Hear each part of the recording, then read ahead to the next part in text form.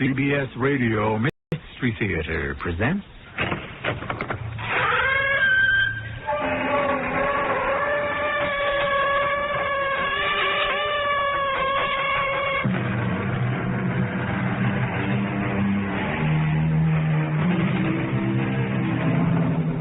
Come in. Welcome. I'm E.G. Marshall.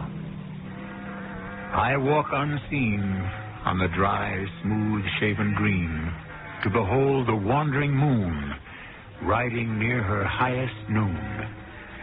People who can walk unseen can make for beautiful poetry, as Mr. Milton has just shown us. However, in life, people who can walk unseen can present us with baffling problems, which proves that there is a time and a place for everything. My darling, I must tell you, there is a ghost in the house. There's no such thing as a ghost. But I heard him. So, get rid of him. Wonderful. First you tell me there's no such thing as a ghost. Then you tell me to get rid of him. It isn't consistent. Dearest, I expect you to get rid of that ghost. How can I get rid of a ghost? Especially one you say doesn't exist. My angel, that is your problem.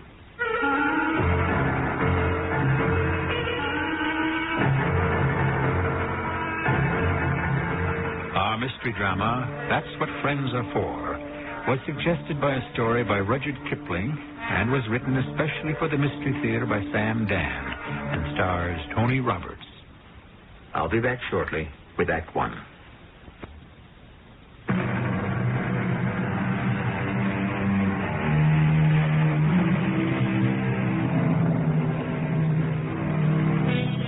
India, when Mr. Rudyard Kipling lived there, worked there, and dreamed there almost a century ago, was a country of some 300 million people, and more than twice that many legends, myths, fables, romances.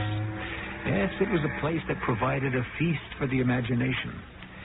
And that was well because for many of its people, it would be the only feast they would ever know.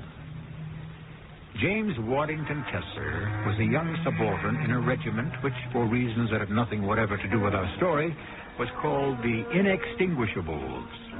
He was spending the afternoon, as most young officers will, at the club, when he was informed that his khitmatgar, or houseboy, desired to see him on a matter of the greatest urgency.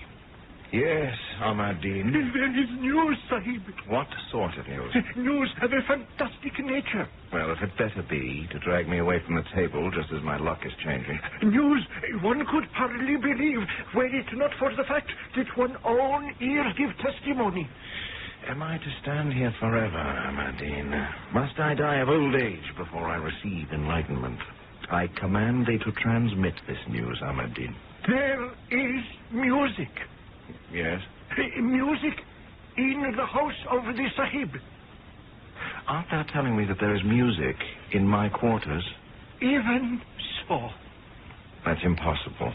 Sahib, in the house, at this very moment, there is music. What kind of music? Music that is loud. Played by whom? Played by no one. There is music, and thou canst not see who plays it. Ahmadine, thou art a mudhead. Canst thou describe this music? It is the wailing music of the red-haired sahibs in the regiment who dress in the skirts of women. You mean the Highland Fusiliers? Bagpipes? Those leather skins in which are imprisoned the souls of the unburied dead who seek escape, but alas, their cries are unanswered. Right, that's enough, Ahmadine. Enough. Hey, the English, a foolish people. They refuse to understand the most simple things. My Sahib and I rushed to the house, and it was even as I told him. Oh, this is impossible. Hast thou searched the place completely? As your honor commanded. And there's no one about? No one, Sahib. But someone's playing that music. Run back to the club and tell Horrocks Sahib I would see him at once. Lieutenant Horrocks Sahib was my lieutenant's friend and companion in mischief. The two were always getting into all sorts of scrapes. It was predicted that they would either end in jail or that one should become commander-in-chief of the army. What do you make of it, Billy? Jimmy, you've got yourself a ghost. Oh, there's no such thing as a ghost. Don't tell me. Speak to your Highland piper. The silly thing's been going on for hours. Well, there must be some explanation. Well, where can the chap be hiding? Perhaps he doesn't have to hide. You see, the fact is, he's invisible. Well, now you're going too far. He's a ghost. I can't believe that. Jimmy, how can you believe anything else? How long is he going to keep playing? He sounds like a fellow who seems to be settled in. Don't say that. I'm sorry. Billy, what am I going to do with... Oh, good Lord. What's the matter? Melisande.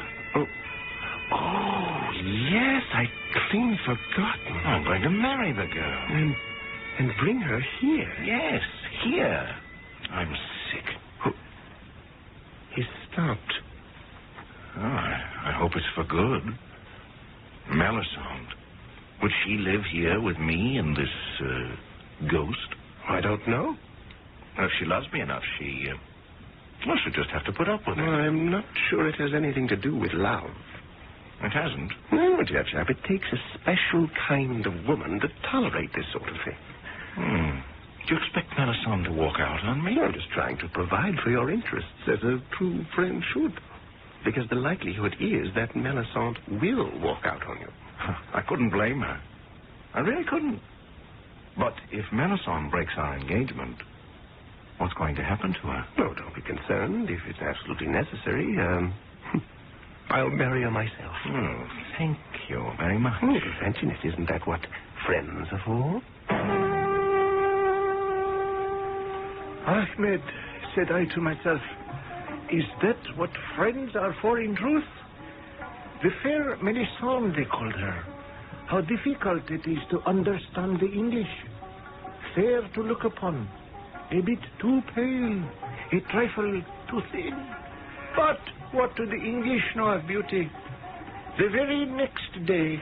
Good morning, Amadine. Thy master is not at home, I trust. No, Mem Sahib. He is with the regiment. Good. I have some work to do about the house. Work? Yes. I shall surprise him, Amadine. Thou must not say I have been here. I intend to measure all the windows so that I may have curtains made.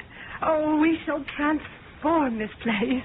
Did the heaven-born say transform? Yes. Make it a fit and proper place for civilized society. Why, just look at the place. No end of a mess. And the smell. The smell, Mem Sahib? Of guns and oil and saddle leather. Oh, we shall tidy things up and have them ship-shape in absolutely no time at all. If the presence will permit, Tesser Sahib is quite fond of his guns and saddles. Is he indeed? And therefore it follows that these must be carefully greased and oiled in order that they may be preserved. Is that a fact? The grease and the oil, by Mem Sahib's permission, do, by the very nature of things, have an odor. Ah, but thou hast said, Amadine, by the Mem Sahib's permission, and the Mem Sahib shall give no such permission. Oh? No. He can store the smelly things in the barracks, or the stables, or wherever. It's no concern of mine, nor of thine, Amadine.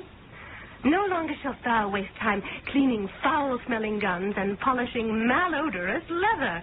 Instead, thou shalt be free to pursue more domestic exercises. It shall be ever as the Radiant One commands. Has this news been communicated to Tesser Sahib? Oh, yes. It was discussed and decided upon.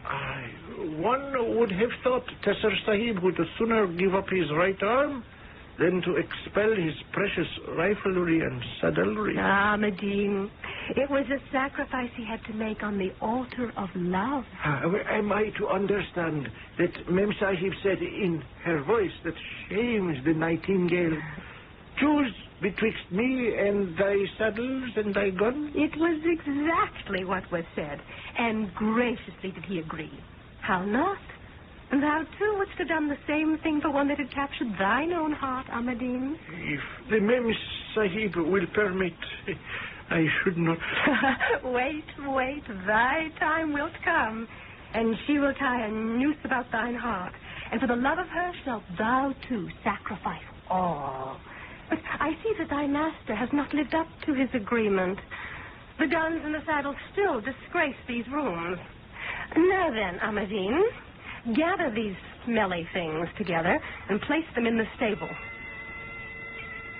A pipe? Look thou outside, Ahmadine. Do the Scottish Fusiliers parade today? If the Mem Sahib will permit, the music does not come from without. It does not? No, it arises from within. From within? Have we a piper in the house? It is even as the Mem Sahib says. A piper?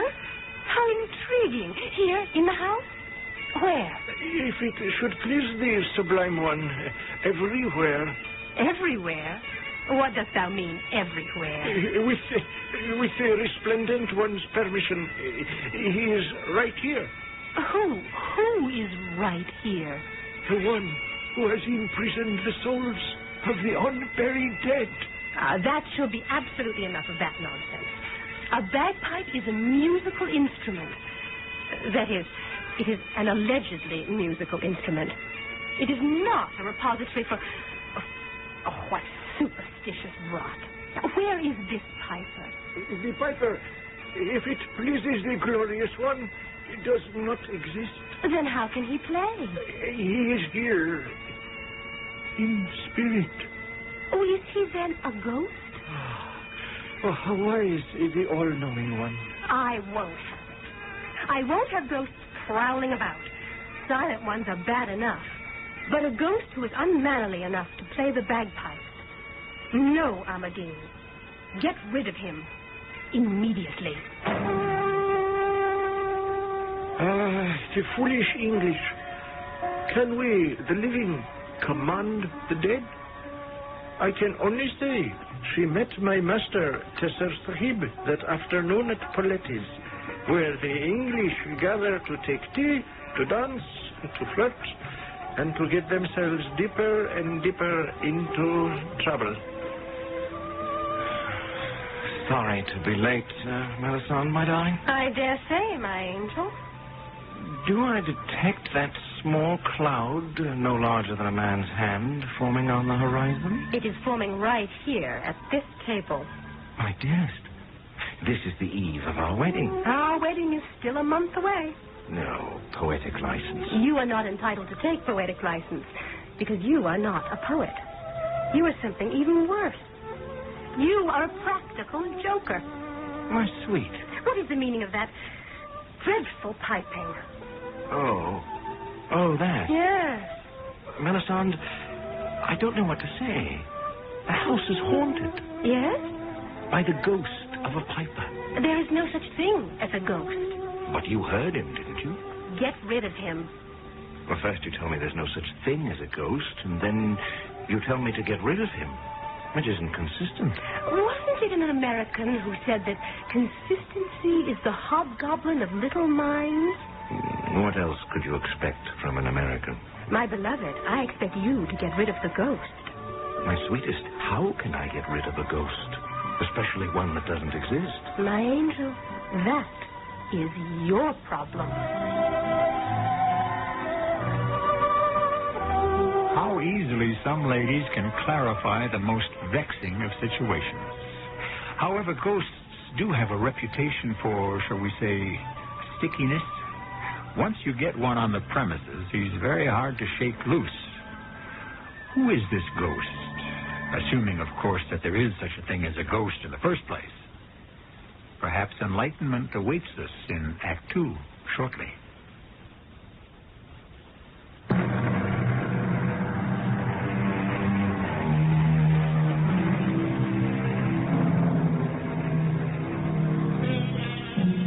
heard it said, love me, love my dog. Shall the hero of our story, Lieutenant James Waddington Tesser, be compelled to say to his fiancée, the adorable Melisande, love me, love my ghost? Some ghosts, as you know, are properly polite and unobtrusive, but not Lieutenant Tesser's. This one actually plays the bagpipes. Even now, the lovers are discussing it at Paletti's. But, my darling, you just don't command a ghost to leave. Please, do not involve me in the mechanics of the operation. And you have made absolutely no provision for disposing of those ugly, smelly saddles and rifles. Darling, they're not ugly. They are beautifully wrought.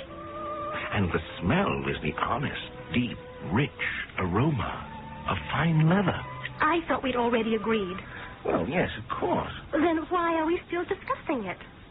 Well, because two mature, intelligent, sensible people who love each other can always reopen any subject. Are you telling me that you intend to break your promise? Oh, no. No. Are you trying to suggest that you shall not get rid of those offensive articles? Of course not. It just happens that I am an officer in a cavalry regiment, and I ride horses. Do you find it necessary to keep your horses in the house? Well, hello, you two. Billy, Horace. Oh, won't you sit down and join us? Thank you. Well, Jimmy, as they sing in the old Irish regiment, the days of the Kerry dances, the sound of the piper's tune.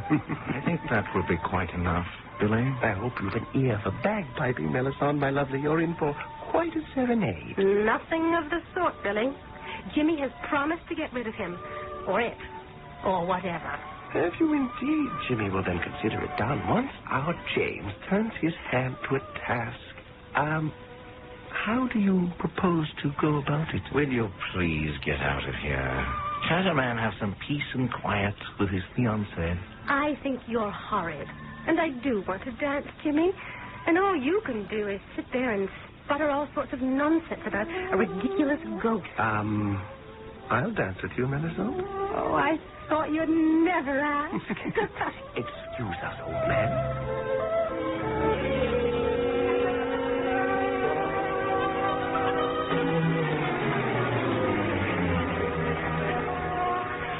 I see our guest is still with us, Ahmadine.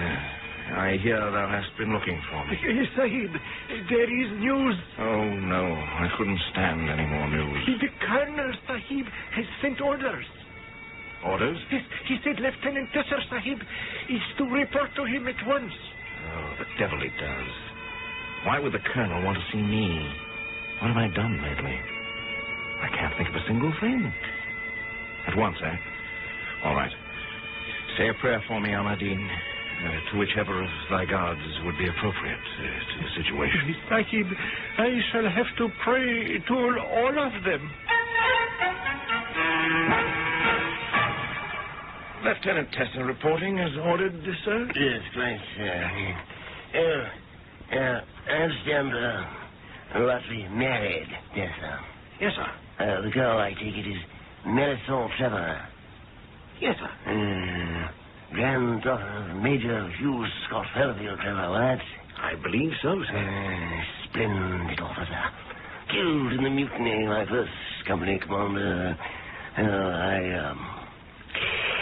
I feel a sort of responsibility for the young lady. Do you understand, Lieutenant? I think so, sir. No, I don't think you do. You're a young rogue. Don't deny it. No, sir. I don't believe you're the marrying kind. What have you to say to that, eh? If the Colonel will permit, I am in love with Melisande, and I cannot wait for our wedding. Splendid. Because, Lieutenant Tesser, if you do anything to hurt that girl, to disappoint her, to spoil her happiness, in short, should you change your mind about this marriage... But, sir, nothing in the world could ever prevent our marriage. I'm gratified to hear that, because should you leave her waiting at the church, I promise you that I shall make your life hell on Earth. Do I make myself clear, Lieutenant Tessa? Yes, sir.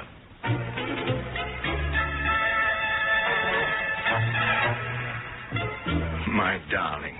Well, my dearest, are we setting a pattern? I was delayed. Obviously. Does this mean I can always expect to be kept waiting? This was all being done in your interest. I was examining the house thoroughly, inside and out, top, bottom, in hope of exorcising that confounded ghost. Oh, you are doing it in my interest. I would assume that it was being done in our interest.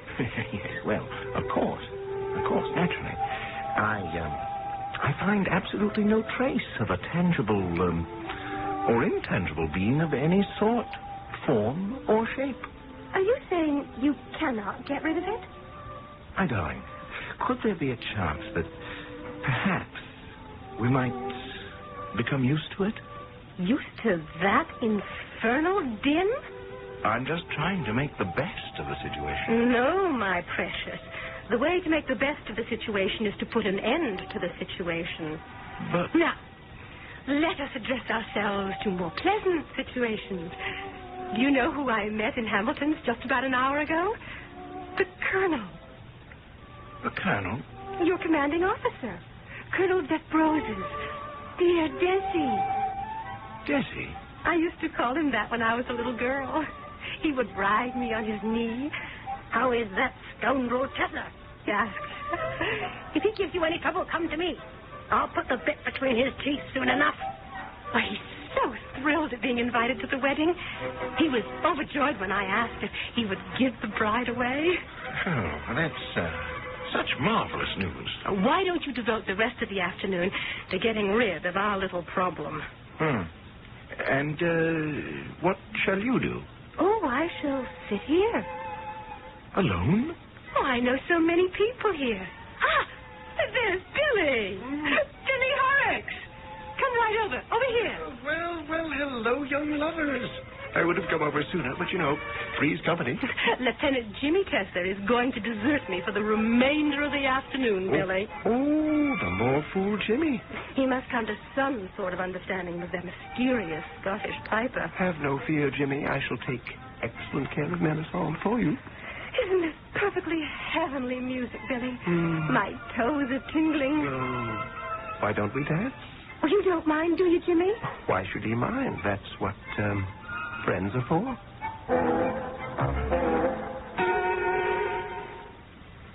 Ahmadine, come here. What is the wish of the protector of the poor? What dost thou make of this confounded serenade? The spirits have invaded this house. Assuming that's true, how do we rid ourselves of the blooming creatures? Does the heaven-born wish to drive out the spirits? Something like that. If this unimportant person may suggest, there is but one way.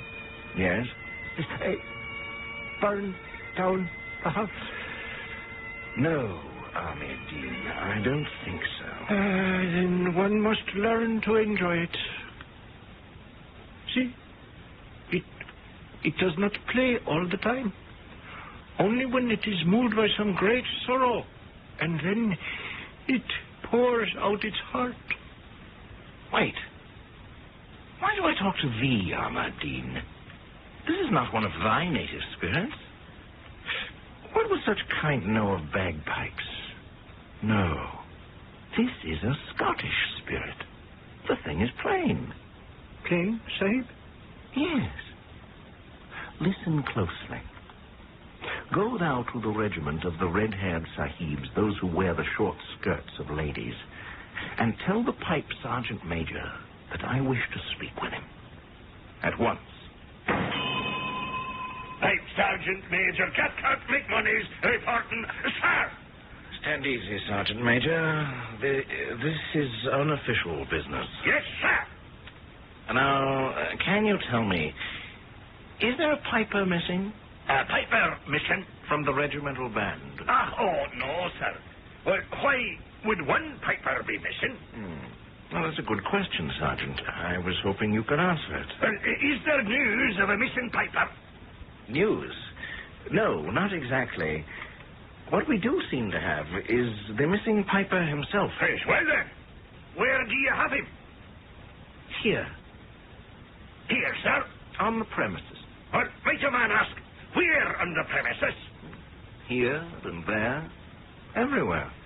Sir, would it be asking too much if I should request you to produce the man for me? Well, have a bit of patience, Sergeant, and he shall produce himself. In what way? Here he is now. Oh, is there a man in the next room? No, Sergeant. With your permission, sir. Go look, by all means. Search the room, the house, the grounds.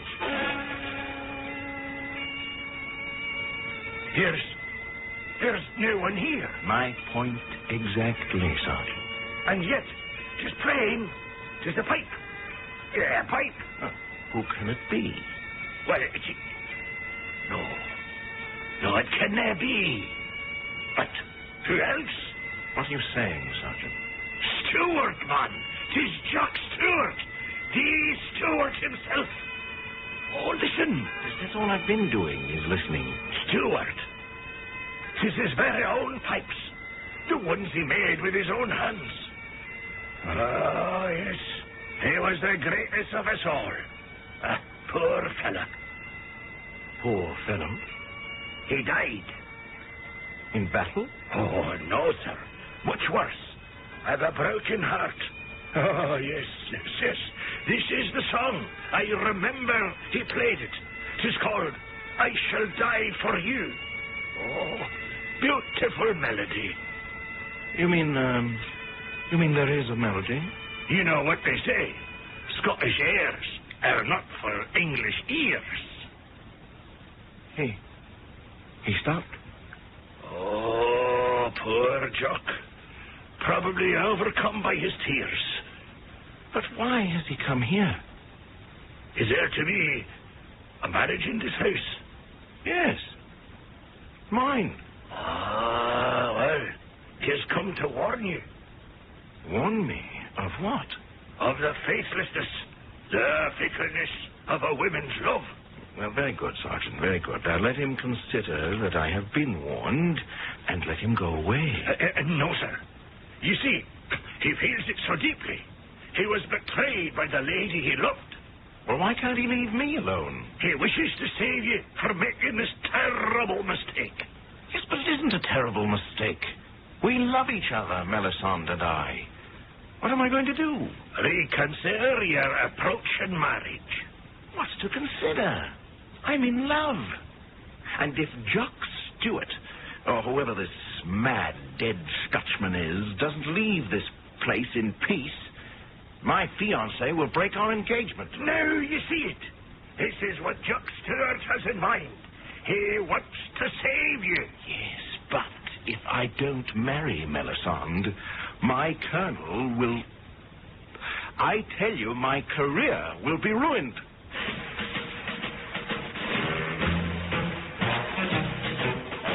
Choices, decisions. Ghostly pipers, fidgety fiancés, querulous colonels. How are we to sort all this out? And to top it off, we're in India. Mysterious, unfathomable, inscrutable India, where sometimes the practical answer is the one that makes no sense at all. We shall return shortly with Act 3.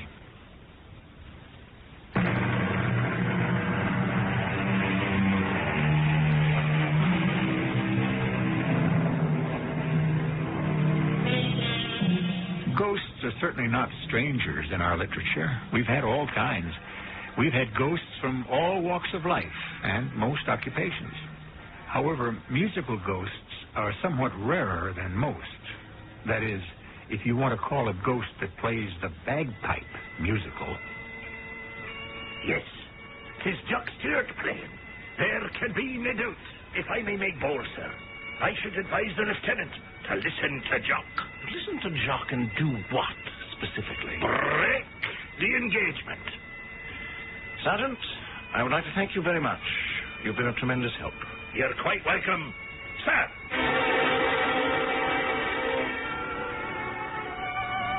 My darling, I've been looking for you. Angel, where else would I be on an afternoon except here at Pilates? Yes, of course. Then it's settled. Settled? What is settled? The affair of the ghost. I assume it must be, or else you will be back at the house taking care of it. Well, we do seem to have a problem. Oh? The ghost seems to resist all attempts to evict it. Jimmy, darling, have you ever asked yourself why? Why? Why what? Why the thing has seen fit to, well, let us say, concertize in your quarters? No, we no longer need to call it a thing. It's been identified by the pipe sergeant of the Highland Fusiliers as a certain Jock Stewart. Indeed. Mm-hmm. It seems that this Jock Stewart is dead. Why should this Scottish bagpiper decide to haunt you, of all men in India? Well, because... Oh, I don't know. You don't? Oh, really, the whole thing is ridiculous. Perhaps not. Now, have you ever murdered anyone? Certainly not. Then, this Stewart, would you have wronged him in any way? I never even knew anyone named Stewart. Well, hello. Oh, Billy! It's so good of you to drop by. Jimmy, I passed by your quarters just a while back. That ghostly old Highlander is still concertizing. Plays some catchy tunes, what? Say, shouldn't you be back at Regiment? Whatever for? Don't you have some reports or something of that sort to... No, it's all serene, as far as I'm concerned. Oh, I forgot. Lucky thing you mentioned the regiment. The colonel's been looking for you. The colonel? For me? Whatever for? Oh, I would imagine to talk about your step. My step? Of course, your step up to captain. Captain? Oh, how marvelous. When a lieutenant marries, especially such a beauty as Melisande here, it's time he was promoted and received by his company. And that's why the colonel wants to see Jimmy. No. Somehow I don't think so. Oh, my darling, you're so modest. Go to the colonel immediately. But I shall be leaving you alone again. Oh, I shall not be alone. Billy Horrocks is with me. Yes. Billy. I really cannot impose on you to keep my fiancée company. Oh, why not, dear chap? Isn't that what friends are for?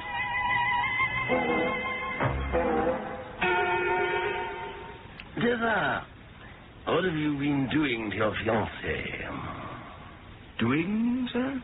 You haven't been treating her shabbily, have you? Why, no, sir. She looks a bit peaked to me. Well, sir, that's to be expected. Is it?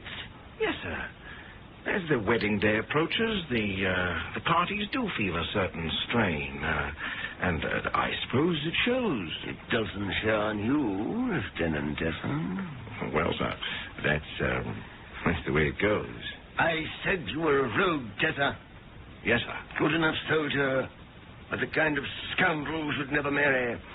Now, it occurs to me that since you might be somewhat afraid to break this engagement yourself, you may be giving your fiancé cause to break it for you. Oh, no, sir. I warn you, Tessa. Permit me to say, sir, no warning is necessary. I think it is, Lieutenant Tessa. I do not intend to be left at the church with an abandoned bride. We all know exactly where we stand. Do we not? Yes, sir.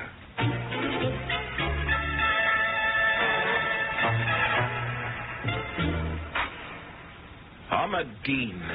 The presence has returned. Has the music stopped? It comes, it goes. Ahmadine, what am I going to do? How am I going to get rid of this ghost? We must call Hunifa. Who? Hunifa herself, the great sorceress. She will bid thy piper go.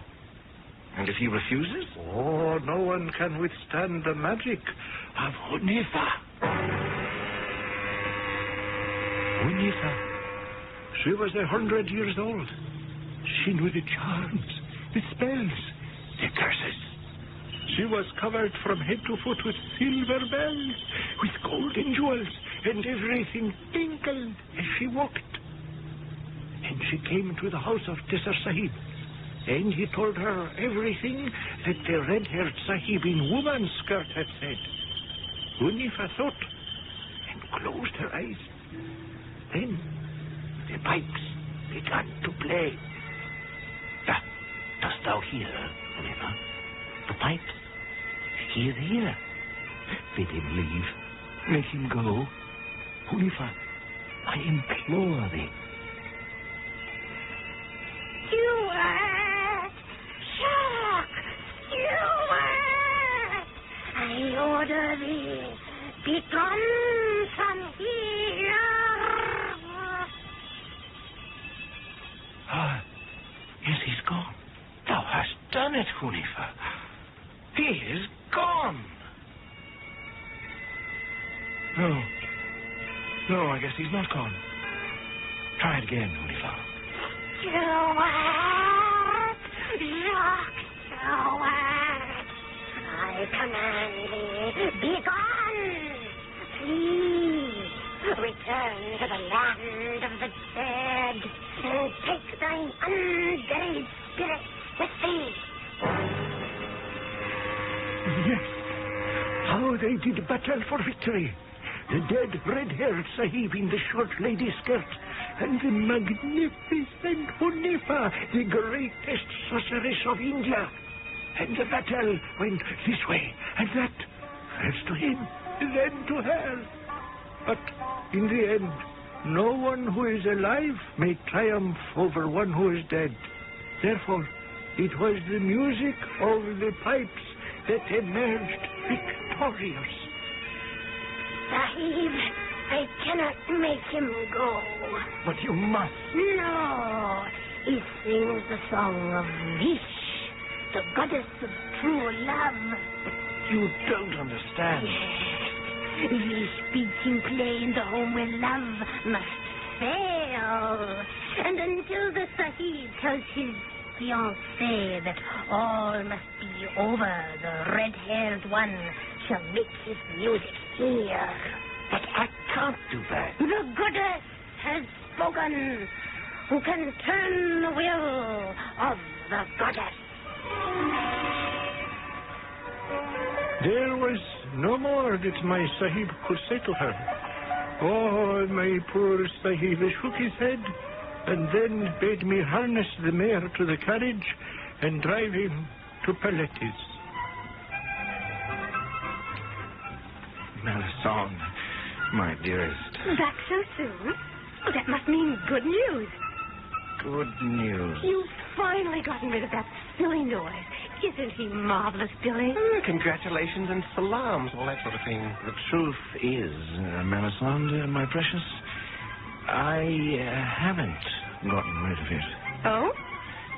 And what's more, I'm sure I never will get rid of it. Then, Jimmy, you place me in an extremely uncomfortable situation. I don't know what to tell you, my dearest. Jimmy, I love you. But perhaps I do not love you strongly enough to live with that unearthly wailing forever. I understand, my darling. So, therefore, I must release you from your promise. Oh, no, you can't do that. Well, yes, I suppose you can. Poor Jimmy. He's too much of a gentleman to say that if he breaks the engagement, the Colonel will ruin his career. Oh, no. Oh, yes. But, Jimmy, you're not the one who's breaking the engagement. I am. Doesn't matter. The Colonel will believe that Jimmy drove you to it. Oh, this is awful. I simply could not ruin your career. There may be a way out.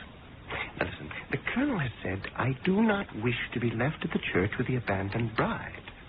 He really doesn't care who marries Melisande. How can you say that? As long as she's happy. And she will be. She'll walk down that aisle glowing, radiant. All we need to do is change the groom. You mean that Melisande should marry someone else? Oh, why not? The present arrangement is making everyone unhappy, isn't it? Well, who should she marry? Me. You? Why not? Melisande, What do you say to all this? It would appease the colonel. You see, old chap, Melisande would be spared the ordeal of the bagpipes. You could look forward to a glorious career in Her Majesty's forces. Billy, I couldn't ask you to make such a sacrifice just for me. Oh, but of course you could, Jimmy. After all, isn't that what friends are for? Aberdeen, where is the saddle soap and the polish? Thou hast long enough neglected thy duties. I even now have them in hand and proceed through the task. Has there been any music today? No, Sahib. The red-haired ghost has released his devils and betaken himself to Gehenna, or to wherever it is that such sahibs go. She was right, Hunifa. And so was the pipe sergeant major. Each of them said, as soon as the marriage contract to my fiancée would be broken, the piper, poor Jock Stewart, would go away and leave us in peace. Dost thou agree, Ahmad-Din? It is even as the anointed one suggests. What is that grin? Dost thou make sport of me? Oh, I dare to make sport of the center of the universe? Why, I shall be consumed by flames. Go about thy duties, Ahmad-Din, and do not speculate in matters that concern thee not. But I have speculated already.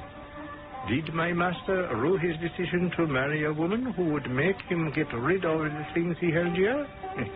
Did he then arrange somehow to hire a piper whom he was able to hide somewhere? Or did the lady herself rue her choice and plan with Horak Sahib along similar lines? Or was there in fact and in truth a ghost? Yes, I know what I believe. And do you, Sahibs and Sahibas, do you know likewise? Well, do you?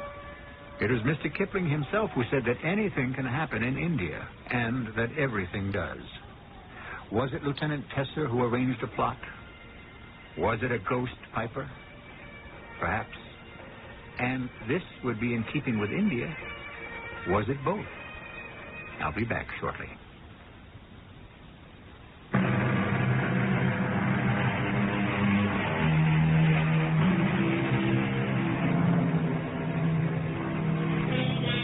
Our story was concerned with magic. But what is magic? The dictionary tells us that it is any mysterious or seemingly inexplicable event or occurrence. Well then, it's all a matter of when you happen to be alive, isn't it? One century's magic is in another century's commonplace. Think of the wireless, the airplane. Sooner or later, the mysterious will be stripped away from anything and everything that defies explanation, even ghosts. Our cast included Tony Roberts, Diana Kirkwood, Russell Horton, and Earl Hammond. The entire production was under the direction of Hyman Brown. And now, a preview of our next tale. I want it. It's had quite a few owners. I'd have to inquire about the asking price. I want that house. Mr. Steers, naturally I'd be pleased to make the sale. But do you mind telling me why you're so set on buying this particular house? I want it. Well, frankly, Mr. Steers, that house has been, well, sort of a jinx. Everyone's enchanted with the house when they first see it, but once they've moved in, they take a dislike to it. They tell strange tales about strange goings-on. Like what? Oh, sobbing at night, restless footsteps on the stairs. Oh, I know, those are the standard complaints when a house has the reputation of being haunted, but everyone who's lived there said the same thing. This is E.G. Marshall inviting you to return to our Mystery Theater for another adventure in the macabre. Until next time, pleasant dreams.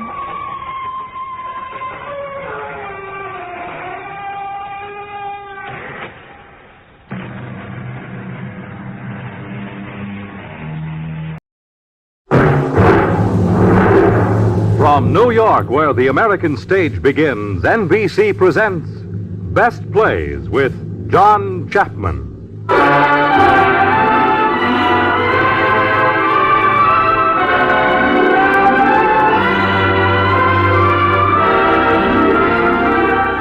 Best Plays, a series of hour-length dramas based on the famous theatrical books begun by the late Burns Mantle. Now edited by the distinguished drama critic of the New York Daily News, John Chapman.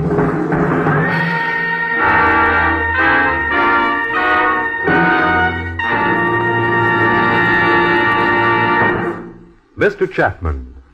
Our play this evening, Outward Bound, dates back to the season of 1923-24. That seems a long time ago, and maybe it is. But when some of the plays of that season come to mind, it seems like only yesterday. For a fine play never shows its age and remains vivid in the memory. There were some good plays that season. George Kelly's The Show-Off, for instance. Max Reinhardt's historic production of The Miracle. There was a fantasy by George Kaufman and Mark Connolly, Beggar on Horseback, which is fondly remembered. Kaufman and Connolly also had a musical going that time called Helen of Troy, New York, about a collar factory. Those were the days when men wore detached collars on their shirts, and the symbol of manly beauty was the man in the arrow collar advertisements. I can remember one song from that show. I won't sing it now because I can't sing. Its refrain was, "The biggest fools that you can meet are here on 42nd Street in old New York." Well, I'm sure that the most vividly and most fondly remembered drama from that season is Sutton Vane's Outward Bound. Sutton Vane, an English actor and playwright, was named for his father, who specialized in melodramas. Outward Bound, as you will soon hear, is no melodrama, but an odd and absorbing play. Our company includes Gina Dare, Alexander Scorby, Susan Douglas, Chester Stratton, Leona Powers, and John Stanley. Imagine now, as the play begins, that we are aboard what seems to be a small ocean liner, and that in just a few moments our ship will be sailing outward bound.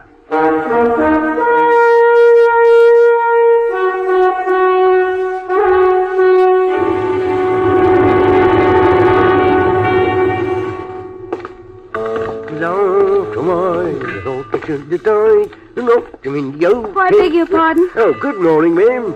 You're the steward, aren't you? That's right, ma'am. I'm sorry to bother you, but the fog's so thick I'm afraid we've lost our way. Where do you want to get to, ma'am? Our cabin. Oh, you'll find all the berths for it. Oh, thank you. Henry? Yes, darling? It's this way. Oh, I'm sorry. I was looking at the sea. What'd you say? Our cabin's forward, he told me. Oh, thank you, Stuart. A bit confusing, these boats, aren't they? Yes, sir. To begin with. Come along, dear. I'm awfully tired. Do you wonder, after what you've been through? I suppose not.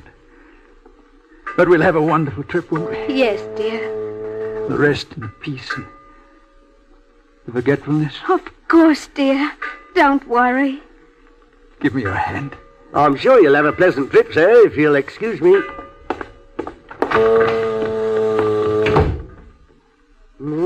Cheer, all the neighbours cried. Who are you going to meet? We'll have you aboard the street. Well, you've been a long time. Oh, good morning, sir. This is the smoke room, isn't it? Yes, sir. What good's a smoke room without a bar? Exactly, sir. What shall I get you? Whiskey? No soda, Walterson? No, thank you. All whiskey. As a matter of fact, you'll probably see a lot of me during this trip, so we might as well get acquainted, eh? How much? Oh, you needn't pay on this ship, sir. If you'll just sign this check. No. Oh, I had a thick night last night. Indeed, sir. Must have been devilish thick. I can't remember anything about it now. Well, it's good morning, anyway. It is, sir. Pity some people should be alive to spoil it. What's that? I was talking to myself, sir. What's the old captain like on this tub? Very decent sort, I've heard, sir. Very respected, I know. Well, that sounds dull. Get me another, will you, the same? I thought I knew that voice. What? Oh, really? So here you are, you naughty boy. Well, Mrs. Cliveden Banks, how are you? What a surprise. As soon as I saw Tom Pryor on the passenger list, I asked for a bar, and here you are. Well, what are you doing here? Joining my dear husband. I'm afraid we're in for a very dull trip. Well, we must just try and cheer each other up then, Mrs. Banks. By the way, darling, my name is Mrs. Cliveden Banks. There was a plain Mrs. Banks in the divorce court lately. So silly of her and so plain. Plain? Well, judging the Daily Mirror. A total stranger, of course. Still, it's made me very particular about my hyphen. Not that I am ever likely to appear in a divorce court. Oh, no, of course not. Well, Mrs. Cliveden Banks, will you have a drink? At this time in the morning? Goodness, no.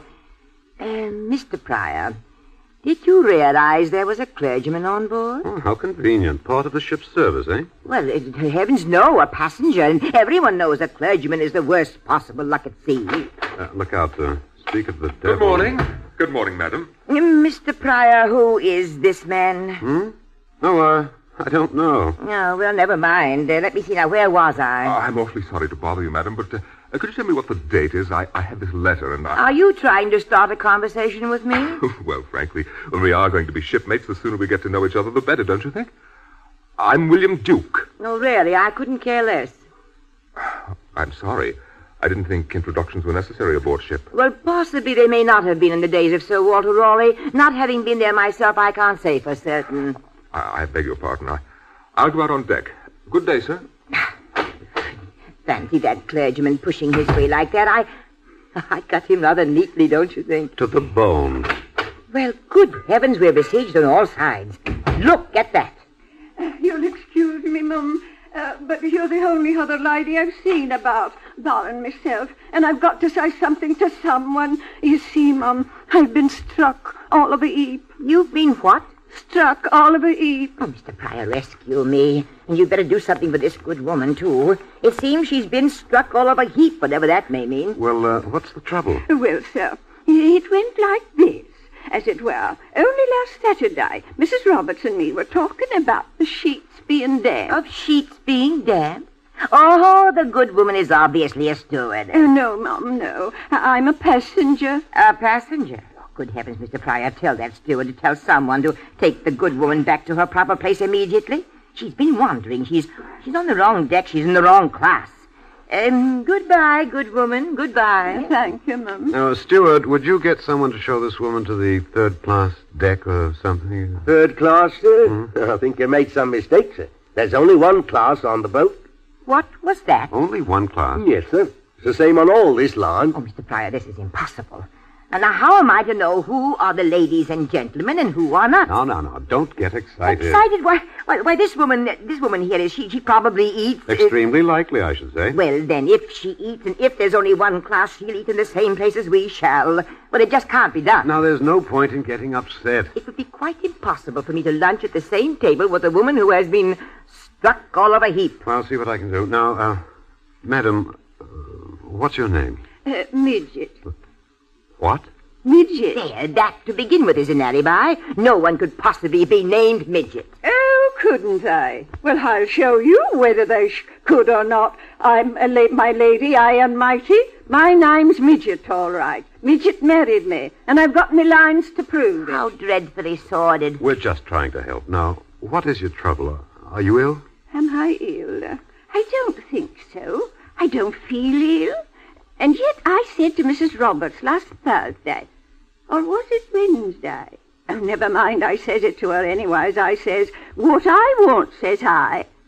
Or did she say it to me? Oh, well, one of us says it to the t'other. What I or you want, according to whichever one of us did say it, is a thorough holiday. And then... Oh, wait a minute. I remember now. It's all coming back. I've been come on here to meet somebody. Oh, that's it, is it? Yes, at the other end. It was our parson's idea. A thorough holiday, of course. Oh, how silly of me to forget. I'm supposed to be here to meet somebody, but I can't remember who. Perhaps that's because I ain't had anything to eat all day. The woman is obviously lightheaded. Have her removed. Steward, can you find this passenger's stewardess for her and have her put in charge? She's nervous, you see, never having been at sea. Certainly. This way, ma'am. Thank you, sir. Thank you kindly. Seems harmless enough. I suspect she's one of a gang of international crooks. Look at the way she scraped acquaintance with me. Well, I suppose that means we're sailing shortly. Oh, then I shall go up deck and wave farewell to the dear old white cliffs. I'm told that on many parts of the coast they're crumbling fast, but still, England, England, there is no country like her. Thank goodness. Why do you say that? Well, that's what other countries say. Oh. Well, come along now and protect me from the mob. No, thanks. I'd far rather remain here and slip away from my native land, oblivious of her disregard for me. Oh, you're a naughty boy, Tom Pryor. Still, I'll see you later.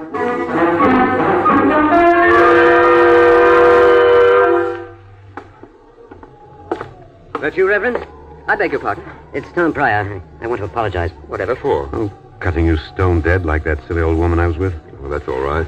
She had some idea you were bad luck. It was ridiculous of me to play along with her, but of course I'm a very weak character. Strong of you to admit it. No, I'm easily swayed. I can't think why.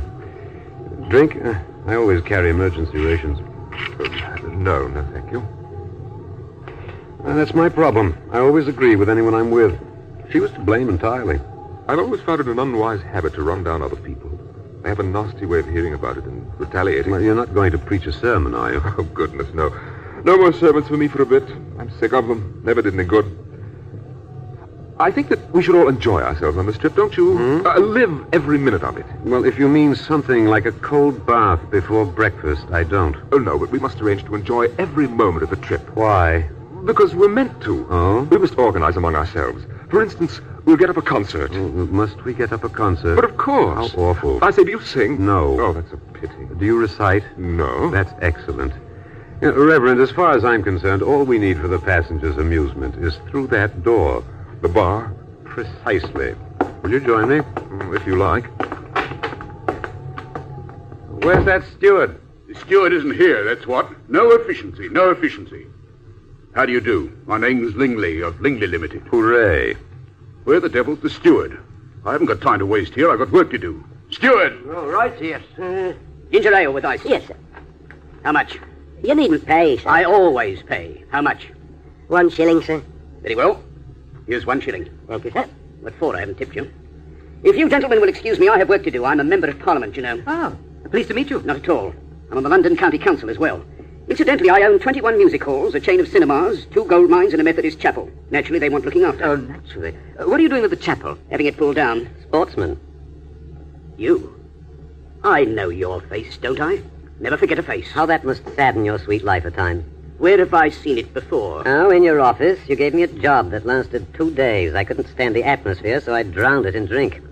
By Jove, I remember. You were sacked mechanically. Yes, you wouldn't give me a second chance. No one's ever given me a second chance. Never expect one. I shall certainly never ask for one. In my opinion, Mr. Lingley, MP, LCC, you are a pompous old idiot. How dare you? You must be crazy. I'm not in your ghastly office now. I can say what I like. You're a blue-nosed baboon. There, I've dreamed I've said that to you for weeks, and now I've said it. Mr. Pryor, you're obviously drunk. I am drunk, I admit, but I trusted not obviously. All right, I shall go on deck. Where are my papers? I've been irritated. The doctor said I must not be irritated. I have too much to do to be irritated. I'm sure Mr. Pryor didn't... I did, every word of it. Look, shut up. He's a pink-eyed rabbit. He's a rotter. He's a grasper. Silence, sir. For goodness sake, silence. I shan't be able to concentrate after this interruption. I came here for peace, confound you. I've been thinking too hard as it is, and now this little net, he's destroyed what I'd nearly completed in my mind. Confound you, sir, I'm sick of opposition. Oh, my God. Mr. Lingley, what is it? Wait, you're looking ill. Yes, I am ill. I'm feeling ill, I am. Suddenly, I must have help. I wasn't warned about this. An arm, please, and some of that stuff you're drinking, Pryor. Here you are. Thank you. I shall be all right in a minute. I'll get the ship's doctor. No, he'll only irritate me. I know what to do. I've been told what to do. Absolute quiet and fresh air. I'll go on deck. Oh, yes, I've forgotten. I'm to take one of these capsules. Thank you. I must keep quiet. calm and not think. I shall be all right in a minute. I'll see a doctor when I get to... Marseilles, you said, sir? Oh, yes, of course, Marseilles. What am I going to Marseilles for? Don't worry now. No. Don't worry, that's right. I felt quite faint for the moment, Mr. Duke. Your drink has done me good. I know what I'm doing, of course. I know. Already I'm better. But where am I going to? I'm going to meet someone, but was it Aronson? Bentop? Don't look well, Mr. Lingley. Of course not. He irritated me. I shall go on deck. I don't feel well at all. I can't concentrate. I can't remember where I'm going. Reverend, what was it? I don't know. Some sort of attack. I'm going to stop him. Reverend. What? It was my fault, I suppose. Oh, no. Are you angry with me? Why should I be? You know, I think I'll have another drink. But you've had enough. You promised no sermons. Prior, drink is a terrible thing. Reverend, you're keen on group games and concerts. Drink is my hobby. Let's leave it at that. Please don't joke about it. Amen. I take drinking very seriously indeed. Well, I'll see you later, Prior. Perhaps I should see if Mr. Lingley's all right. Just a moment. What is it? Has it struck you by any chance that there's something queer about this boat? No, it hasn't. Well, it has me. How do you mean? There was a charwoman here just now, hardly the kind of person you'd expect to find here, and she couldn't remember where she was going, except that she was going to meet someone. Now, this Lingley fellow, he couldn't remember where he was going either, at least not clearly. And there's old Mrs. Banks, dribbling about joining her husband. It's just struck me that what has? Colonel Cliveden Banks kicked the bucket months ago. Surely she can't have forgotten that. Or was that her father? Mr. Prior, if you'll take my advice, you'll take Mr. Lingley's example and take some fresh air on deck. Yes, sir. Yes, I think I will. I think I need some air. A lot of air. Lot of air.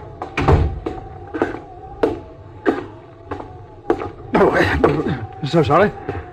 I didn't see you. I can't see much of anything. You all right? Look here. Do you mind if I ask you a question? Of course not. It's a rather queer one. Go on. Do you know where you're going? You a Salvation Army man? I'm quite serious. Well, of course I know where I'm going. On this boat? Certainly. Oh, thank goodness. Thank goodness. Thank you. I'm going to get some fresh air. Who was that, Henry? I don't know. We're sailing now. Really? Almost open water. Give me your hand. Oh, hold tight to it. It's queer. Just like an ordinary sailing. Is it? You know that man just now? He asked me if I knew where I was going. Yes. Funny question, wasn't it? I don't know. Look, Anne, I'm worried. I've been thinking just now, these modern inventions doctors have... Please don't worry. They couldn't possibly call us back even now, could they, darling? Of course not. How could they? We're safe enough as long as we hold tight. It was a risk, though, wasn't it? Yes, dear.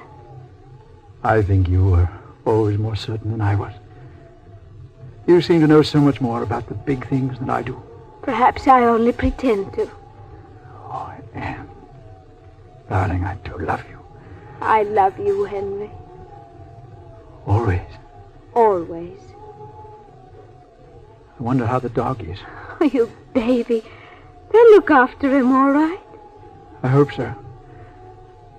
And when dogs die, what do you think happens to them? I don't know. There must be a heaven for dogs. At least I hope so. You know, it's queer. And you don't think... What? Any of these people could possibly know. Our secret? Of course they can't. Oh, I wonder if it's safe, even now. What makes you say that? And, darling, could they separate us? I'm trying so hard to remember. Suppose we've done something that isn't right. They couldn't separate us then, could they? That sort of thing is all over now, Henry. You've forgotten our secret. Oh, you know I haven't. But I remember it just before we left the flat. Our sad little flat. I forgot to turn off the gas. Of course you did, Henry. We agreed to that. That's what we agreed. But they couldn't separate us for that, could they? I wish I could remember how we got here. I know we wanted for so long. Now we're here. Let's walk around the deck, Henry. All right. Hello? Hello. I didn't see you standing there. I know. Well, if you'll excuse us. Come along. I was right. Steward. Yes, sir? What's your name? Scrubby, sir. I am right, aren't I, Scrubby? Right, sir. In the end, sir. You know what I mean. Right about what, sir? You, I, all of us on this boat. What about all of us on this boat, sir? Answer me truthfully, Scrubby. We're all dead, aren't we? Yes, sir. We're all dead. Quite dead. They don't find out so soon as you did, as a rule.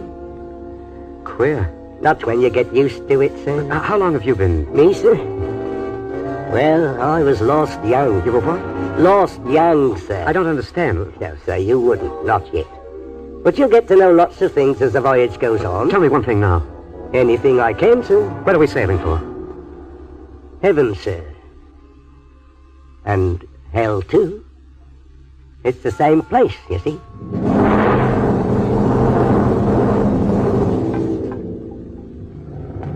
Well, Mrs. Banks, I could tell you one thing. This line can't be paying anything in dividends. There's nobody on board. Nobody who is anybody. How about that couple at dinner who sat at the corner? Girl's name is Anne, I think. Oh, that couple. Yeah. Did you like the look of them? Didn't notice. I thought there was something funny about them. Funny? Well, you know, I may be wrong, I hope I am. But that's my opinion. Not nice. Funny. Right this way, Mrs. Bridget. May I come in? Of course. It's a bit lonely on the street. Street? Out there. Oh, she means the deck. How quaint. Sit down. There. You're not nervous now, are you? Not with you, sir. You wear just the same sort of collar that our parson does. Oh, I wish I was back on Lambeth Road. Oh, impossible. Mr. Lingley, I shall squash her. Fancy her crowding in here. Mrs. Midget, I suppose you travel a great deal. Oh, yes, every day. Lambeth to the bank, and from the bank back to Lambeth. Working in the city as I did do. The city, how enthralling. Big financial interests, I presume. No, scrubbing floors, since I lost all my money. Do you know, all of you, believe me or believe me not, I once had a house of my very own. How magnificent. Oh, wasn't it? Semi-detached. Took in lodgers, you know. Made enough to make me son a gentleman anyway. Sent him to college to prove it. How romantic. Cambridge or Oxford? Perhaps I've met him. Well, where is he now? I don't rightly know. Having become a gentleman, he naturally lost all his money. And his money was my money. I ain't seen him since. He ain't seen me, not to know me since he was a very little boy. I got me brother-in-law, he's rich, to take him over and manage things for me. Oh, he's been a good boy. Sounds it. He was, I tell you. A real gentleman, just like that Mr. Pryor. That's what gentlemen are really like. Always broke, bless him, and then having another one just to make him forget about it. Just like that Mr. Pryor. Pryor? Who? Well, I like him anyway. Poor Mr. Pryor. And I hear he's always like that nowadays. A real bad lot, in fact. Where is he now, I wonder, Mr. Lingley? Sleeping it off if he's a wise man, which he isn't. Mr. Pryor. Why, Mr. Pryor, we were just talking about you. Indeed? Yes, I was saying what a steady hand. Don't waste any more of your breath than is necessary, Mrs. Cliveden Banks. Nor any of you here. I beg your pardon. You don't have to believe me if you don't want to, but it's true all the same.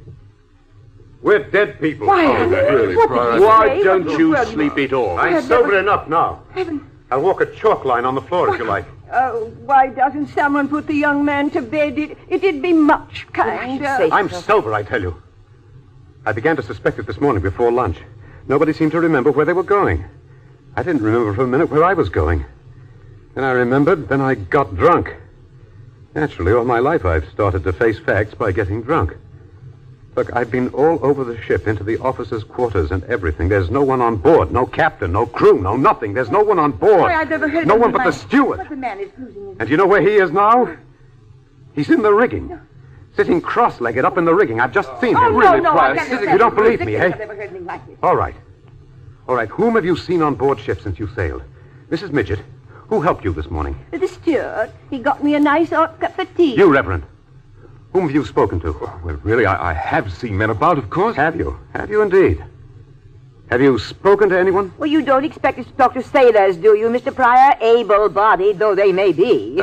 Did you see the engine room? No. I couldn't find it. Pity. I thought you were going to say the ship was worked by elastic bands. It's no joke. Reverend, where are you landing? Well, I'm going to take a little holiday, that's all. You can't remember.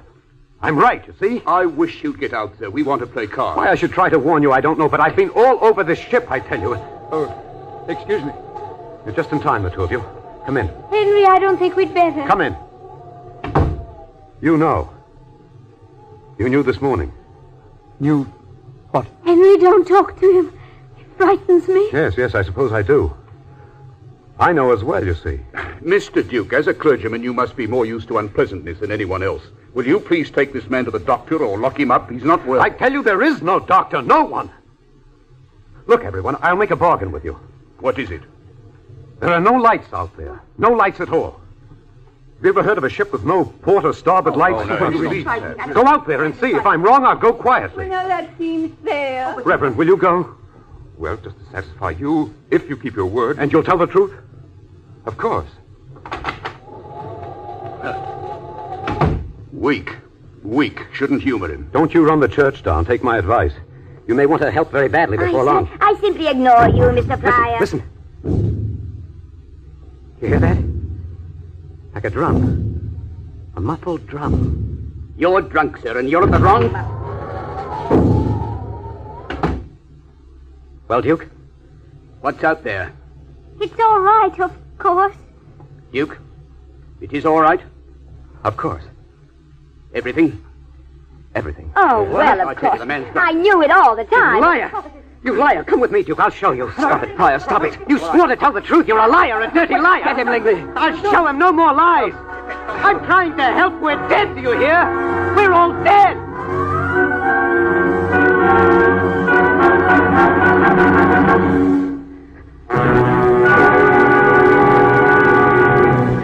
You all right, Pryor? You be quiet. Now, the ladies are safely out of the way. I want to apologize, Pryor. Why? Because you were right. What? There isn't a light on board. I'm not even certain that we're moving. Then why didn't you say so? I didn't want to alarm the ladies. But something must be done. We must all do something immediately. What? To begin with, somebody will have to ring a bell. Yes, and have the steward explain. Good. Scrubby, ask him. We ought to do something. We may be drifting. We'll hit a rock. No, sir. You won't do that. Where did you come from? What's all this nonsense? I can't stand excitement. Where's the captain? Oh, he left long ago, sir. When I get back to London, I'm afraid you won't get back to London, sir. Take me to the captain, sir. You're only a servant, you hear? Mr. Langley, I think we should all keep our tempers. It's all right. I've known a lot of them to get angry at first. What do you mean, sir? People like you who are just beginning. Beginning? To be passengers. What you told me this morning was true, wasn't it? Quite did, sir. Speak for yourself, sir. It's queer. Why, sir? We didn't think it was queer when we were born. I must get out of this. I must get out. That, sir, is impossible until after the examination. What examination? You'll find out later, sir. Well, don't stand there, all of you, saying nothing. What are we to do? You, Duke, you're always talking about doing things. What are we to do? I really don't know. Of course, if we were all quite certain, our prayer... That won't do any good. There's no danger, gentlemen, if that's what you're frightened of. I'm not frightened. Well, I am. Steward, how many times have you made this passage? Oh, about 5,000 times, sir. And it's always been like this? Not always, sir. The passengers don't find out so quickly as a rule. I suppose it's because of the halfways we have got on board this trip. Halfways? There's no point standing here talking to a lunatic. The question is, what is to be done? There's nothing to be done. Just go on as if nothing had happened until the examination. Don't talk to me as if I were a schoolboy. It is rather like going to school, sir. I'm asleep. That's it. I'm just asleep. I've had dreams like this before. Go away, all of you. I'm Lingley of Lingley Limited. Not one of you can touch me. I turned myself into a company several years ago. Steward, I am asleep, aren't I? Yes, sir. If you like, sir. Then I shall go away somewhere until I wake up. I'll wake up. I'll get out of this. I'd better go look after him, gentlemen, if you'll excuse me. Well. You know, I'm quite a young man, and there is such a lot of work to be done after my holiday. You still won't believe it, will you? Yeah, try some of this whiskey. No, thanks. I don't think I will, if you'll excuse me, in case we meet anyone. It's a great chance for you, isn't it? Professional advancement, I mean. If you'll excuse me, gentlemen, my wife, she's out there. You knew, didn't you? You knew all along. I knew nothing. I know nothing now. Good night. Anne. What is it? Anne, come here. I'm with you, Henry. Listen, darling. They know we're dead. They found out our secret. I know. What will they do to us? They won't separate us, will they?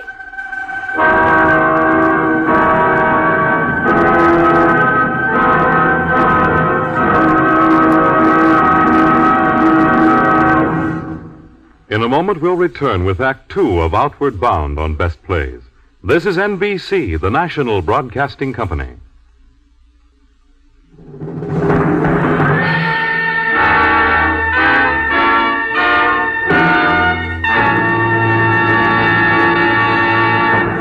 We return to the Best Plays production of Outward Bound by Sutton Vane.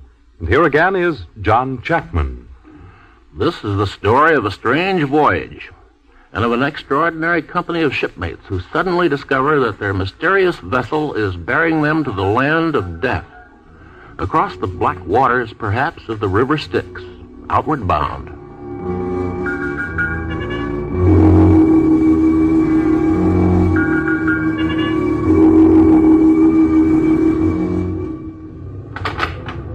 You're late, Prior. You're late. You're all late. Late for what? The meeting. Where's Duke? On deck. Might interest you to know we've just sighted land. You mean land? Really land? Yes, we've just sighted hell. It looks like quite a nice place from here. The Reverend has arranged the sweepstakes on the exact time it'll take us to get in. You know, he suddenly developed a sense of humor. Where is everybody? Oh, getting nervous, Lingley of Lingley Limited? Oh, be quiet. You have enough chairs, sir? Yes, indeed. Here's a £5 for your trouble. Thank you, sir. What's the object of this meeting, anyway? Well, as a businessman, I've called it to talk things over. You would. You think that a good report and complete minutes would impress the examiner. Of course, you'll be the chairman. Naturally, I seem to be the only one qualified. Prior, when I was a boy... Were you ever a boy? When I was a boy, I made my motto, try and rely on yourself. At 37, I made it rely on yourself. And at 47, rely on yourself absolutely. Because then if you fail, all your friends will only say it serves you right. No, had you any friends at 47? Oh, I'm so sorry to be late. Dear me. Mrs. Cliveden Banks. Oh, is this chair for me? Why, thank you. Well, perhaps we'd better start. Hello, Tom. Hello, Lingley. Hello, Banky. Banky? Oh, yes, we're all dead, and I can be quite natural. We can all do as we like now. Prior, have you heard this one? I've been dying to spring this one for ages. There was a young girl from Hong Kong. Oh, I know that one. Yes, I overheard one of my choir boys reciting it in the vestry. Suppose your bishop heard you. Impossible, I'm dead. Is this the meeting house? Well, now that we're all here, we better begin. Ladies and gentlemen. Here. Be quiet. I was only thanking him for the compliment. Ladies and gentlemen, I am a businessman. Quite. I have never done anything in my life without a reason. Oh, quite. I believe we should draw up a balance sheet. Quite. Now, if I may say so. Certainly, go right ahead. Sir, Order, please, order. I'll have whiskey and soda. Quite. Quite what? Well, I really don't know, just quite. Really, gentlemen, if I'm interrupted again, I shall say no more. Here. Look here, all of you. The only question is, are we dead or not? That is what I call this meeting to decide, Mr. Pryor. I don't care one way or the other. You wouldn't. Mrs. Midget, do you think you're dead or do you not? Ladies and gents, all I want to know is this. If it has happened, it would greatly please me to know that I've been done proper. I beg your pardon? Oh, you know, the street, the neighbours, the sherry wine and cake and flowers. This is beside the point. Do you think you're dead or do you not? Oh, I leave it entirely up to you, sir. I take it in favor of the motion. Any objections? The motion is carried. Now, the next thing to decide is how to meet and talk to the examiner. You mean we want to get out of it if we can? If we can. And if we can't, well, this examiner's bound to be a hard, stern businessman. In which case, I suggest that I am the best one fitted to deal with him. Suppose he isn't anything like that. Suppose he is really the examiner. Why not ask Scrubby? Scrubby? You want me, sir? Steward, this examiner, what kind of a person is he? Well, I can't say. I don't know. It all depends. Exactly how should we approach him? Well, I've been asked that question nearly 5,000 times, sir. And I always say it's better to leave the approach to him. What's he like, Scrubby? He's the wind and the skies and the earth, sir. He knows the furthest eddy of the eye tied up to the remotest cove. He knows the simpleness of beauty and the evilest thoughts of the human mind. He'll know all your evil thoughts. If you'll excuse me now, please. A seagull has just fallen on the deck. I'm afraid it's broken its wing. If so, I must try and mend it. Well, we've got to stick together. We've got to find some rational, business-like way of approaching him, and I suggest you leave it all in my hands. Mr. Lingley, you can rely on me for one piece of information. Oh, thank you very much. I now entirely agree with Mr. Pryor for calling you a pompous old idiot. What? Just because I'm trying to do my duty? Your duty? You're rubbish. You're doing it because you're in a blue funk, and I don't blame you. I'm in a blue funk, too, but not so much as to make an utter ass of myself by trying to get out of this with balance sheets and board meetings. You want to try and impress this examiner with your cleverness, your business importance, your supposed interest in your fellow creatures. You're hoping to save your own skin that way, and I think it's pretty rotten. Oh, your reverence. Haven't you got just one word of help? Yes, what are you going to do, Duke, when the examiner comes? Well, I've been trying to look into myself, trying to weigh my past thoughtfully and humbly and seek out all the faults and try not to excuse them. I'm going to pray to be able to make one more prayer. But for myself, I'm not fit to pray for others. You won't pray for us, sir? No, I can't. We're just shipmates, you and I, trying to help one another. I'm not a captain any longer. I cannot pray for others. Perhaps the realization of that is the beginning of my punishment. I have lost my job. I don't suppose it was worth much anyway. It is the most glorious job in the world. I suppose a man never knows he's incompetent till he's sacked. I can't understand that I ought to. It was my job, but I can't. It's heartbreaking. Oh, give me a cigarette, Pryor. Well, let's get down to hard facts. I suggest... Too late. Didn't you hear? What? What? The siren. I didn't hear anything. I didn't hear anything. No, Pryor. I didn't, but... I can feel something, though, can't you? No. The boat stopped. Exactly. We're in. No, I won't face it. I daren't. It's all been bluff on my part. Let me get away. Let me... None of us get away. We've stopped for good now. This is the judgment. It can't be. We're here in the smoke room of a liner. Why shouldn't it be here in the smoke room of a liner? Have any of us really ever troubled very much to think where and how and when it might be? We've got to stick together. Duke, man, you must pray, even if the words are meaningless. Don't desert duty at the last moment. We're in the night, and I want a prayer. I want a prayer from a man. I don't care if he's a clergyman or not. Oh, you ought to, Prior Reverend. Yes, even if you can't understand what for, you understand us. You really think I ought to, Mrs. Midget? Oh, yes, sir. Pardon the liberty. There's no harm in habits, if they're good habits. And prayer is a good habit. Forgive me, then, for I don't know... Oh, yes. Gentle Jesus, meek and mild, look upon a little child. Children, pardon our simplicity. Suffer us to come to thee. God bless father and mother, Harriet, she was my nurse, all kind friends. Make me a good boy. Amen. That was the first prayer I ever learned, so it's probably the finest. Say it to yourselves if you want to. And remember Harriet. She was a worthy soul. Oh, I feel better now.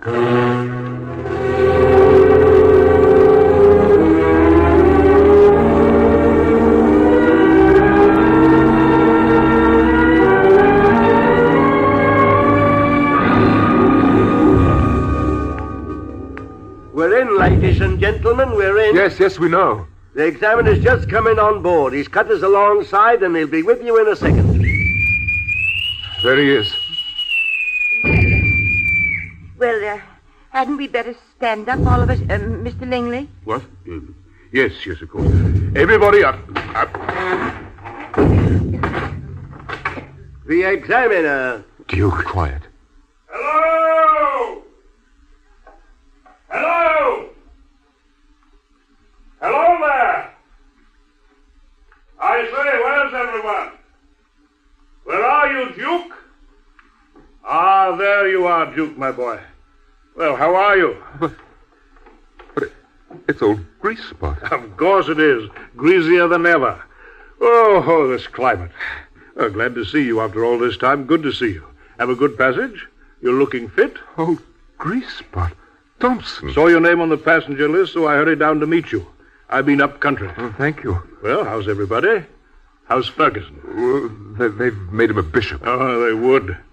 What's ever become of Maltby with the red hair and the spectacles? Thompson, I'm delighted to see you and everything, of course, and dying to tell you everything afterwards, but can't you realize how at the moment we are terribly worried? Worried? Worried about what? The examiner. Oh, don't worry about that. I'm the examiner.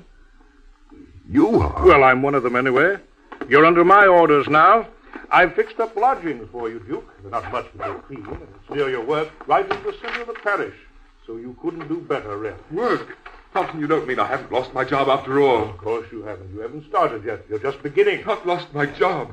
Thank you, God. I'll work harder now, I swear I will. Did you hear, everybody? I haven't lost my job. There, my boy. It's quite all right now. I'm glad to see they know each other so well, but what about us? This might be a suitable moment to approach him. Sir, my name is Lingley, of Lingley. Go away. I thought this might be a good moment Will you please go away? Now, Duke, feeling better now? It means such a lot to me, you know. Oh, perfect, then. You might as well start by helping me with this bunch. It won't take long, and we can get on shore for dinner. All right, Scrubby, line them up outside. I'll take them one at a time.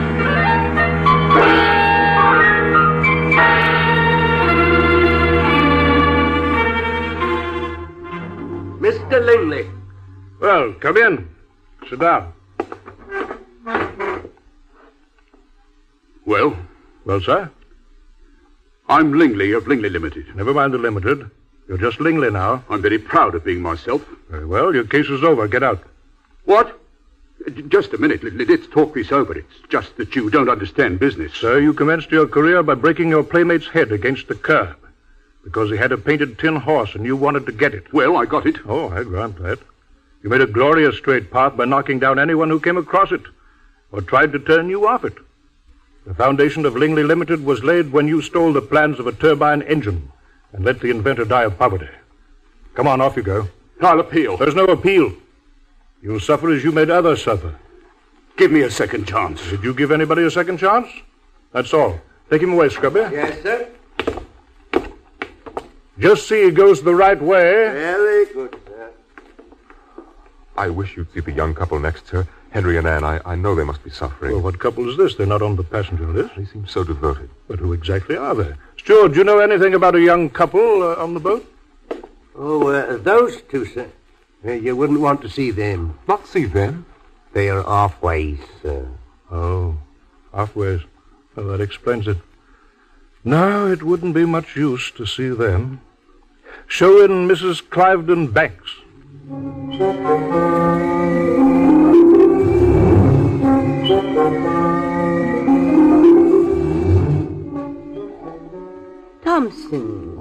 Thompson. Surely not one of the Berkshire Thompsons. Not that I'm aware of. What a pity. My great-great-grandfather was a Berkshire Thompson. My great-great-grandfather was hanged for horse thieving. Very how quaint. You play golf? I play indifferently. I think all men ought to play golf. It keeps them away from home. My husband, Colonel Cliveden Banks, is quite an expert, I believe. Oh, yes, Bunny's quite hot stuff. I was having a round with Bunny not long ago. But I don't understand. Is he here? He's waiting for you. No. How did he get here? Poor old Bunny died a couple of months ago. Benjamin and I are both dead then? Quite dead. That makes the marriage null and void. Your marriage is only just beginning. Oh, how droll you are. You'll find everything most comfortable ashore. Valet, servants all your own, and your husband waiting with outstretched arms. How ghastly.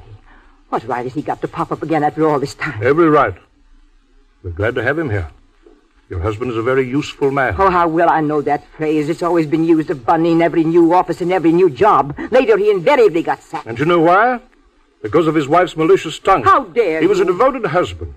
Look what he gave you. And what did you give in return? Nothing. But he looked so funny. The only funny thing about him is that he wants to see you. Why he should want to see you is beyond me, but he does, and he's going to. Oh, what shall I be exactly? You'll be his wife. In time, you'll learn to be a good wife. No, I refuse. You can't Absolutely. refuse. I won't do it. I won't. And why not? He knows. Ask him. It was his eyes, that look in his eyes. You know I couldn't face them anymore. Yes, you never could look him in the eyes. But remember, Mrs. Cliveden Banks, it won't be Bunny who will know now. It'll be you and I and the servants. And everybody except Bunny. You'll have forgotten. Servants, you said? Well, I suppose it might be worse. I'll go. Of course you will. For his sake. Yes, I see it is my duty. Ah, duty. Such a compelling thing. Perhaps you'll both come and dine with the Colonel and me one night. Goodbye, Mr. Tompkins. You swine.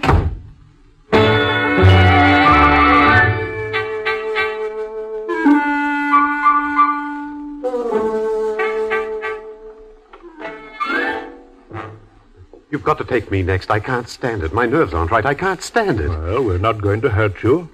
Here, drink this. Well, what do you want? I want to be killed. I want to be killed. Well, healthy outlook you've got, haven't you? No, I haven't. I've got a weak character. I want to be let off light. I want to be hit over the head with a stone and be finished. Duke, send ashore for a bag of stones. Don't joke. I couldn't stand that. I know what you're doing with the others. You're keeping them going with promises and things. Well, I don't want to be kept going. I want blank. Impossible. But I'm dead. I demand the right to be properly dead. You're going on like the others. You've got to. I won't. You find it quite easy to forget here, you know? Easy to forget what? You're not suggesting I'm to go on without this? Yes. You torturer. I see what you want me to do. You want me to chuck drink and develop a nice, clean life and remember all the other horrors. Why don't you kill me? Look at all the trouble it'll save. I'm not really worth saving. I'm not really. Excuse me, sir. What do you want? My name is Midget, sir. I couldn't help hearing. Oh, yes, I know all about you. It's not your turn yet. Oh, but you see, sir, young Mr. Pryor here, he's been very kind to me. And if he's in trouble, I really don't think I could put me head on my pillow tonight if I had one. Oh, now, Mr. Pryor, what's all the flustering to do? It's about the booze, ain't it? Yes, drink is certainly mixed up in it. Mind you, I don't say there's any harm in a man having a beer if he wants it. But I shouldn't think you'd ever had much of a chance, have you, sir? I've had every chance, Mrs. Midget. I was spoiled.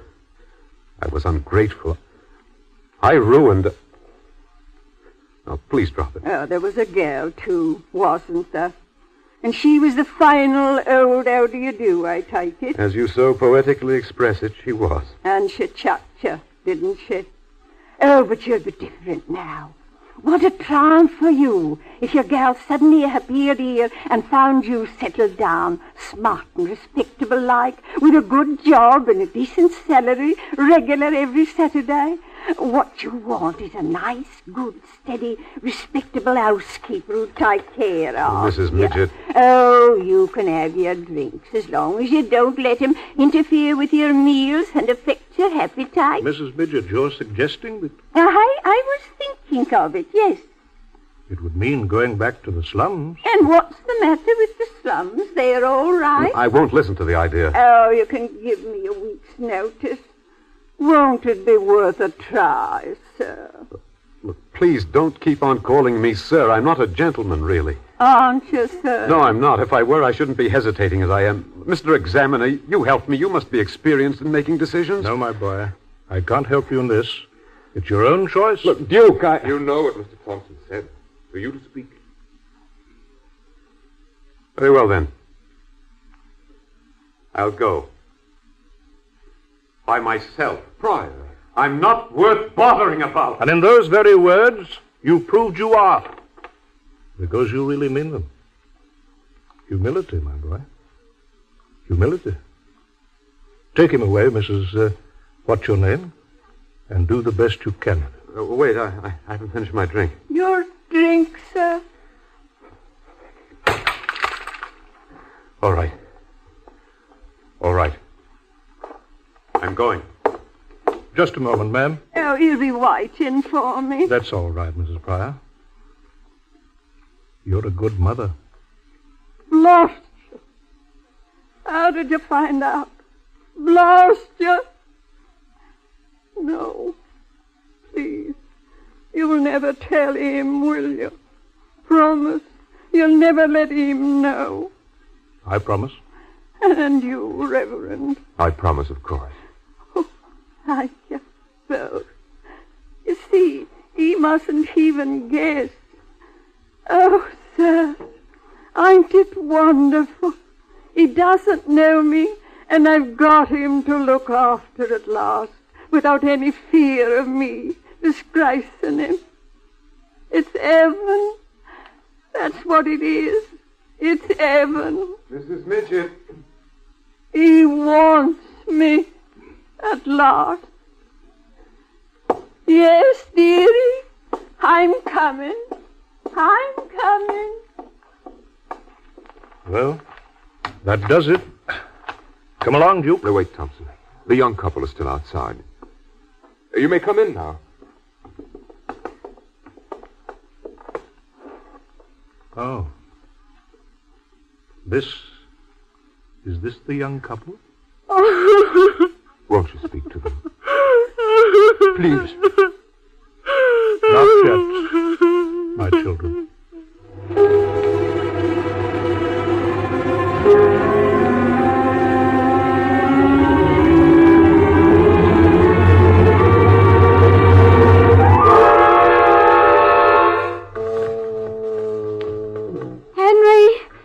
Henry, where are you? Henry! Here I am. Oh, we've sailed again. Yes, darling. Why have we both been left behind? I don't know. Where does it mean we're going? I don't like the sea. But we should keep close. Terribly close. And why weren't we judged? I don't know. Why did you leave me? I thought I heard a dog bark.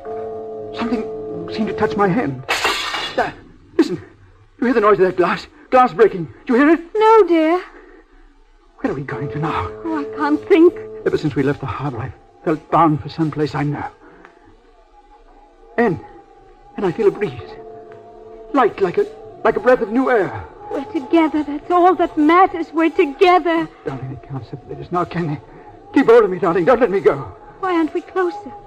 I thought we would be when we were dead. Oh, suppose after all we were wrong. Wrong? What was that? Anne. Oh, it's the steward. Good evening, ma'am. Good evening, sir. Anne, I heard it. The dog is barking. Oh, don't be silly. What dog? Listen, I heard it, Anne. I heard it. Be close to him, miss, if you'll take my advice. Where are we going? We just go on like this, forwards and backwards, backwards and forwards. It happens to all halfways like we are. Halfways? We are the people who ought to have had more courage. For what? To face life. Do you remember how you became a halfway? Oh, now I've been allowed to forget. I hope you'll be allowed to forget. It would be too cruel if they didn't let you forget in time that you killed yourself. And I remember. We thought we'd forget. And that we'd be so happy forever. But now it's all over. We've killed ourselves, but we're not happy. Why did you do it? We weren't married. He had a wife. Oh, and we should have waited. Yes. Scrubby, you don't know the agony we've been through. The way people talk, the things they've said. And now, you see, we have to remember. The last thing I saw was Jock's face against the window. Oh, poor dog, poor Jock. Oh, if we were only given back a little time to try again. It's too late now. No, there must be a way out. Let me think. The air's pressure outside. If I could only think. Don't let him go too far, madam. Call him now. Henry, don't go too far away. No, dear. Scrubby, why aren't people kinder to each other? Being unkind comes more naturally to most people, I'm afraid. Are you very lonely, Scrubby? Oh, no, ma'am, not on the whole. You'll find lots of new friends, ma'am. The birds come on board occasionally, and there's the sea. Call him again. Call him why? He won't be far from me. Call him. Henry? Henry? Henry. He's gone. Henry! He lives again. Live? The dog, ma'am, outside the window. Perhaps he broke through and let in the fresh air. Oh, he wouldn't leave me alone. Couldn't help himself, ma'am. Oh, we've been dead a week. A week, a century, there's no time here. He's gone back, ma'am. Then I'll go too. That's impossible. Henry! Impossible.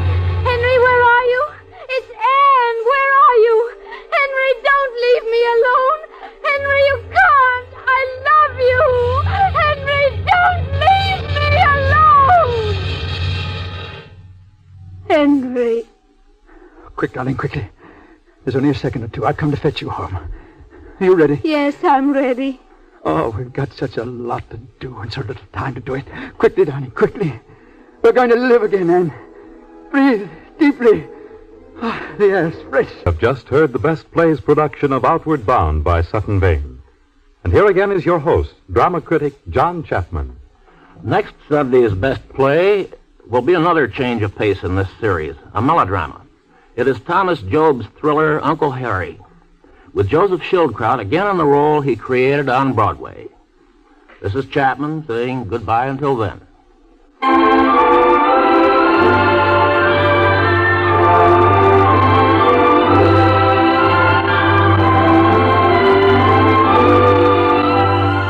Outward Bound was adapted for radio by Ernest Kenoy. Featured in tonight's cast were Gina Dare as Mrs. Midget, Alexander Scorby as Tom Pryor, Chester Stratton as Henry, Susan Douglas as Anne, Leona Powers as Mrs. Cliveden Banks, John Stanley as Mr. Lingley, Norman Rose as the Reverend William Duke, Wendell Holmes as the Reverend Dr. Thompson, and William Podmore as Scrubby the Steward.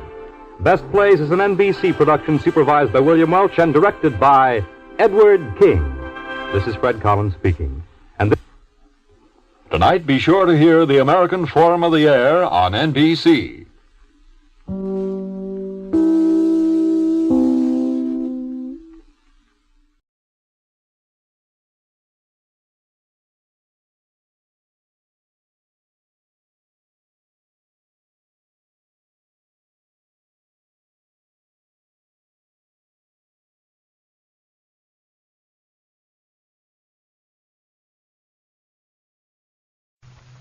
The Johnson Wax Program with Fibber McGee and Molly.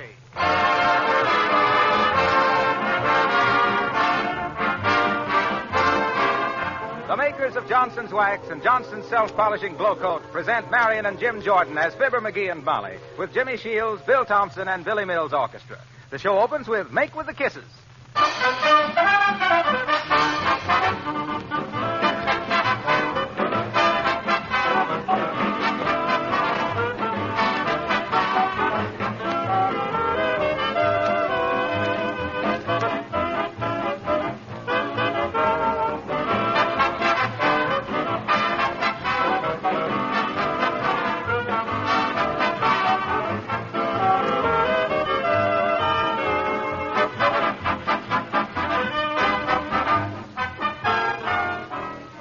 rounding out your shopping list this week, be sure to write down Johnson's self-polishing glow coat. No modern home should ever be without this labor-saving floor polish. It's the easy, safe way to have beautiful, sparkling floors with practically no work. Glow coat is self-polishing. It shines as it dries without any rubbing or buffing. You simply apply and let dry, and in 20 minutes your floors have glistening new beauty. Glow coat brings out and preserves the colors of linoleum. And besides saving you hours of work, this famous polish saves money, too. Many users write that Glow Coat actually makes their linoleum last 6 times longer than when unprotected. So you see, it will pay you in more ways than one to protect your floors this easy, modern way with Johnson's self-polishing Glow Coat.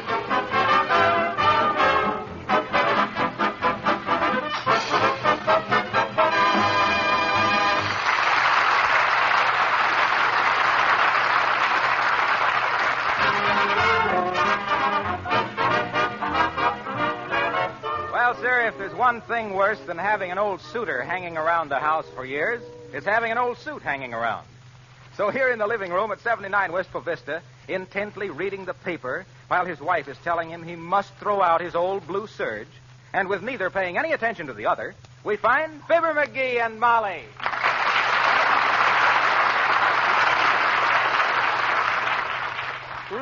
Joe DiMaggio, still a holdout. How many times have I told you to throw this old suit away, McGee? This is the 6th time DiMaggio has turned down the contract. There's no use keeping it. The seat of the pants is all gone. I'll just sit here at home then, says Joe, till I meet my terms. Let's see, where's the weather forecast? Have you ever looked in these pockets, McGee? Oh, it's a foregone conclusion that there will be no change. The weather forecaster predicted. And I know that the pants won't fit you. Local corporation expands. I don't know how you'd expect to get into them. By adding 7 vice presidents. Why, McGee, you're hopeless. You're perfectly right, Molly. What did you say? I want you to throw this old suit away. Why, of course, I'd be glad. What? Throw away my lucky blue serge? What's so lucky about it? Why, don't you remember, Molly? I won that suit on a punch board. I punched out your name. Oh, that's right. Sure. And I remember how proud I was the first time you wore it, dearie. That was the night we went out dancing and won the Charleston contest. Yeah. And do you recall the prize they gave us? Yeah. Oh, I can still see you carrying home that case of near beer. That was Bevo, Molly. I wonder whatever become of Bevo. I don't know. Gee, Molly, I hate to throw away this suit. Oh, now, McGee, after all. Well, let me try it on, huh? Here, give it here. What's that? That's them bell-bottom pants. There. How does it look, Molly? Why, that suit is all in rags. Oh, it isn't. Oh, well, I'll admit it's worn a little thin from having so many moths to feed. Hardly worth the effort. Yep. Now remove that suit from your carcass before those moths take you for a test flight. Yeah, all right, but shucks, Why don't you throw it out in the alley? What, throw this suit away? Why, any old clothes man will be glad to pay me something for it. Give me the phone book, will you, Molly? Here you are. Let me see. Oh, here we are. Second-hand garments. The Robinson Crusoe Castaway Clothing Shop. If you need money over the weekend, call our man Friday. Call him now. Oh, okay. Hello, operator. I want the Robinson Crusoe Castaway... Oh, is that you, Mert? How's every little thing, Mert? Your father what? Oh, he came home early. What? Oh, broke, eh? And polluted. Oh. What happened? Mert's father rushed home last night to warn the family that the water main had broke. All the water was polluted, too. Hey, Mert, do me a favor and tell the Robinson Crusoe to send over their buyer, will you? I've got a big deal for him. Thanks. Well, if this is a big deal, dearie, all you hold is the joker. That can't be them already. Dear, come in. Why, hello, Mrs. Uppington. Well, hello, Mrs. McGee. And Mr. McGee. Hi, Uppy. Well, my dear, I want you to meet my new protégé. This is Maestro William Randolph Mills, the celebrated orchestra conductor. One of the foremost exponents of classical music in America. Aren't you, Maestro? You tell him, Toots. Did you call Billy a maestro, Uppy? But of course. I always thought a maestro had to have a big shock of bushy hair. dearie. A maestro is a drum major for highbrow music. Oh, well, Billy qualifies as a highbrow, all right. His forehead stops just short of his back collar button. Well, it is our intention, Senor Mills and I, Senor? to make Wistful Vista a center of culture by organizing a lovely concert orchestra. Oh. What is it you call it, Maestro? Professor Mills' Silver Cornet Band. I'm using the Elks as a nucleus. Isn't he just marvelous? Oh, such savoir-faire. Oh, cut it out, kid. Oh, my, he's so modest. And to think that all these years he's been hiding his light behind a bustle. What? Oh, I mean a bushel. Oh, my. But anyway, I'm putting the two of you on our list of patrons for Dr. Mills' first concerto. Now, let me see. When will that be, Doctor? Just as soon as you give me the dough to get the horns out of Hot Cookie. Oh, my. The professor's so helpless in money matters. Why, just today he told me he was so pale and overdrawn at the bank that I'd have to give him a transfusion. Or am I being just a silly girl? Yes, I think you are. Yes, I think I am. What? Well, goodbye. Come, Randolph. Okay, Abigail.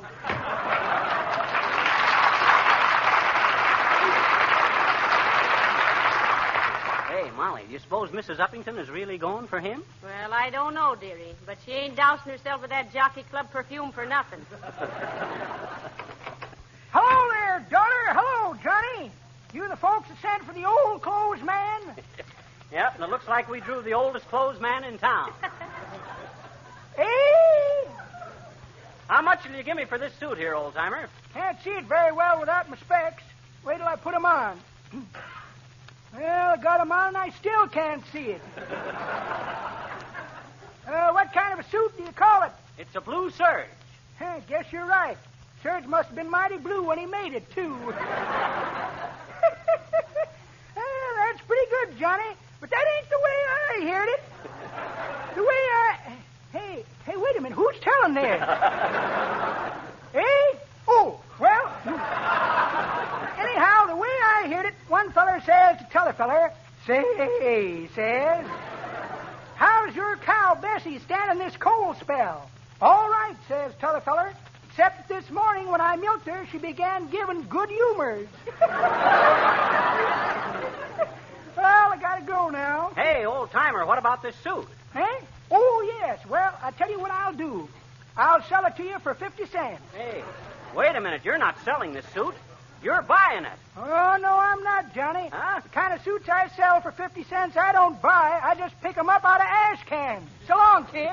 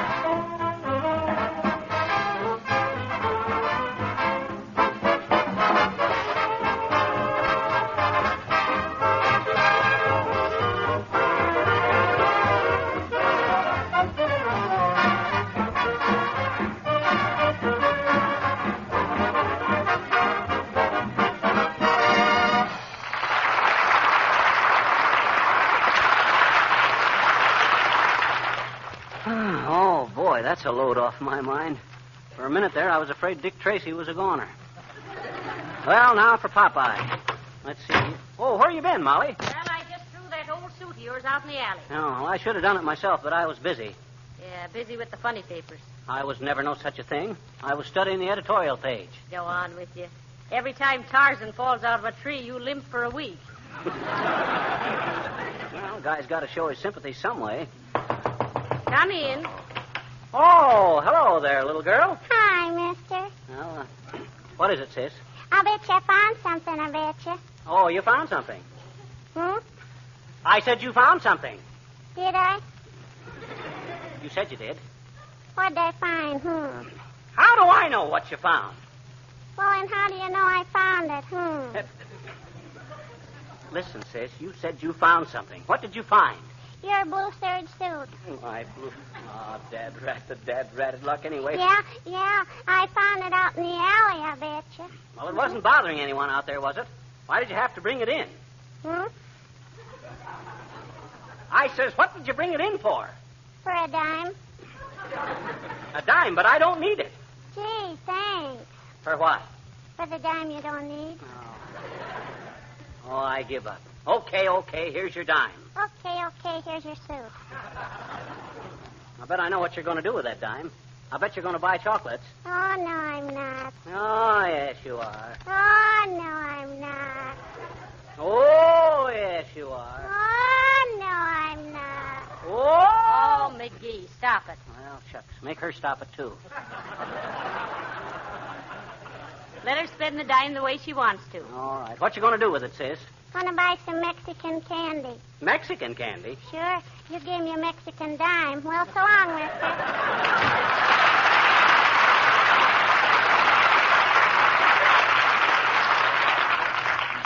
Well, as the fat chimney sweep said when he couldn't budge, here I am stuck with the suit again.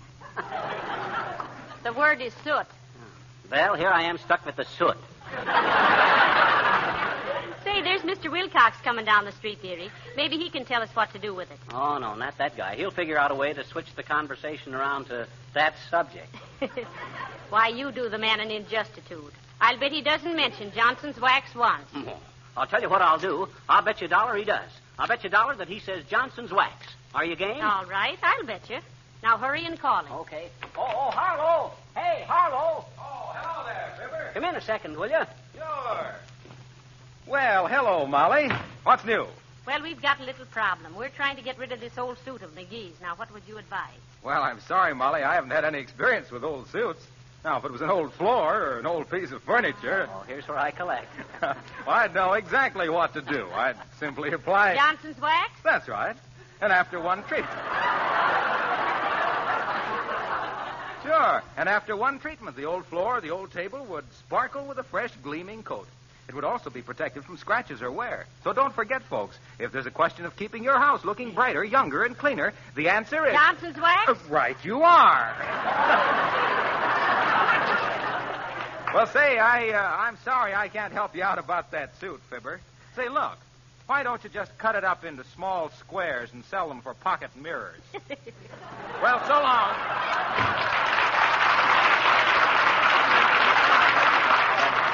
Well, dearie, you've lost the bet. Now pay up.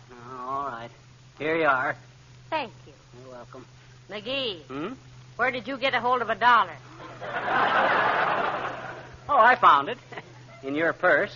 I might have known. Hey, I know how we'll get rid of that suit, Molly. We'll throw it into the river. Let's get rid of the...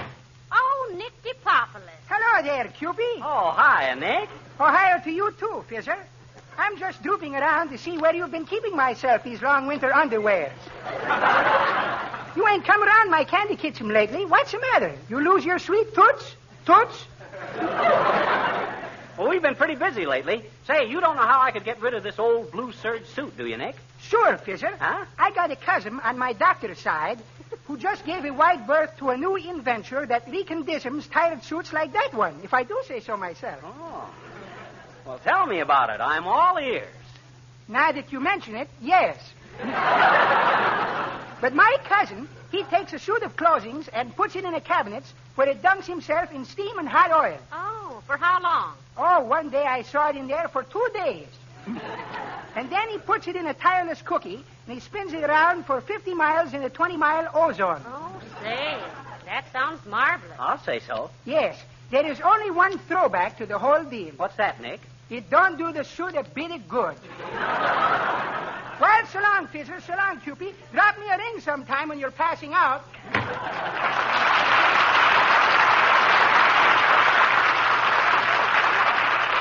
Poor Nick. I guess English will always be Greek to him.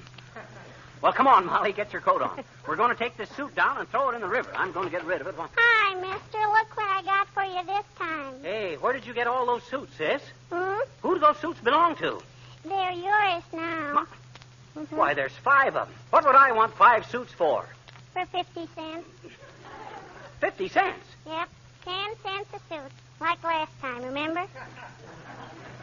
Haven't I got enough trouble trying to get rid of the one suit? Where'd you get these suits? From the neighbors. From the neighbors? You sure the people didn't mind you taking them? Oh, no. They were glad to have me take them. Glad to have you take them? Sure. Every single person gave me a suit just as soon as I started to cry and told them it was for poor old Mr. McGee. Oh,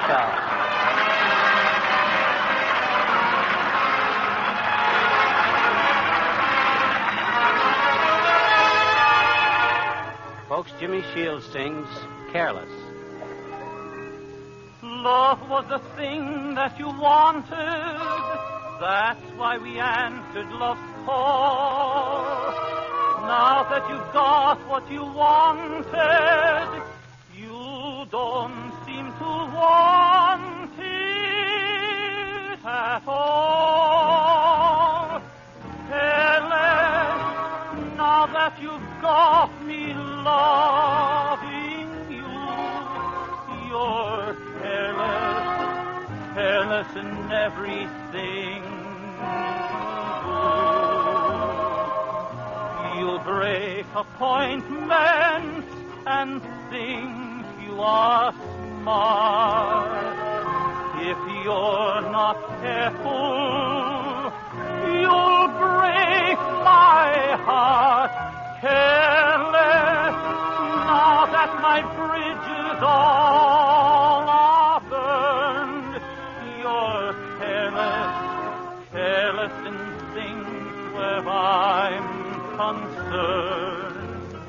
Are you just careless as you seem to be, or do you just careless for me?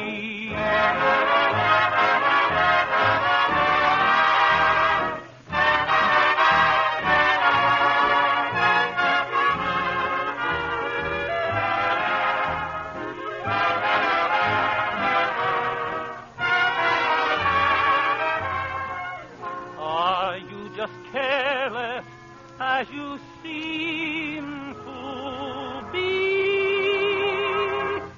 Or do you just careless for me?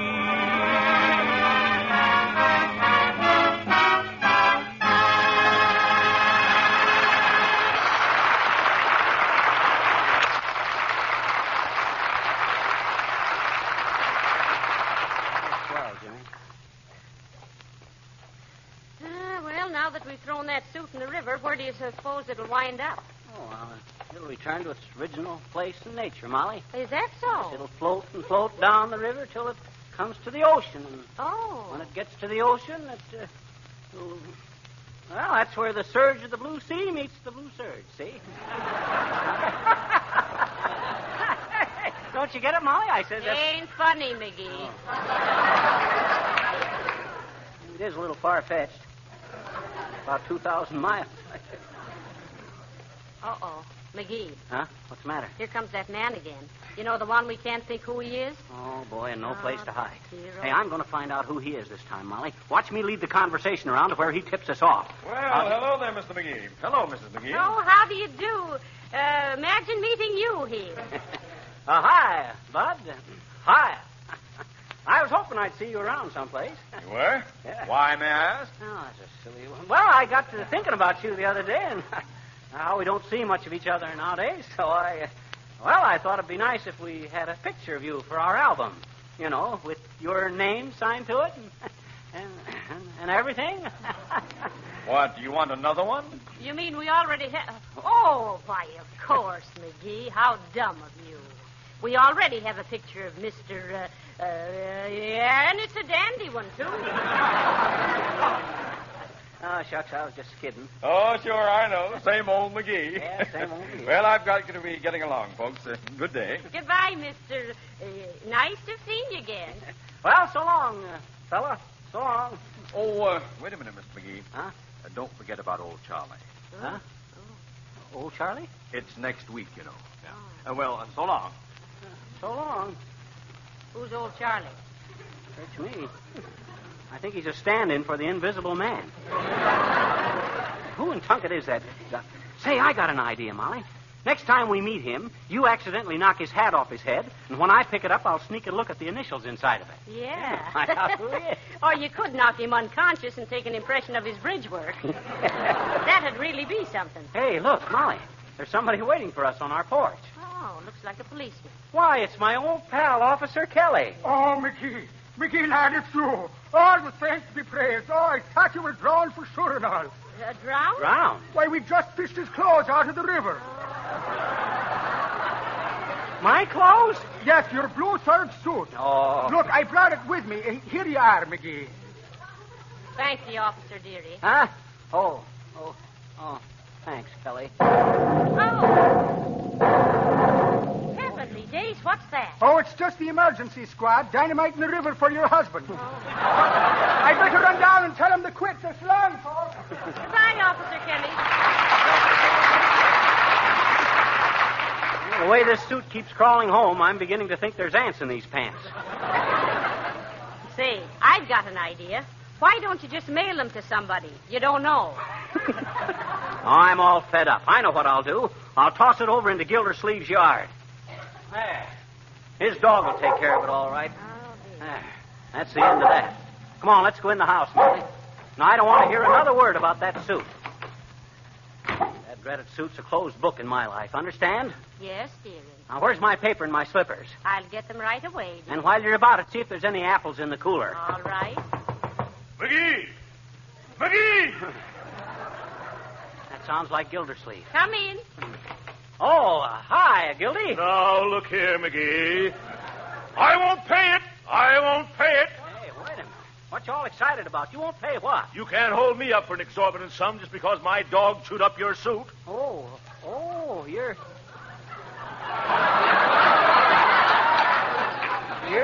Your dog chewed up my suit, eh? Yeah. Oh, yes. I just came out for a breath of air, and there was my Great Dane Hamlet eating your suit with relish. What, no mustard? To think that Hamlet would turn out to be a bad actor. And look at that suit, Molly. Yes.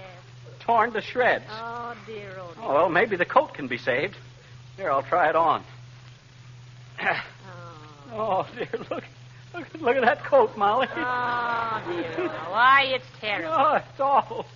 My beautiful new blue serge. Ruined. Now, look here, Gildersleeve. Now, McGee, don't be bitter. I'll do the right thing by you. Well, I think... Oh, will you, Gildy? Well, that's mighty nice of you, Gildy. Yes. Now, let's see. What can I do? Oh, I have it, McGee. My employees gave me a $50 merchandise order for Christmas. Oh. I'm going to sign it over to you, McGee. Oh. That ought to be enough, eh? Oh, too much. That's enough, Molly. Now, here you are, McGee. Now, that makes everything all right between us, doesn't it? Sure, Gildy. Yeah. And you won't sue. No, I won't sue. Yeah. Well, goodbye, Gildersleeve. Goodbye.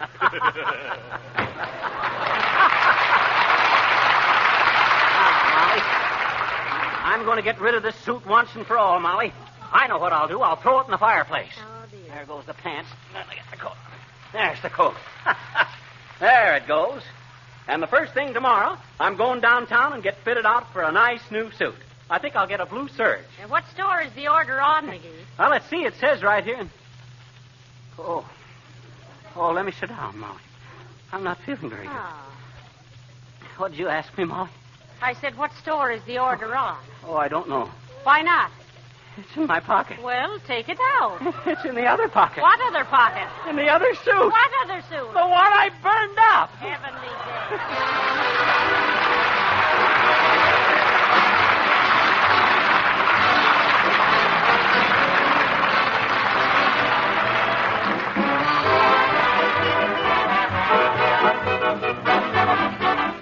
Fibber and Molly will be back in just a moment. In the meanwhile, there's just time for me to say a few words about the traffic areas in your home.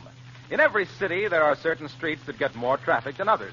In your home, there are certain floor areas, too, that get the heaviest traffic. Hallways, entrances to certain rooms like the dining room and kitchen. These heavy traffic spots need more care than the rest of your floors to keep the finishes from becoming badly scuffed and scraped. When floors are protected with genuine Johnson's wax, these wear spots can be touched up as often as necessary without re-waxing the entire floor. This is a great advantage not only in saving work, but in keeping your floors and your home beautiful. It's only one of the many advantages of using genuine Johnson's wax. This double-purpose wax polish protects and beautifies nearly everything in your home. Floors, furniture, woodwork, leather goods, window sills, refrigerators.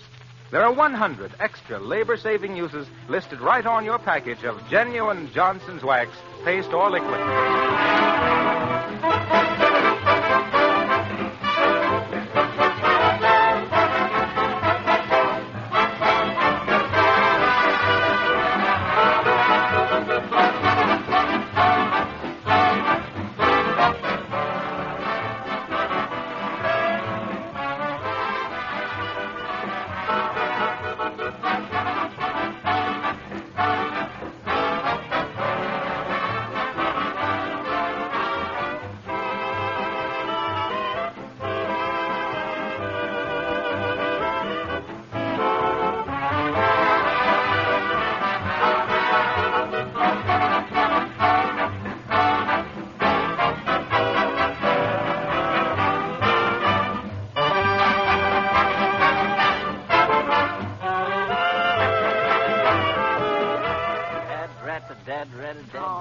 Listen, dearie, are you still worried about that old blue serge suit? No, I'm just trying to remember who that guy is we keep meeting all the time.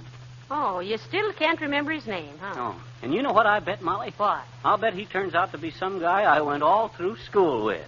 He couldn't be, dearie. Why not? You didn't go all through school. I didn't? No. Oh, good night. Good night, all.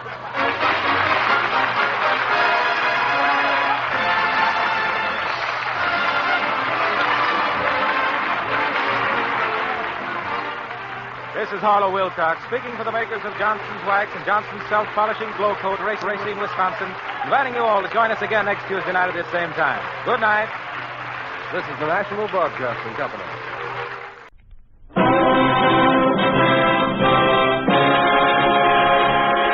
If freedom fails.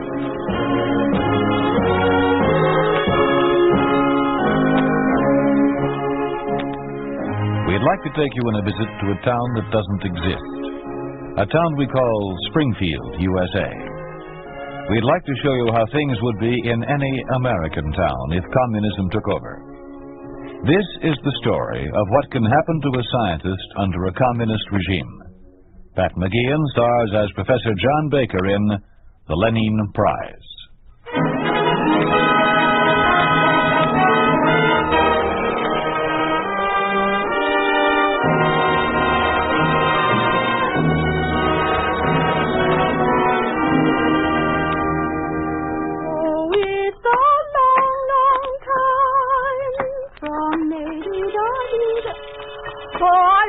All right, I'm coming.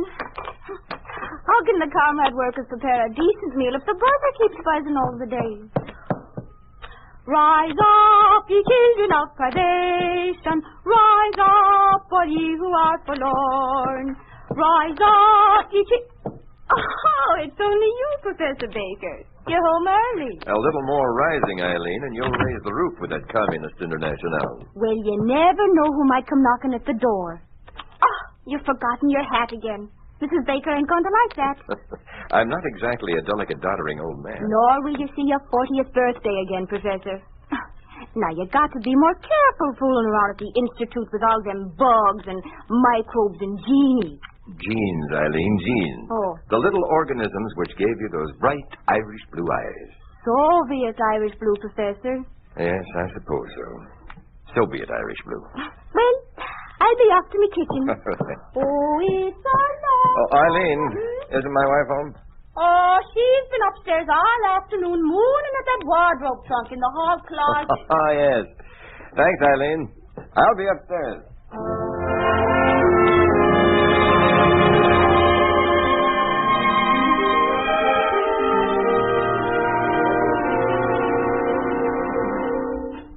Mary. John, so early? Were you expecting some other lover? John, you're not early because of some bad news. Of course not. I just didn't want you to have all the fun sighing at the trunk, so I left the Institute early. To sigh at it with me? Mary, do you think we might just take it out of the closet? To see if the Niagara Falls label's still on? Oh, yes. Mary, do you remember 19 years ago? 19 years ago this June. Yeah. Oh, John, you're a romantic fool. Fool, am I? Dr. John Baker, Chief Biologist of the Ohio Region Biological Institute, and one of the 10, only 10, mind you, honored scientists of the American Soviet Republic. I wouldn't want the Central Committee to hear you calling the latest recipient of the Lenin Prize. Latest, most likely recipient of the $1,000 prize. Don't be mercenary, Mary. Let's call it by its name. The Lenin Prize. Well, it's $1,000, whatever you call it. Without it, we couldn't afford the trip to Niagara Falls. But, thanks to the Central Committee... You mean, thanks to your research? Really, thanks to the editors of the Science Quarterly who chose my theories over Lysenko's. Chose? Yeah. Oh, John, is the quarterly out? Mary, And your paper's been chosen for publication. You've won. Mary, not so fast. Slow down. I didn't say... But you said chose. Well, only because Ben Saunders told me it was certain my paper would be chosen. Oh. But on his say-so, I went down to the railway commissariat this afternoon and bought our train tickets. We leave a week from today. Well, I suppose if Ben said so. After all, he is the director of the Institute. More important, he's the party secretary for the region. He's bringing an advance copy of the quarterly with him. Oh, John, with your article in it. Well, I expect so. John Baker, if you don't stop teasing me, making me go hot and cold like water tap... Now we can take the trunk out.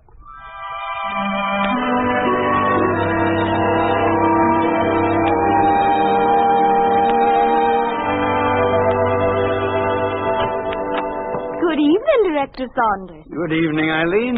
How's the comrade worker this evening? Oh, fine as the evening is bright, sir.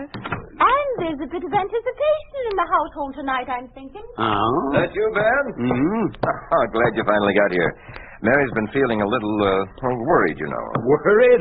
Worried about what? She won't quite believe it about the prize until... Now, we'll soon fix that. Where is she? We've been waiting in the library for you. Oh, Ben. Ben, come on in. Did you bring the advance copy?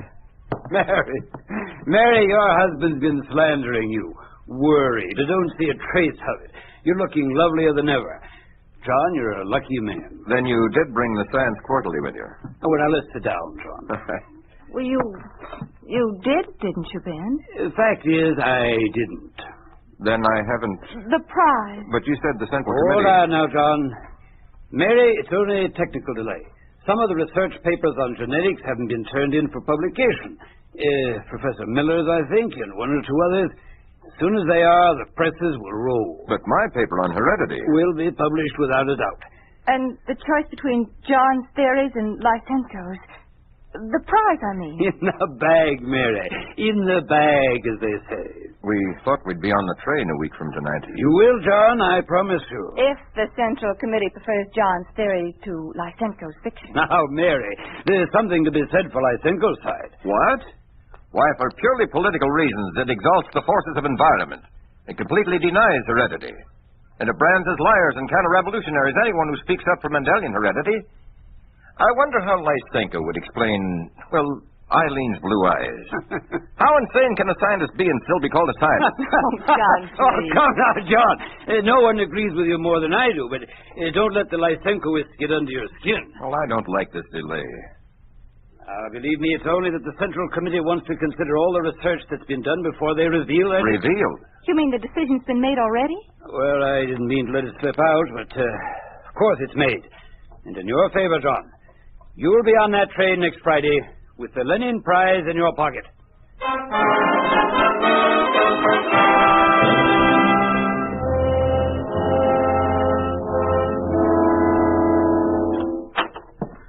Morning, Miss Kimball. Good morning, Professor Miller.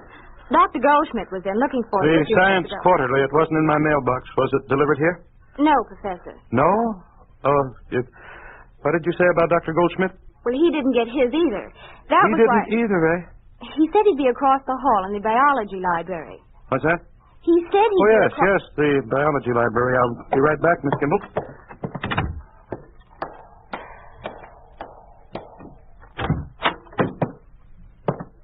Goldschmidt? Here. Where? In the alcove. In the physical chemistry? No. Here, in the biology. Oh, what is it? Why? Take this. Journal of Biology? Take it. Make believe you read it. Oh. You two have not received the Science Quarterly. No. But why only us? It is not only us. Not us, not Mazzini. Nobody. It did not publish. I don't like it, Goldschmidt. Keep down the voice. Oh. Also, I don't like Director Sanders to ask me 20 times why my results are not ready for the quarterly. Me too.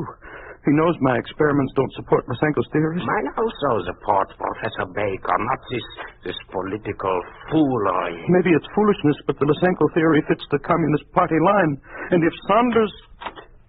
Who is it? I cannot see. Wait. Mazzini. Here.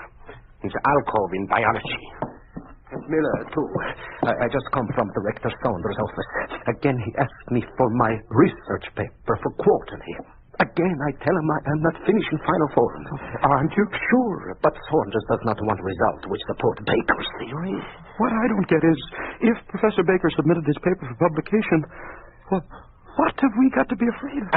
Did he? Or does Saunders only say it is to me? Baker has never said his research paper is given in. I never asked him. I didn't either. Then I will ask. And if he says yes, he did? Then Baker or no Baker, I will tell him he is a fool. No! I will tell him he digs his grave and helps to bury us too.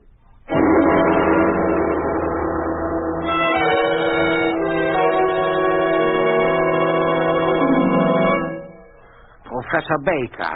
Yes, Goldschmidt? The quarterly has not come out. I know. Is something wrong? It is not out because some of the men have not given in the research for publication. So Director Saunders told me. Haven't you? Have you given in yours? Of course I have. Don't you see what you have done? Done? In opposing the theory favored by the Central Committee. Nonsense. The Central Committee wants discussion from both sides. This is what Director Saunders says? Yes. You believe him? Why, of course. You are crazy to stand up against them. And perhaps your own mental balance has been affected by your ordeal under Hitler. So you think my background makes me not to see clear, eh? Then ask your own American Professor Miller. Miller?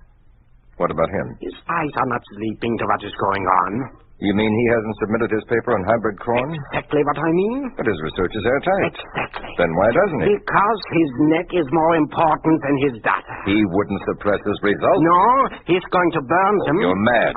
Have you seen him today? No. Then go see him. I will.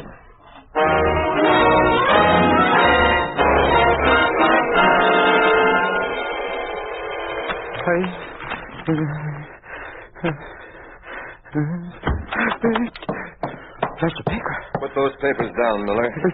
Yes, sir? Blow out that match. Yes, sir. What's wrong with you, man? I've got to burn my data. I've got to protect myself. I've worked too hard, too many years. I can't start over now. There'd be no place to go, no. Good heavens, man. Do you want to burn 5 years of work? I'm saving my life. You're hysterical. No. No, I know what I'm doing. So for weeks, Saunders has been after me to hand in my refutation of Lysenko, to submit it, to publish it. He's kept after Goldschmidt and Mazzini, too. Mazzini, too? Yes. If we publish, it becomes public evidence of our opposition to the party line, to the Central Committee. I've handed in my results for publication, and I've attacked the whole Lysenko theory. You're too big for them, Professor Baker. Get hold of yourself. What happened to Wilson at the California Institute? A political scientist. And to Simpson at New York. An opposition economist. Biologists are no different. Oh, nonsense. I'm afraid. I'll vouch for it. Could even mean my life. I'll protect you. I can't. I've got them burned. Mazzini? Professor Baker, I look for you. Mazzini, have you gone mad, too? Rector Saunders has me in his office 3 times today. Again, he asked for my research for quotes. Oh, you're all acting like children. Sure, but with the instinct like a child. Why is Saunders the one for paper? Everybody in the Institute know only 4. 4 in 25 scientists are against Lysenko theory. Yes, only me and Goldschmidt and Mazzini. And you, Professor Baker. And only after us do Saunders keep asking for research papers. Why? A trap? Nonsense. And why not he ask for papers from Lysenko? Because he favors my theories. He told me so himself. How do you know? For 14 years, you go from home to laboratory, from a laboratory to home, and read. What do you read? Journal, Biological Chemistry, of Chemical Physics, Journal of Genetics. But do you read Pravda? You read Svergia, Communist Party newsletter, Ohio Region Party newspaper. Oh, no. You are a great scientist, Professor Baker. But in politics... Listen to me. I know Ben Saunders. I have known Ben Saunders for 20 years. He was the best man at my wedding. He introduced me to my wife. Ah, yes, wife. I, too, am married. I, too, have a wife. What you have thought about your wife? You know what I think all day? I think I do not want to put my wife in danger. Into hands of Director Saunders, of Party Secretary Saunders. But your wife, Now, finally, you think about people. But what is your wife to do with... If I am a purge from Institute, what she do? But you won't be. Suppose. But you're imagining. Suppose. Ben Saunders What says... Central Committee says. But Ben says... Don't trust him. I'll go to see Ben Saunders again. Now.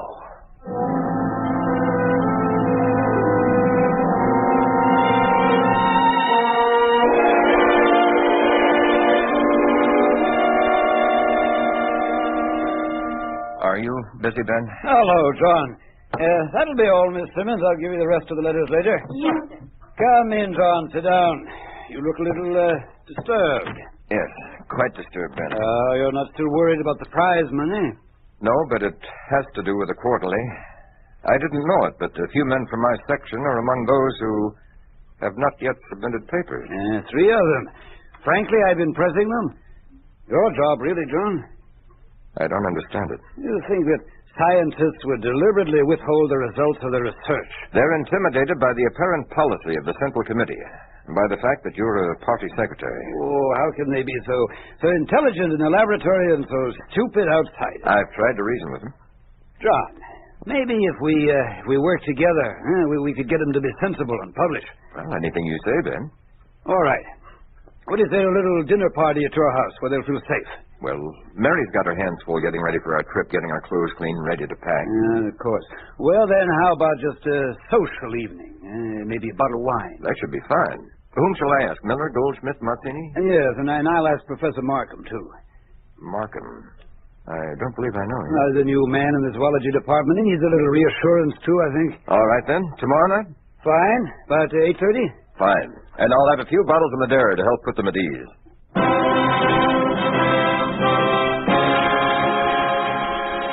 You are listening to The Lenin Prize, starring Pat McGeehan. A story of the way things could be if communism took over. A picture of what life would be like under a communist regime in an ordinary American town. A town we call Springfield, USA.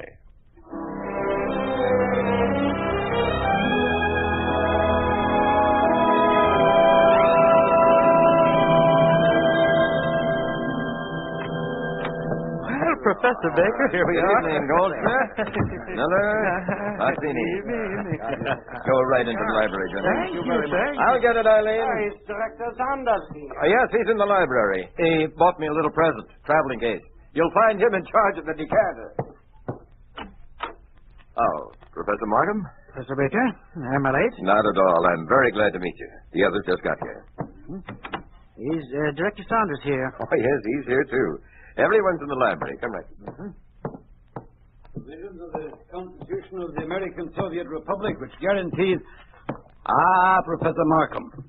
Gentlemen, let me introduce a new member of our zoology department. Professor Markham, Dr. Goldschmidt, Professors Miller and Mazzini. Professor. As I was saying, gentlemen, our Constitution guarantees in Article 124 perfect freedom of speech and freedom of press. Now, we mustn't let that provision lapse by default.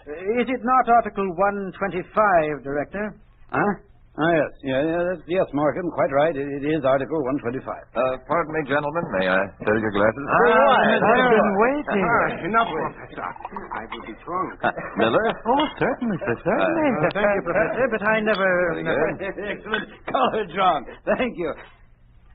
Gentlemen, let me suggest a toast. The second honeymoon of Professor John Baker and his wife. What is this? Yes, what's this about a honeymoon? Well, I don't think it premature to say that I have every expectation of Professor Baker's winning the Lenin Prize for his paper on Mendelian heredity. It will appear in the coming issue of the Quarterly, and the prize money will nicely finance a trip to Niagara Falls. I'm doing good. The Lenin Prize. Very good. Now, gentlemen, back to our Soviet Constitution and its relation to us.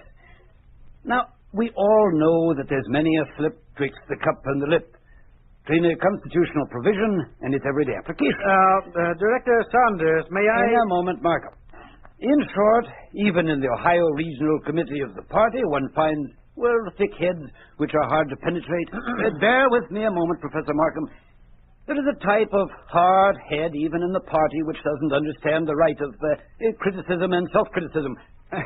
Do you follow me, Goldschmidt? I understand you, Director, but But you thought that a party member, and especially a party secretary, mustn't even utter a whisper against the rumored position of the party central committee in Moscow. Well...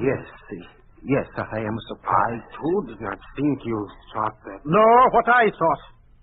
I beg your pardon, Markham? I consider it unpatriotic and unworthy of a Soviet scientist to put forward any experimental conclusion which opposes what is desired by the Central Committee. You surprised me, Markham. I hadn't thought this of you. Nor had I thought that our party secretary would voice sentiments which As the party secretary to a party member, I would appreciate a certain amount of civility. I consider both what you say and the conspiratorial manner in which you say it as highly questionable. Well, how close at hand and unexpectedly one sometimes finds the hard heads of which I spoke. Sit down, Markham. I'm leaving. I consider this meeting treasonable. Yes.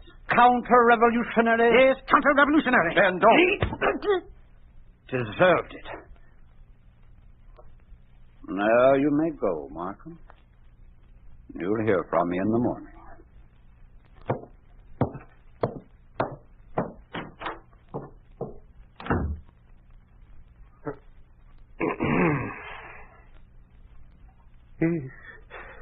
He'll denounce us all.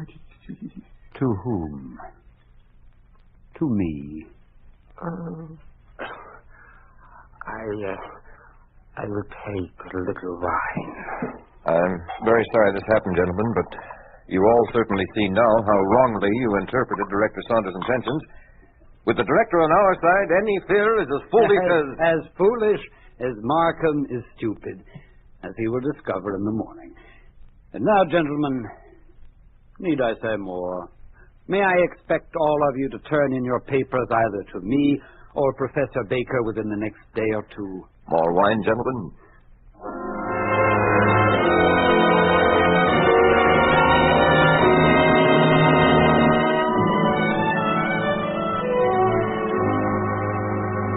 Good morning. morning, John. Professor Miller.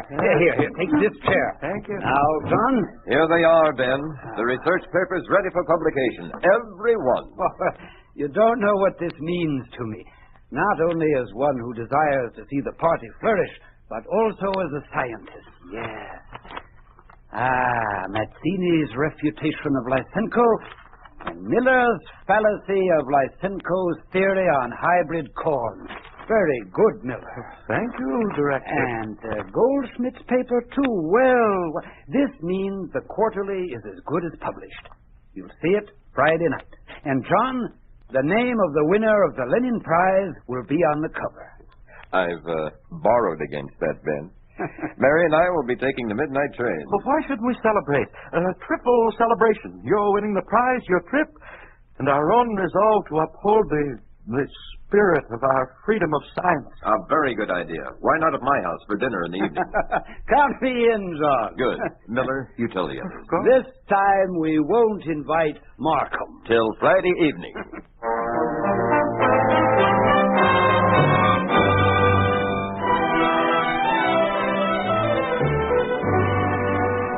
Eileen?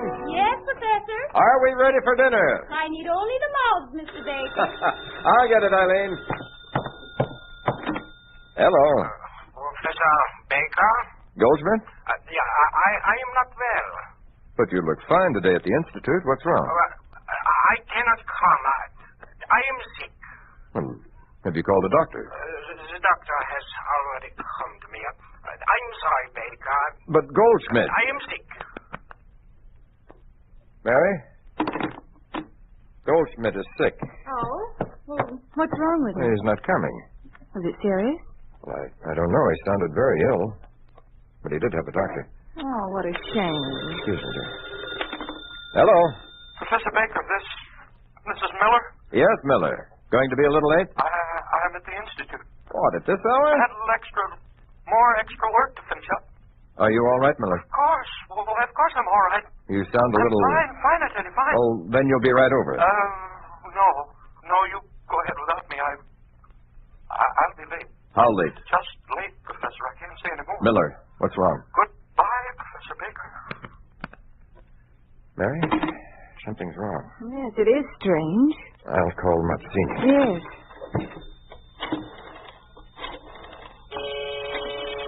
Oh, well, thank the Lord someone's come. Baker? Yes?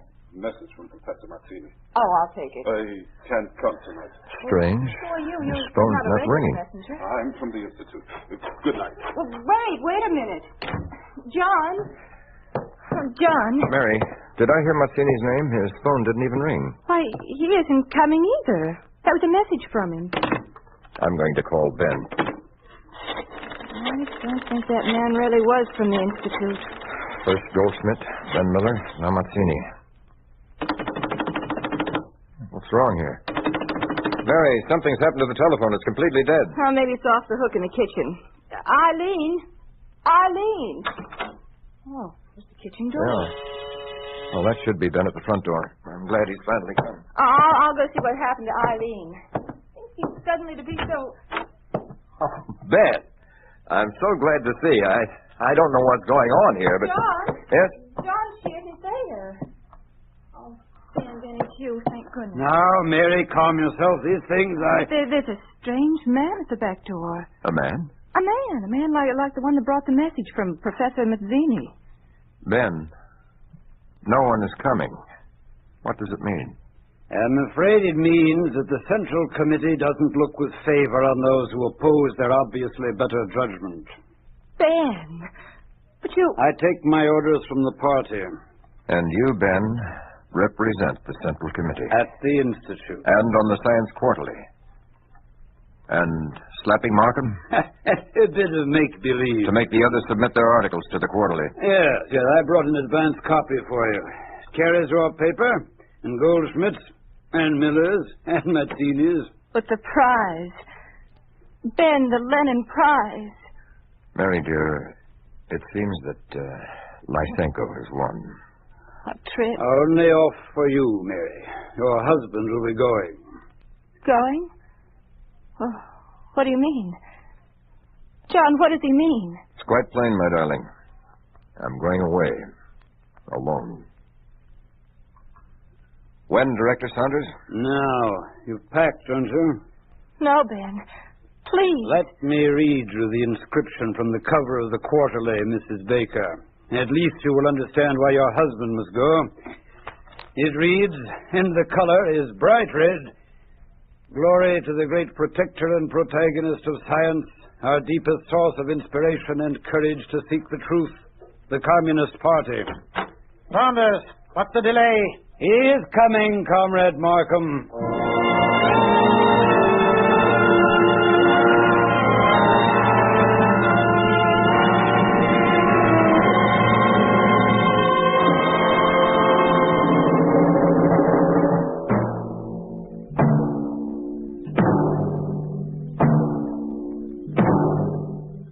You have just heard a story of what happens to free scientists under the heel of communism. You think this could not happen? It did happen to Professor N.I. Vavilov, the famed Russian biologist who was arrested and deported to the Siberian Arctic. Why? Merely because he publicly disagreed with a theory of biology favored by the Soviet government.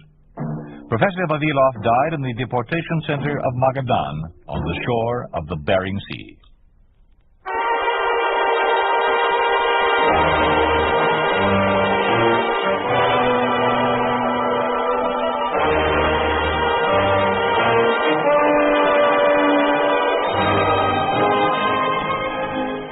You've been listening to If Freedom Failed, starring Pat McGeehan as Professor John Baker in The Lenin Prize. Music was composed by John Hicks, with musical direction by Michel Perrier. The Lenin Prize was written for If Freedom Failed by Arthur Weiss, produced and directed by Robert M. Young. Sergeant Lloyd Iyer speaking. This program has come to you through the worldwide facilities of the United States Armed Forces Radio and Television Service.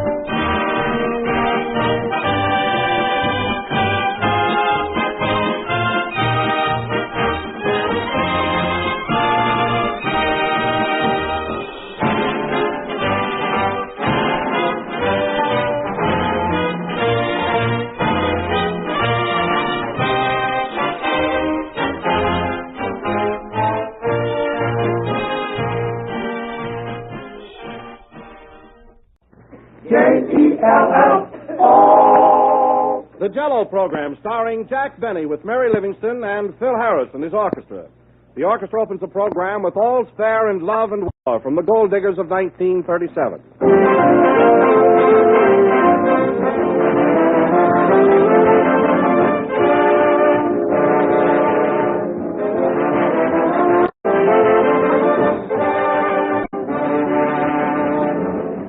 When you go to the theater or the movies, you always expect the entertainment to reach a thrilling climax, and the same thing is true of a dinner.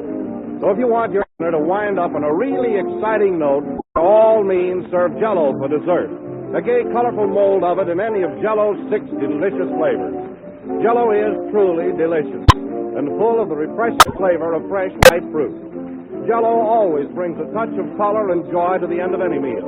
So order genuine Jell-O from your grocer tomorrow, and you'll be sure of that extra-rich fruit flavor, which makes Jell-O the most popular gelatin dessert in the world. But accept no substitute. Get the real thing, genuine Jell-O.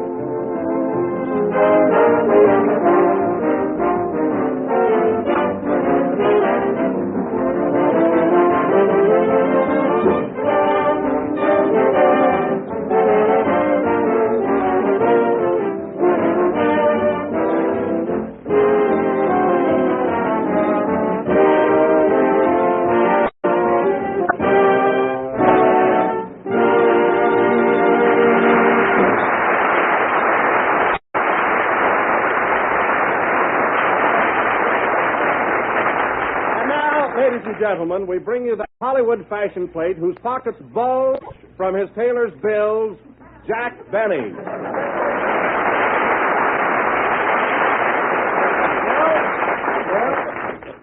Hello again. This is Jack Benny, your Beau Brummel speaking. Now listen, Don, this new spring suit of mine is paid for. And you'll have to admit that I do look pretty nifty, don't I? At the risk of losing my job, no.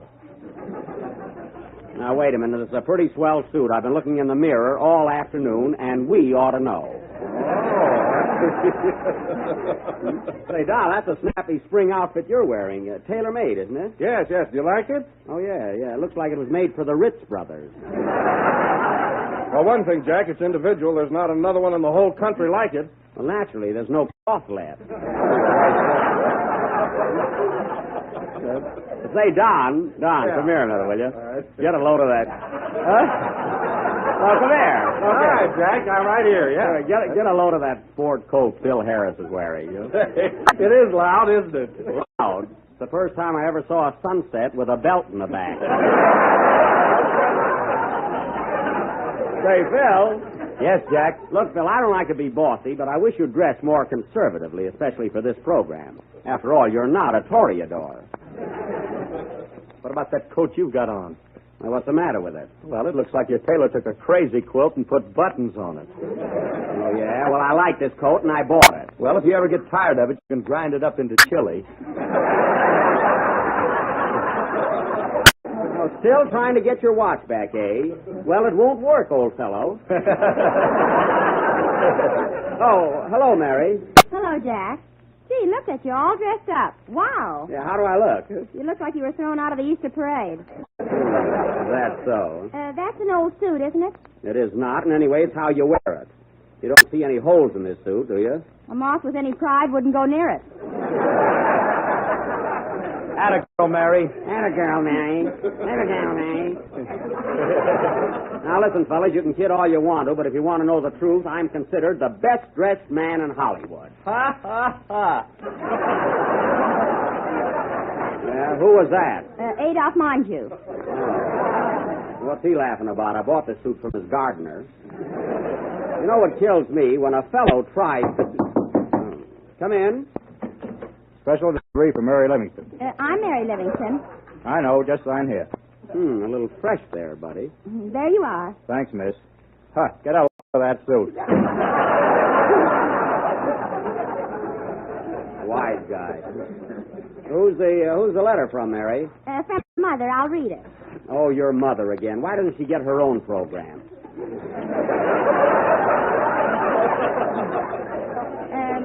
She says... Well, just forget about it. We haven't got time. Hey, Jack, here comes Kenny all dressed up. Boy, I'll bet he knows it's spring, too.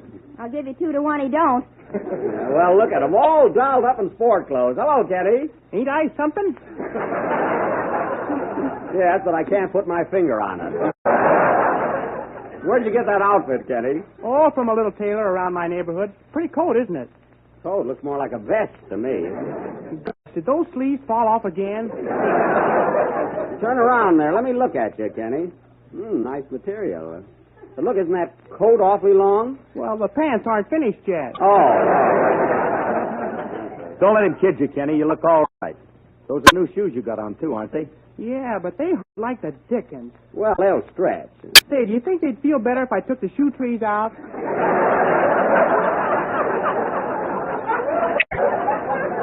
Yeah, why don't you do that, Kenny? It will.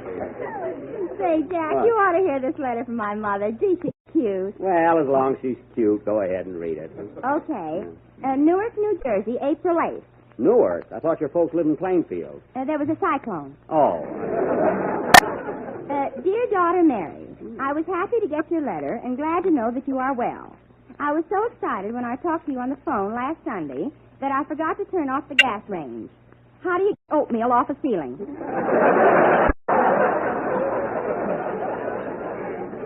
Tell her to stand on her head when she mops the floor. We had a lovely Easter, except for one thing. Your brother Hillard mixed the egg dyes in your father's derby. And when your father put his hat on, was his face red? Also blue, green, and yellow. Nice family you've got there. But everything turned out all right as he went to a masquerade that night dressed as a rainbow. Well, that was quick thinking. Yowza. We had a lot of fun on April Fool's Day, too. Everybody was here for dinner, and we showed your Uncle Herman's knife and fork to the tablecloth. Well, that must have been funny. It would have been some joke if Uncle Herman didn't eat with his hands. That's fine. Doesn't he ever use his knife and fork? Only to comb his hair. Oh. The dinner was strictly formal. Everybody kept their shoes on.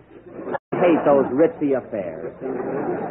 Right in the middle of the meal, a funny thing happened. The cat jumped on the table and knocked over Papa's bottle of gin. Papa got so mad he gave the cat a Milky Fin. Milky Fin? Isn't that awful?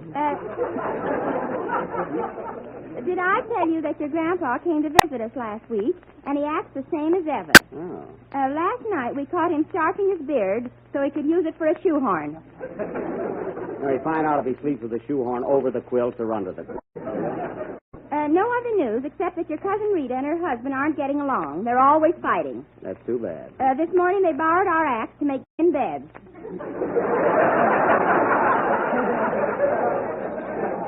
No more news or ink. So we'll close with love to you, Jack, John, Kenny, Phil, Strawberry, Raspberry, Cherry, Orange, Lemon, and Lime, and the millions of people who eat it every day. Yours truly, Mrs. Livingston. Well, I'm glad that's over. Oh, here's some more, Jack. P.S. There was another cyclone, and we're back home. Well, there's only one thing that can top that. Sing, Kenny.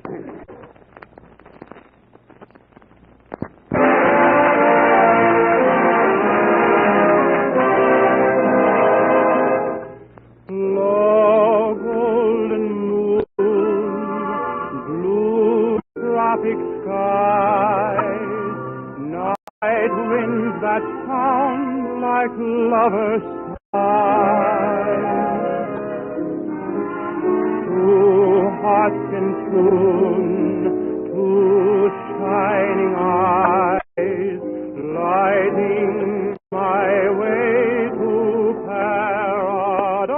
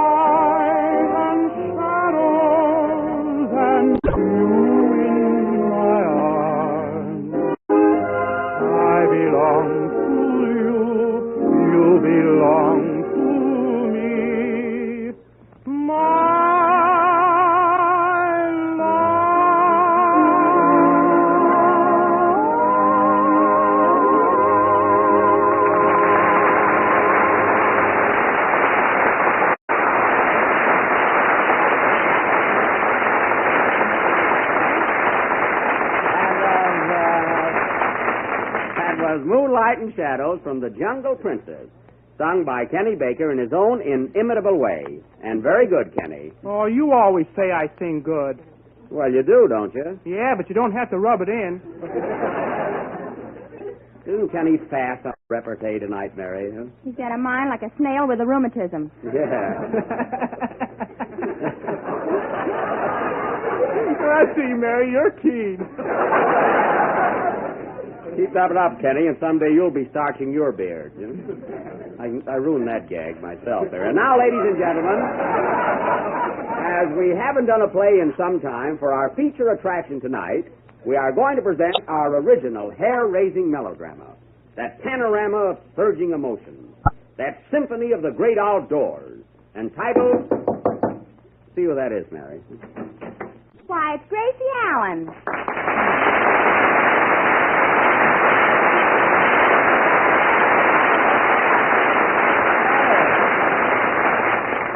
Hello, Gracie. Well, Jack, Benny, of all people, what are you doing here?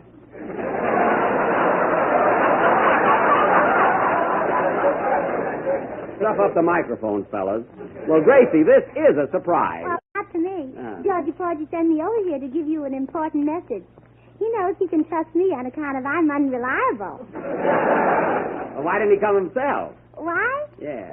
Why? Well, he had to stay there so you'd know where the message came from. Oh. You see, if he came over here, he wouldn't have had to send me with the message. Oh. But the message is to you, and you're here. So, yeah. it would be very silly for me to go somewhere else with a message for you.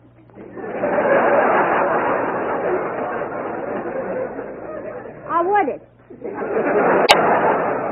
Well, I think that... Oh, hello, Mary. Did you have a good time in New York? Ooh, gee, what a cute hat. Do you like it? Oh, it's beautiful and so original. Just like mine. I must have made it yourself. They are alike, only mine's got something under it. Well, mine is just plain. I like simple things. Have you seen George? No, Gracie. What's the message he sent to me? The message? Yeah. The Jack, message. do you think that about him... Oh, well, here's Georgie Porgy now. Give me a kiss. Hey, wait a minute. Gracie, that's Don Wilson. Oh, it is not. Don Wilson is a box of Jell-O. Don Wilson is our announcer, and anyway, he's twice as big as George. Well, who cares? I'm not going to lift him. Oh, and Jack, who's this cute little boy? That's Kenny Baker, our tenor. Say hello, Kenny. Hello. Gee, you're cute. I'll bet you're smart, too. Am I? I got a mind like a snail with a rheumatism. Oh, snails with rheumatism. Oh, that must be delicious. See what you started, Mary? How can a snail get rheumatism? Sleeping in a shell with the window open. I don't get it.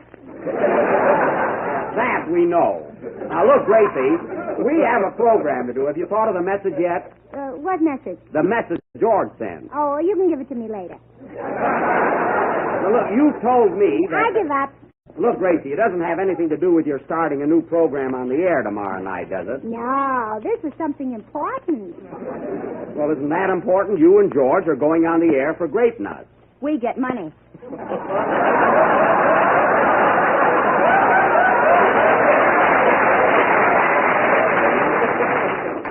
Quiet, Mary. They'll want it, too. Say, Phil, find out if this is still the Jell-O program, will you? It certainly is, with those 6 delicious flavors. Strawberry, raspberry, cherry, orange, lemon, and tomato juice. Now, look, Gracie, if you'll just sit down now and be quiet, we'll go on with the play I was about to announce. Well, don't mind me. Oh, Harris's laugh. Oh, Philby. Philby. Phil, come down off the piano. Oh, no, not me. Come on, Philby. Let's go over in the tuba where we can be alone. Yeah, do that. And now, ladies and gentlemen, as our feature attraction this evening, we are going to present an old favorite. Why? Because one that I know... That's right. One that I know you'll all be waiting to hear. Another thrilling episode of that rip-snorting drama of the West, Buck Benny Rides Again.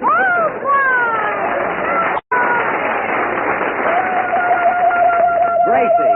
Don't mind me. I won't be in trouble. No, I know that. Now, in our play this evening, Mary Livingston will again be Daisy Carson, my sweetheart. Don and Kenny will be my deputy sheriff, and if Phil Harris will come down off the piano, he can be Pappy. Well, what'll I do, Jack? You can be quiet. Is it much of a part? I hope so. Now, immediately after the next number, folks, we will take you to the little cow town of Rump State, Texas.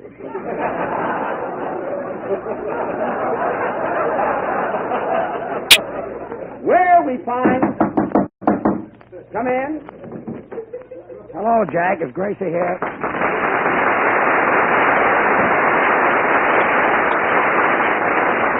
Yes, George. Gracie is here, and I wish you'd keep her in your own yard. Well, I sent her over here to give you some tickets for our broadcast tomorrow night. Where is she? Well, here I am, Georgie Porgy. Put me down, Phil. Look, Gracie, what did you do with those tickets I gave you to give Jack? Well, I put them in your pocket. Well, then it's lucky I came. Oh, so that's the message you had for me, Gracie. Well, yeah. Why didn't you think of it before? I don't know. I must be slipping. Well, it's time you woke up.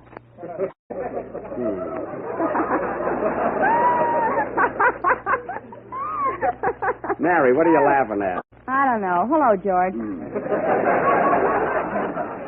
Well, I see things are just as crazy on this program. Well, thanks, George. Thanks for those tickets. Nice dovetailing. And look, we're going to start... we're going to start our play right after the next number. Would you mind keeping an eye on Gracie? You know, keep her under control. Oh, you're nuts too, huh? Well, do the best you can. Play, Phil. Say, Georgie, hasn't Phil Harris got the radiest hair? Yes,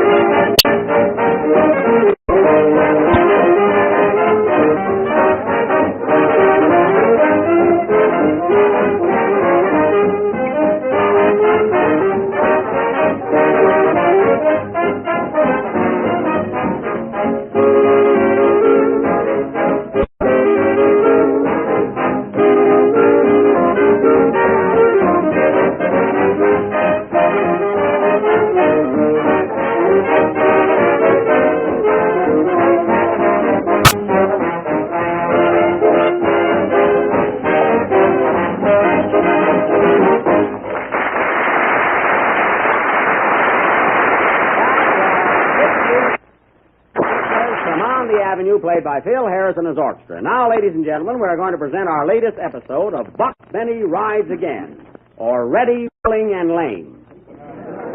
The scene is the office of the sheriff of Cactus County. Gracie, put that drum back in the orchestra. Oh, is the drummer too? Yes. Starting out. The scene is the office of the sheriff of Cactus County, where we find Buck Benny busy opening his morning mail. Curtain. Music.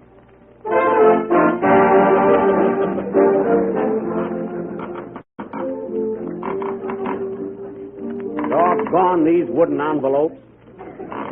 Hey, deputies. Yes, Sheriff. Come here and help me open this letter. Why, Buck, you're prying off the top of your desk. Darn if I ain't. I'm getting into more trouble since I lost my glasses. This morning I put the bridle on the wrong end of my horse. Say, Sheriff. Yeah? You got your pants on backwards, too. Thanks. I've been looking for my hip pockets all morning. Say, Wilson, any news on Cactus Face? Nope, ain't seen hide nor hair of him. Well, it's been going on long enough. We got to get that critter. Dead or alive. Oh, isn't he wonderful, George? Quiet, Gracie. You know, boys, Cactus Face has stolen every cow in these here parts. In state of affairs, not a cow left in the county. Oh, that's too bad. I'll be a cow for you. Moo! Quiet. Come on, Moon. Come on. Gracie, we're in the sheriff's office. We're in jail. Oh, yeah? Then where's my daddy? Now, Gracie, please. Well, my daddy's in jail more than your daddy, isn't he? Gracie, go ahead, Jay. Now, listen, deputies. Getting Cactus Face alive may be dangerous. Be on your guard and stick close together. Meanwhile, I'm going out and investigate. Good luck, Sheriff. Good luck, Sheriff. Good luck, Sheriff. Thanks, men. Wish I had my glasses, though. I'm blind as a bat. Well, boys, if you need me, I'll be over at Daisy Carson's. So long. Doggone it, I thought there was a door there.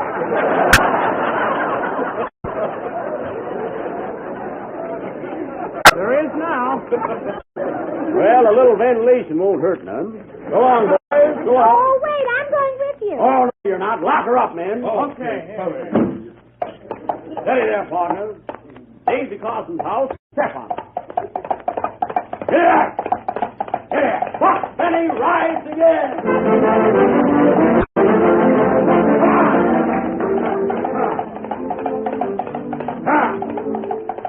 Whoa, partner, whoa.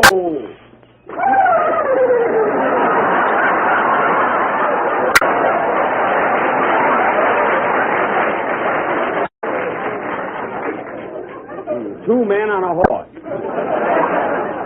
I wonder if this is still Daisy's house. I haven't been in here in over 6 weeks. Come in. Come in. Gracie, that's my line. And why did I say it? That's fine. You steal my part and then you want a reason. Well, that's because they haven't got a reason. You're telling me. Let's split it, Gracie. I'll say come and you say in. All right? I wish somebody would say it. It's raining out here. Come in. Come in. Hello, Daisy. Hello, tall, dark, and nearsighted. Well, gal, ain't seen you for some time. You sure look pretty.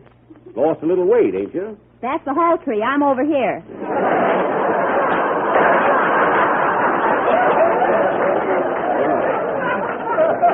Well, Daisy, it's spring. And you know that old saying, in the spring, a young man's fancy like returns to the thoughts of love. So I'm going to ask you once more to marry me. Will you, gal? What did I say last time, Buck? You said no. Well, add positively. Gal, when you say that, you're a tearing at my heartstrings. I know I ain't much. And I ain't good as man in the world. Like them now city fellas. Underneath this old red shirt beats a heart of gold. Oh, what acting. Isn't he wonderful, Mary? No. Ain't that the truth? Thought we locked her up in a cell. Oh, George, he's thinking of my brother. My brother's name is Sal. Of course, we only call him Sal for short. His whole name is Sal. Oh, imbecile. Is that the one who's living? No, he's the one who sings tenor. Oh, the tall one, yeah. The one who looks like a steamed clam. Yeah, the pretty one. Yeah, the one with the face. Yeah. Nice. Hey, wait a minute. Save that for tomorrow night. Oh, yeah? Whose program is this? Is it your program or my program? It's my program. Well, then don't act like it's your program. Gracie, please, go ahead, Jack. Thanks. You're welcome.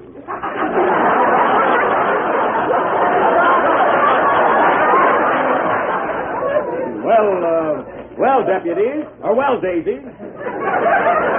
What's your pappy doing these days? I hear he's cut down on his drinking. Yep, he's only using one arm now. Oh. How'd that brandy he was making turn out? Something went wrong with it and it hardened in the bottle. Too bad. A total loss, eh? Nope, Pappy just breaks the glass and eats it watermelon style. Mighty practical idea. Say, Daisy. Daisy? Oh, what's your name, Mary or Daisy? Gracie. Oh, that's so. Daisy's my name.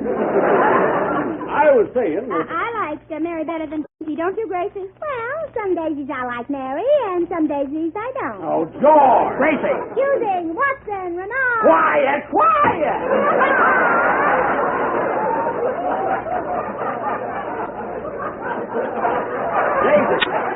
Daisy, where's your pappy? He was papering the room here this morning. That's the last I saw of him. Doc, that is new wallpaper, isn't it? Well, wait a minute. What's that big lump on the north wall? Here comes Pappy now. Hello, Buck. Hello, Frank. Mind moving, little Buck? I got to put some paper right there where you're standing. Pappy, you're not not going to paper the floor, are you? Shucks, honey, I thought it was the ceiling. George, that's so Harris. Isn't he cute? No, I am too. Them darn Easterners are ruining our play. What was you saying, Buck? I wasn't saying you did a mighty good job papering. Looks fine. Doggone it, Daisy, I got bad news for you.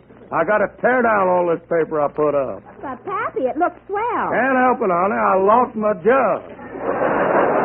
I'll help you find it, Frank. Okay, look for a lump with a kick in her, Buck. I always look for a lump after a kick. There's the phone, Daisy. Rip off the paper and answer it. Okay. Hello? Hello? Funny, can't hear a thing. Thanks, Buck. You found my job. Here's the phone. Hello. Just a moment. For you, Buck. Thanks. Hello? Hello, Deputy. What's that? You did? I'll be right with you. So long. What's up, Buck? My boy just located a hideout of Cactus Face Elmer. They're waiting for me down by the creek, and I'm heading that way. So long, gal. So long, Buck. Come on, partner. Yeah. Giddy up, partner. Giddy up. Gracie. Giddy up, partner. Giddy up, partner. Gracie. Come on, partner. Look, Gracie rides again. Yippee! My own fault for starting this. Thanks, Al. Everybody would like to think of new and exciting dinners 7 days a week, and no mistake. Of course, there's a limit to the number of kinds of meat or fish you can serve, but when you're thinking of dessert, there's no end to the number of ways in which you can serve Jell-O.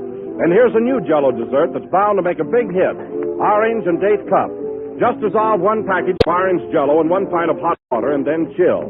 Arrange 2/3 of a cup of cut-up oranges and 2/3 of a cup of chopped dates in sherbet glasses. When the Jell-O is slightly thickened, pour it over the fruit and chill until firm. It's refreshing and zestful, while the whole family will certainly enjoy it. So try orange and date cups soon to add that springtime touch to your menus. Order Jell-O tomorrow from your dealer, but be sure you get the real thing, genuine Jell-O. Look for the big red letters on the box. The last number of the 28th program in the new Jell-O series, and we'll be with you again next Sunday night at the same time. And I want to thank George Burns and Gracie Allen for dropping in on us this evening. Also, to wish them lots of luck on their new series of broadcasts for Grape Nuts over the same network starting tomorrow night. See your local paper for announcement of time. And I hope to see all of my Los Angeles friends at the annual radio editor show at the Shrine Auditorium next Saturday night. Oh, Jack. What? What's funny about that? We laughed when Gracie did it. Good night, folks. Good night.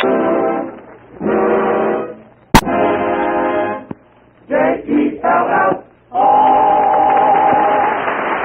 This is the Red Network of the National Broadcasting Company.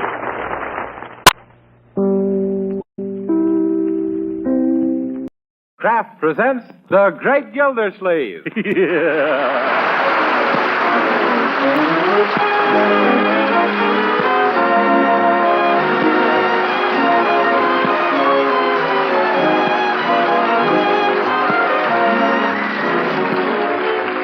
Each week at this time from Hollywood, California, Kraft presents Harold Perry as the Great Gildersleeve, written by Leonard L. Levinson.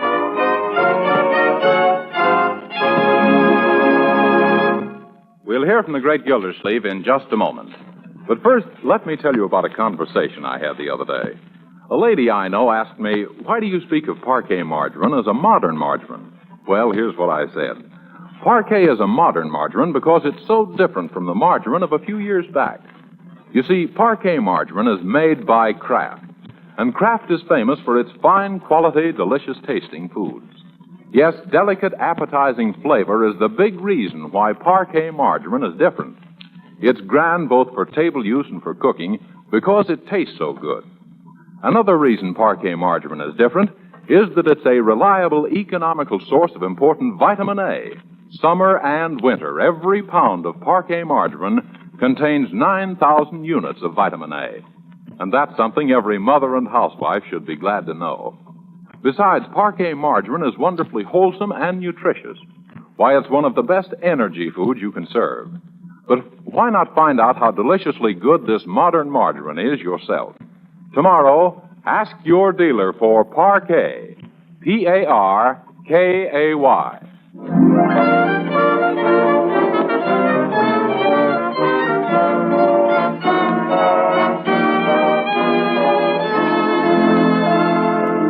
now let's visit our friend, the great Gildersleeve.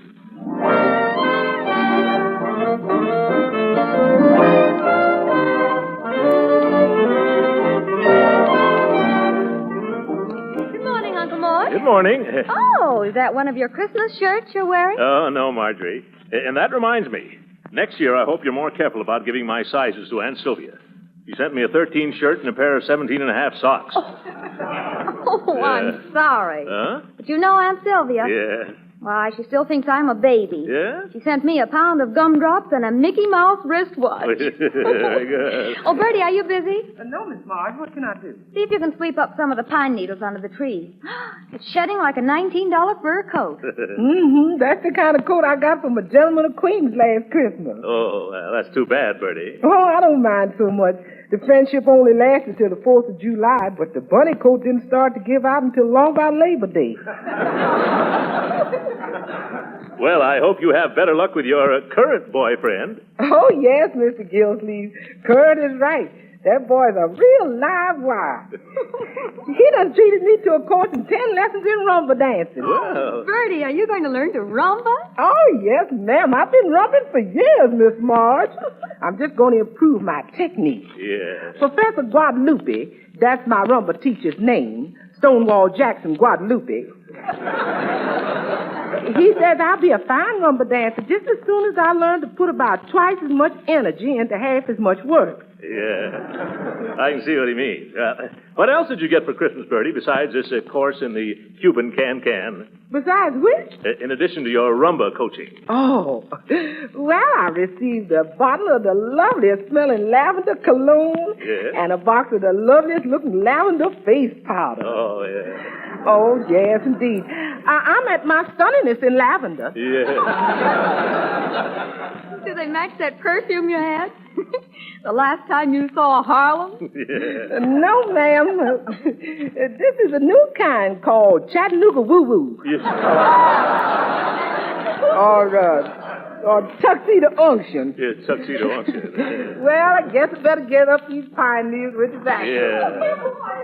I just came from Piggy Bank's house, and you know what? No, what? He just gave me, he wants to give me a swell Christmas present. But, Leroy, Piggy gave you a pair of roller skates for Christmas. Well, he feels it wasn't enough, so he wants to give me a swell puppy, and boy, is it a cute one. Well, if it's so cute and swell, Leroy, why is he giving him away? Because Piggy's father won't let him keep it. He won't? What's the matter with it? Oh, nothing's wrong with him. It's Piggy's father. He's got allergics. Yes. Say, it's all right for me to have him, isn't it? Well, I don't know. Is it a very big dog? Who, Tiny? Say, he's just the right size for this house. Oh, two-story dog, eh? Yeah. What kind is he, Leroy? Oh, a brown with white spots. What do you say, Uncle Mort? No, I mean, what kind of a dog? A boy dog. How about it, Uncle? Well, I've always thought that a dog is a wonderful companion for a young man of your age, Leroy. Gee, so do I. Yeah. Uh-oh, here comes more work for me. No, Bertie, this dog is going to be Leroy's responsibility. You're to take care of him yourself, young man, understand? You bet. Yeah. You better, because I know from experience when a dog comes snooping around the kitchen for a bite, it ain't particular what it takes that bite out of. Yeah. Don't worry, Bertie. A dog is good for a boy.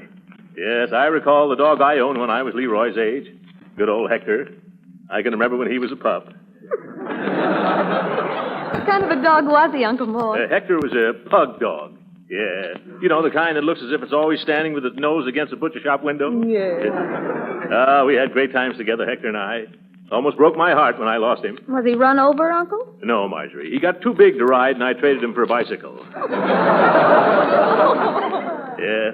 There's nothing like a little canine pal. Oh, goodness to mercy. What's going on in this cellar? Yeah. What can it be? Well, it might be my new dog, Tiny. Yeah, I wouldn't be a bit surprised. I left him in the cellar till I sold you on the idea, Uncle. Yeah. Oh, I think we better investigate this idea of yours, Leroy. Come on. Sure, and wait till you see him. He's the cutest pup you ever saw. Oh, really? Turn on the lights, Leroy. Thanks. Oh, my goodness. He's chewing up all my old clothes. Here, Tiny, come on away from there. You want to get sick? What? Here, Tiny, here, Tiny.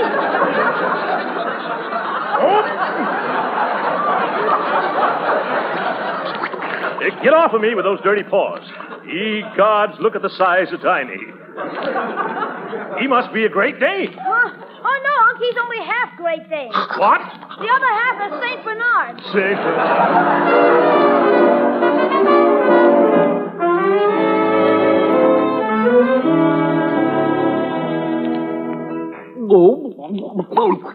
Oh, boy, look at that dog eat. Yeah. His idea of heaven is a back porch full of pork chops.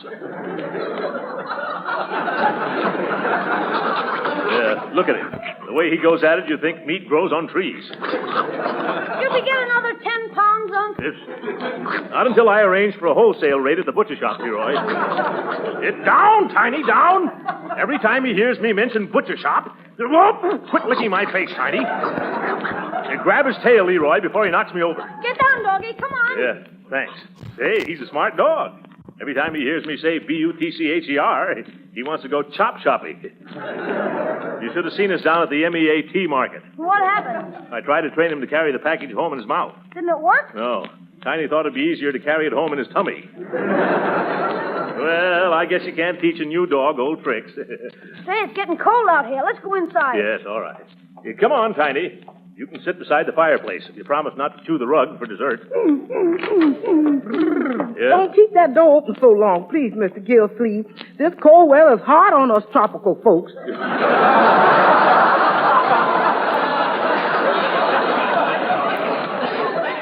That's all right, Bertie. Yeah, come on, Tiny, come on. Quit sniffing around that icebox, dog. Tiny. This way. No, keep away from the stove. I guess he's admiring your cooking, Bertie. Well, he can admire till he's blue in the face, Leroy, but he ain't gonna get none of that there roast. I'm not cooking myself to a shadow over a hot stove for no truck horse of a Great Bernard. Yes, look at there, Bertie. He loves you. Get away from me, dog, before I smash you with this skillet. But he's just playing. Well, if he takes one step closer, he's gonna be playing a dog harp. Come on, Tiny. Let's go into the living room. The living room? You gonna turn that into a kennel? Oh, no, Bertie. We'll be careful. Careful, he says. What does 150 pounds of giddy puppy know about being careful? Now, don't get excited, Bertie. You just take care of the kitchen department. This dog is Leroy's responsibility, and I've got a feeling in my bones. Oh! I shouldn't have mentioned bones. Get him off of me, Leroy. Grab his collar. Come on, Tiny, this way. Come on, Bertie. Yeah. Oh, I'm going to have to start training this pup not to jump up and lick you every time you mention F-O-O-D. How do you do that, Unc? Well, you make him understand you're the master, Leroy. Just look him straight in the eye and say, look out for that ashtray. Oh, his tail brushed off the end table.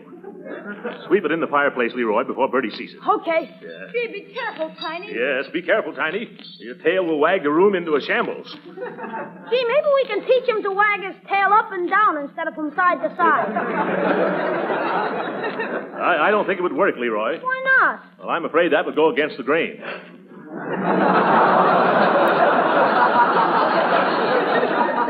Yes. He's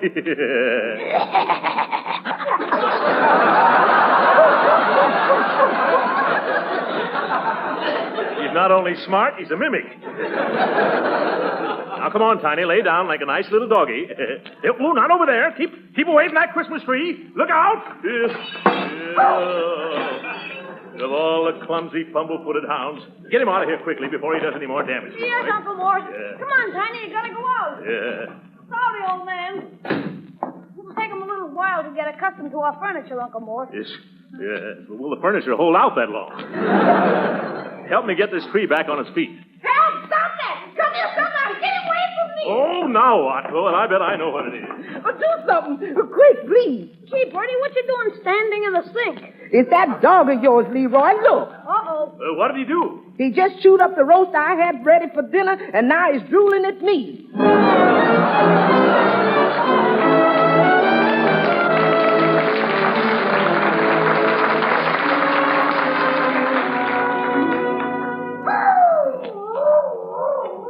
Do you think Tiny will be all right out there in his new doghouse all night? Why not, Leroy? I know I'd welcome a nice, big, comfy, warm piano box if I happen to be a dog.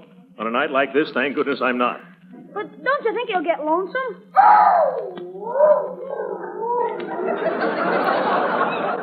Lonesome. Not if he keeps howling like that, he won't. But suppose somebody complains. Let him complain. I've had a hard day trying to cope with that baby buffalo, and now I'm ready for bed. Yeah. I'll probably have a nightmare in which Tiny takes me for a walk, dragging me along at the end of a leash. Oh, that'd be awful. I know it. That's what he did earlier this evening. Well, good night, Leroy. Gee, I wonder what that can be about at this hour of night. You guess. Hello? Who? Yes, this is Mr. Gildersleeve. He's one of the neighbors. What dog are you talking about? Oh, that dog, yeah. No, it's my nephew's. No, it isn't my nephew, it's his dog. What? No, I won't take him in the house. I'm training him. Oh, yeah? I'd like to see you. Is that so? Well, you can go there yourself. Where did he want you to go, Uncle Mort? It's neither here nor there, Leroy. Oh, I know where it is. Be quiet. Let's go to bed now. Oh, why did Alexander Graham Bell have to do this to me? Hello? Look, mister, I've had enough out of you. If you don't stop bothering me, I'm going to call the police. Oh, this is the police. Well, hello, Sergeant. What can I do for you? Oh, sure. I'll be glad to. Right away, Sergeant. Goodbye. Leroy, I've changed my mind about Tiny. You run along outside and bring him in. That'll keep him quiet. Oh, boy, can I keep him in my room, Uncle Mort? You didn't think I'd let him sleep with me, did you? Oh, hello, Marjorie. Hello, Uncle Mort. Look what I found under the rug in my room. 3 bones and an old corset. Oh, more of Tiny's work. Yes, he also ate all the flowers I received for Christmas. 2 pairs of silk stockings and almost a pound of my bath salts. That dog did that? Oh, he isn't a dog. He's an ostrich. Now, my dear, we must have patience. Oh. Is that you, Leroy? Yeah, me and Tiny. I'm going to take him upstairs to my room. Fine. Good night, Leroy. Sleep tight, Uncle. Good night, Mort. Good night. Good night, my dear. I'm going to bed myself. Oh, my. I feel as tired as last month's lettuce. What's that? Who's there? Who's that under the bed? Is that you, Tiny? Oh, my, we always seem to meet. Oh, stop licking my face. Get out from under that bed, Tiny. Get up from there. No, don't stand up, you moose. Crawl out. Down, Tiny, down. This is the last straw. I'll be doggone if this dog isn't gone tomorrow.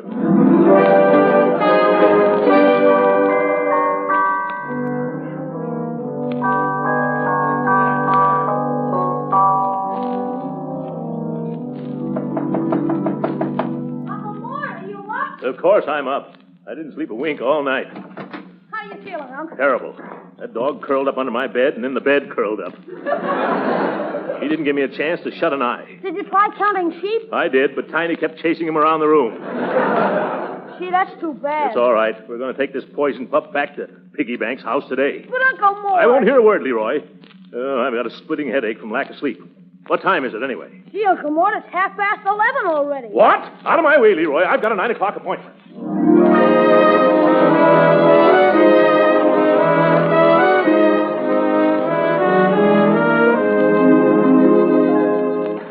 I think he's hungry again. Again? Yep. No wonder Piggy gave him to you. Tiny's appetite is enough to break the banks. In fact, we've got to find someone to palm him off on before he eats us out of house. See who it is, Leroy. Sure, Unc. Stay where you are, Tiny. Yeah, he will. It's Judge Hooker. Come on in, Judge. Well, Good afternoon, folks. Well, look at the beautiful dog. Christmas present, Leroy? Yeah, isn't he a humdinger? Hello there, old boy. How are you, pal, huh? Good old dog, you sweet old pup. Isn't that disgusting? Oh, don't you pay any attention to him, old boy. My, I wish I had a little puppy like you. Oh, you do, eh? Well. Yes. Did I say something wrong? Better be careful, Judge, or we'll let him take you home. Why, I'd be tickled to death to have him. How about it, old man? Want to come home with me and bite into a nice big juicy steak? Hey! Oh, now you've done it! Get this elephant off of me! Cut that out, you! Stop licking my face! Take your feet off the nice man's shoulders, Now, Tiny! Get me up from here. Yeah. Call off your dog, Leroy. Help! Help me pull him off the judge, Unc. Now, let me give you a hand up, Hooker, old chap. Don't you hooker old chap me, Gildersleeve. That's a dangerous dog you got there. You're telling me. He attacked me entirely without provocation. He had plenty of provocation, Judge. You mentioned S-T-E-A-K. Yes, Judge. This is a smart dog. You got to spell out F-O-O-D. If you can't pronounce what you're talking about. Gee whiz, I guess the judge won't take him now, Unc. Oh, so that was your game, trying to stick me with his hamburger hound. Get away from me, Tiny. I'm glad I caught on in time. What do you mean you caught on? Why, you couldn't catch on to a hippopotamus with a plunger in each hand. Oh, I couldn't, huh? Look who's talking. Throckmorton P. Gildersleeve, the Summerfield version of Dumbo. One more ill-bred remark, Judge Hooker, and the governor will be up all night trying to pick your successor. Go on. I'm not afraid of you, you big gas bag. Oh. Just about 97% hot air. Is that so? Why, you little prehistoric dodo. Say, what's the other 3%? Pure, unmitigated gall. Yeah, thanks very much. Why, you little prehistoric dodo, I'm going to pin your ear so far back you'll even look like a jackass. That's enough. I'm leaving. Goodbye, Leroy. Are you sure you won't take Tiny, Judge? I wouldn't have him if you gave me the Mississippi River and threw in your uncle besides. Goodbye, Tiny. And if Gildersleeve doesn't feed you right, bite him. Yes. Goodbye, Judge. And the next time we meet... Look down, Tiny. Wrong kind of meat. Oh, well, I bet he wouldn't have given the dog a good home anyway. Oh, Mr. Gildersleeve, the Eggman wants his money. Eggman? Oh, yeah, send him in, Bertie. Hold on to Tiny, Leroy. He probably likes eggs, too. Come right in, sir. How much is the bill this week? $2.53. That includes the chicken. What's the matter, Tiny? Don't you like chicken? Yeah. Say, that's a mighty fine-looking dog you got there, Sonny. Well, I'm beginning to have my doubts. Oh, yes. Isn't he a fine-looking dog, sir? Yes. I suppose you have a nice farm where a dog can romp to its heart's content. Lots to eat, no trouble with the fussy neighbors. No, ain't had a falling out with the neighbors since, let me see, guess must have been the April of 1912. Yes. I remember it as clear as today, because Brian was running for the third time then. Later, Lum, later. Did I hear you express admiration for this imposing canine of yours? No, but I certainly like that dog. Yes, pardon me. Yes. Reminds me of a hound a friend of mine gave me in 1906. Or was it 1907? Yes. No, 1907 was the year of the panic. I got married that year, too. What a year. Yeah. Oh, yes, twere 07. Got the dog for a wedding present. Yes, a dog makes a wonderful wedding present. Oh. I bet you'd like to have one like this to guard your chickens at night. No, don't need a dog for that. Huh? No, I ain't had a hen roost robbery since the summer of 1922. Or was it 19... Come, 22 is good enough for me. Do you think you could use this nice dog? Why, I certainly could. I need companionship. It gets kind of lonesome for me up at my place. All the children are grown, married, and got kids of their own. And scattered to the four winds, I suppose? Nope, they're all sleeping and eating and fighting up at my place. See, that's why I need companionship. Yes. Well, we find that city life is a little too confining for Tiny here. Yeah. We're looking for a good home out in the country for him. You'll take good care of him, won't you, Mr. Eggman? Of course I will. Yes, well, here's your money for the eggs. Now, let me get Tiny into your car. Come on, nice doggy. Gee, Unky wants to stay with you. He does? Let me see. Oh, I know how we can get him to like you, Mr. Eggman. Suppose you tell me how you dispose of the livestock you raise on your farm. Why, with the pigs, I smoke ham, skewer bacon, grind sausage. That's right. Now, you start toward the door. How about the cows? Oh, make chip beef, smoked tongue, and liver sausage. Hey there, dog, get down off me. I'm an old fella. Here, Keep it up, Mr. Eggman. You made a friend for life. Leroy, open the door. Goodbye, funny old pal. Don't stop. Head to the car with him. Go on.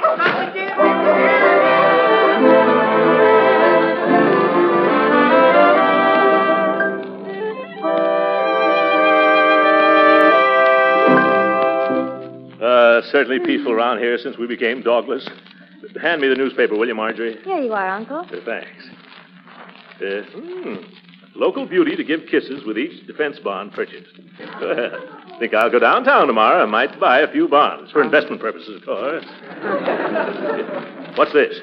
Marjorie, here's a picture of that dog, Tiny. Tiny? Are you sure? Sure, I'm sure. There can't be two dogs that look that hungry. Listen to this. Has anyone seen this dog? lost, strayed, or stolen from the home of Cecil P. Upshaw, president of the Summerfield National Bank. A valuable young Saskatchewan moose hound. Reward offered for return. Oh, my goodness. Leroy! What is it, Uncle Mort? Look at this paper. That dog is Tiny. We got to get him back to Mr. Upshaw. Oh, gee, yes, that reward. Forget the reward. You realize that a lot of people know we had that dog? We've got to return that reindeer spaniel before we're arrested for dog napping. Yeah? And we better go right out to the Eggman's farm and get him back. That's right.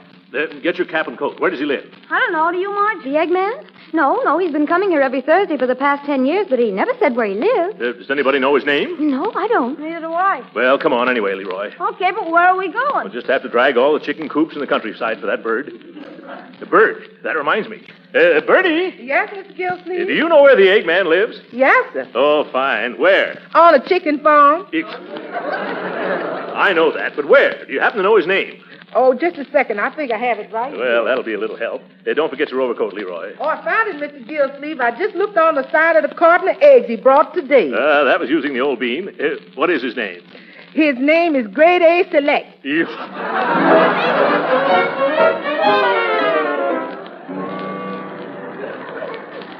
I never saw such a narrow road in my life. Oh, look, Uncle Mort. Here comes a load of hay. Make a whip. Okay. I wish there was room for us to pass it. Yeah. All right, bossy. Let us through the pasture, please, bossy. Look out, Unc. That ain't no bossy. That's a bull. It is? Oh! Gee, let's give up, Unc. Just this one barn, Leroy, then I'm willing to call it quits. Hello in there. Needn't shout, mister. I'm right here. Oh, excuse me. What is it? We're looking for a man who... Why, it's you. Yeah, hello, Mr. Eggman. It you is. remember that dog we gave you this afternoon? That big dog named Tiny? Sure. Well, we've got to have it back. That's right. There's been some mistake. And now we must return it. I'm sorry, folks, but I can't do that. You can't? Why not? Because that there dog of yourn picked up and run away. That's why. Oh.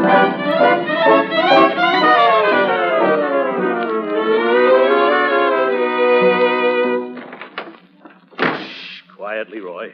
It's after midnight. Try not to wake anybody, including me. What do you mean, Unc? I'm practically walking in my sleep. Oh, my tired. That certainly was one wild goose chase, Uncle Mort. Yeah, I know it, Leroy, and your poor, tired, weary old uncle apologizes. Skip it, Unc. It was partly my fault. Leroy, if we wanted to stand here and blame ourselves, we'd never get to bed. Good night. Good. Don't think I'll bother to take my clothes off.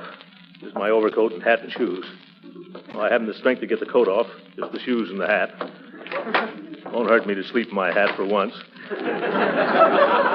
Or my shoes. What's that? Great jumping jeeps. Tiny's come home to roost.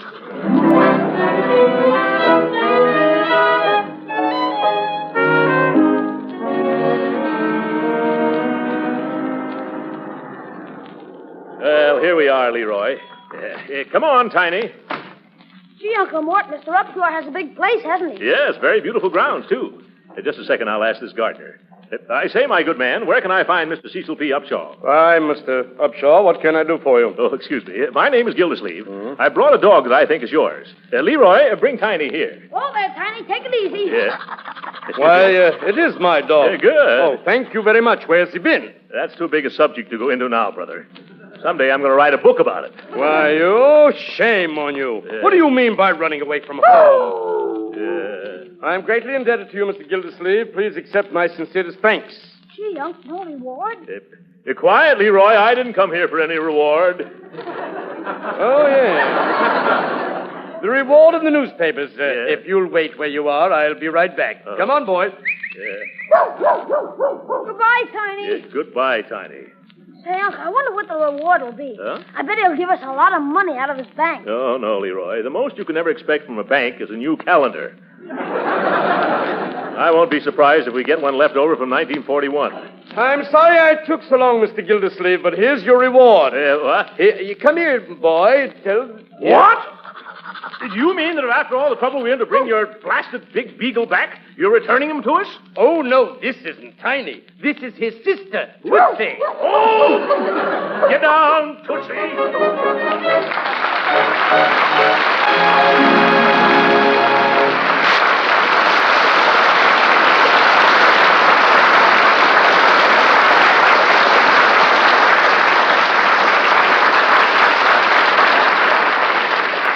great Gildersleeve will be with us again in a few minutes. But right now, here's a timely New Year's resolution that's not hard to keep. And that's to cut down your food budget and do it in a very pleasant way. Here's how. Start using tomorrow delicious Parquet margarine made by Kraft. Yes, using Parquet margarine is one sure way to economize on food without sacrificing flavor or food value. You see, Parquet margarine is no ordinary margarine. It's a delicious-tasting modern margarine that's rich in food elements your whole family needs. Yes, you'll like Parquet's delicate, satisfying flavor, whether you use it at the table for pan frying or as a flavor shortening for baking. And you'll appreciate the fact that Parquet margarine is such a nourishing, wholesome energy food and a reliable year-round source of vitamin A. That's why economizing with Parquet margarine is no hardship but a mighty pleasant way to cut down your food budget. So in 1942, resolve to try wholesome, nourishing Parquet margarine, the modern margarine that tastes so good, yet costs so little. But remember, don't just ask for margarine. Ask for Parquet margarine, spelled Parkay.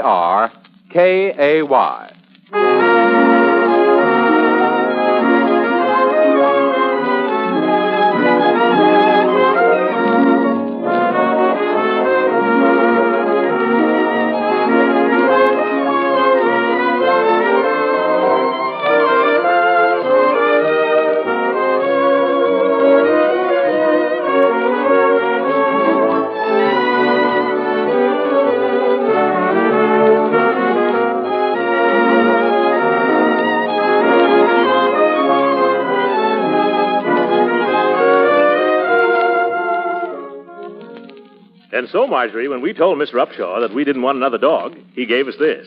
Oh, isn't that a beautiful basket of fruit? Yeah, it's got just about every kind you ever heard of. Yes, aren't those grape slushes? Oh, and that pineapple. So ripe and ready to eat. Personally, I like the bananas the best. Yes. All in all, it's the most beautiful calendar the Summerfield National Bank has ever put out. Happy New Year, folks. Good night.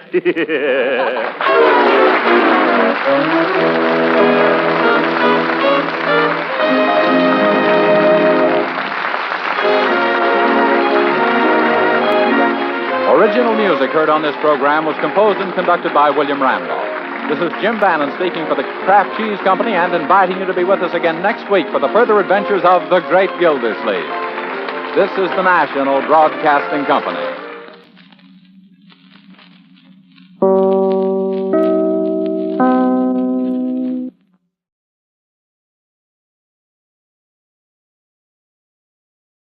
This is Norman Corwin.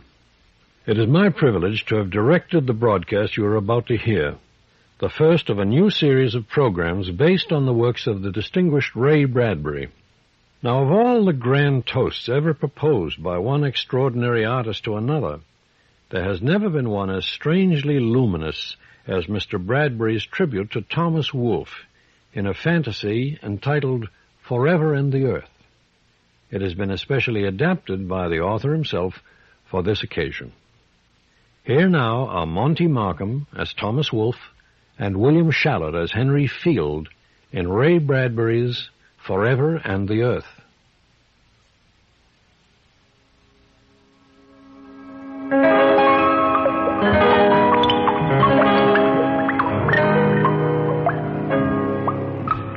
After 70 years of writing short stories and novels and poems that never sold, I, Henry William Field, arose one night and burned 10 million of my words, opened a basement furnace door, and tossed them, shoved them, threw them in.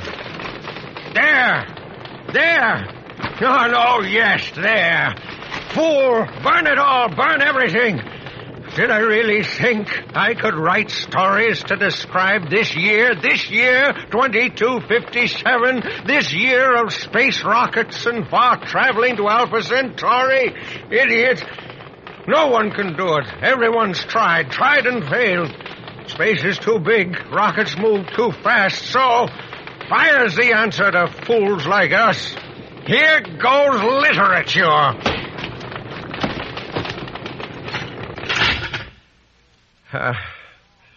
Now what? You decrepit old rich man fool. The library. The library. And sleepless, that's where I went to move among thousands of ancient books, most of them untouched in 100 years. What shall I read late in life, late at night? I'll just reach out and take any book. Here, what's this?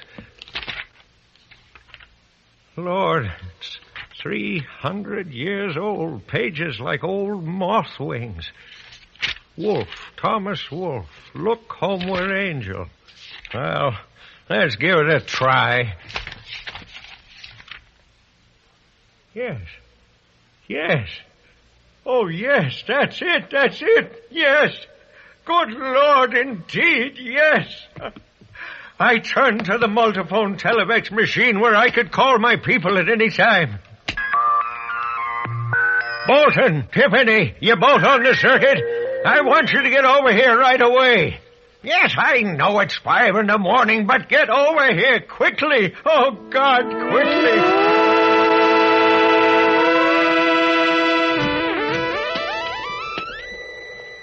Morning, Mr. Fields. Morning. You all right, sir? No, shut up and sit down.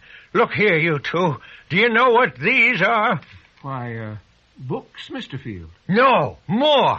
A whirlwind, a volcano, a storm of life. He left a huge trunk of penciled manuscripts when he died of pneumonia in a hospital in Baltimore in September 1938.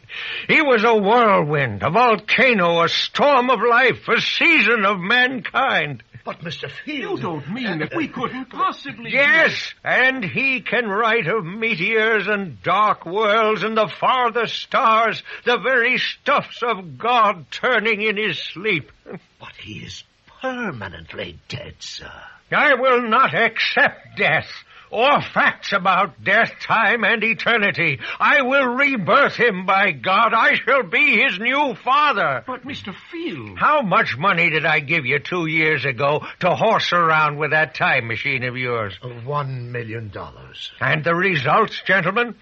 Faintly promising. Fulfill that promise. Buy me 300 years. Change the laws of physics. Grab your foot and tear yourself in 2 pieces. Go, seek and find, and bring me Thomas Wolfe.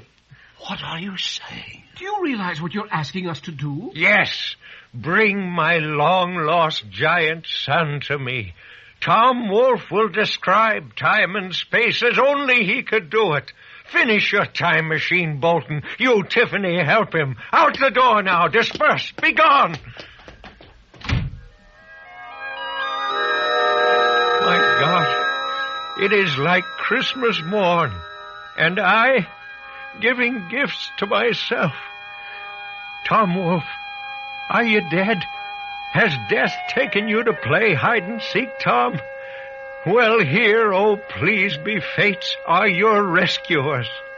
Are you ready to be found and saved with our mouth-to-mouth resuscitating time machine? Yes? Bolton and Tiffany here. We're leaving in 1 hour for September the 15th, 1938. And you'll arrive an hour, 2 hours before Wolfe's death? We will. You have the medicines with you to make him well on his journey back through time to me? We have. Then, Bolton, Tiffany, Godspeed.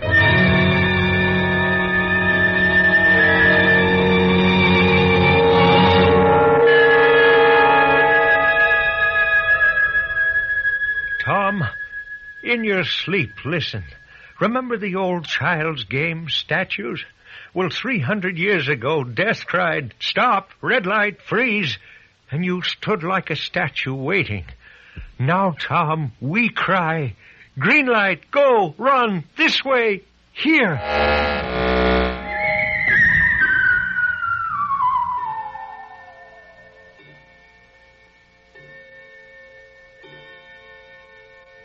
Damn, why don't they come?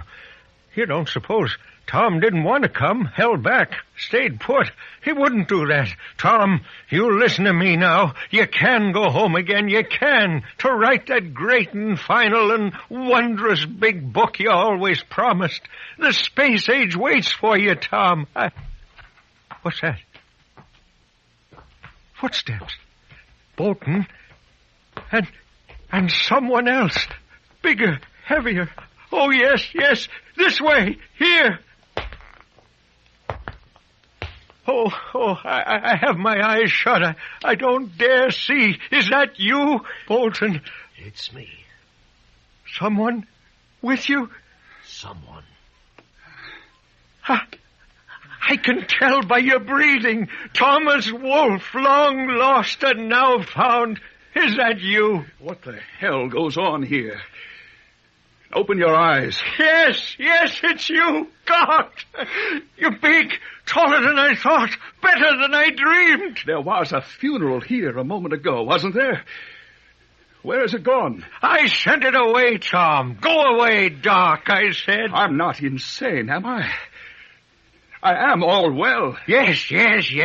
My fever's gone. What a night. I was dying. And then this strange man here came into my room. He said, "Come with me." We flew. I felt a great war pass in the night like an age of dinosaurs. It did. I saw a great ball of fire as big as the sun strike a city. It did. I dreamed I saw a rocket fly to the moon. We have done that. Are you the Lord God Jehovah, then? No. A crazy old man with a strange wish for a tombstone yard wandering son. Come here. Let me draw this drape aside. What do you see? Oh, an incredible city with 1 billion trees. The loveliest city ever dreamed. Or ever remembered. Look in the sky. Fireworks. No, it's not 4th of July. That green Roman candle goes off to Mars. What year is this? Not a year, but an age, the space age. See these flowers here, Tom. See the blossoms like blue and white fire. I touch them so, and they drip away in a shower of silver fire, white sparks. Well, these, Tom, these are flowers from the far side of the moon. A gift for you and the work you'll be doing. What work? Like Ishmael, you'll wander the universe, drinking with your eyes, letting it all pour from your fingertips onto paper. Here. This looks like a travel ticket. It says... What? Mars. The rocket leaves at 9 this evening. You will be on it. Now, just a minute, old man. Let's talk about this. You're telling me that... We talked from breakfast until lunch until tea, and we wandered through 12 rooms and 10 dozen arguments. And then I said, "Sit down, Mr. Wolfe. Stop all that walking up and down. If I don't walk, old man, I might just stop and break you in half. You send me back to my proper year. I don't belong here. You are completely mad.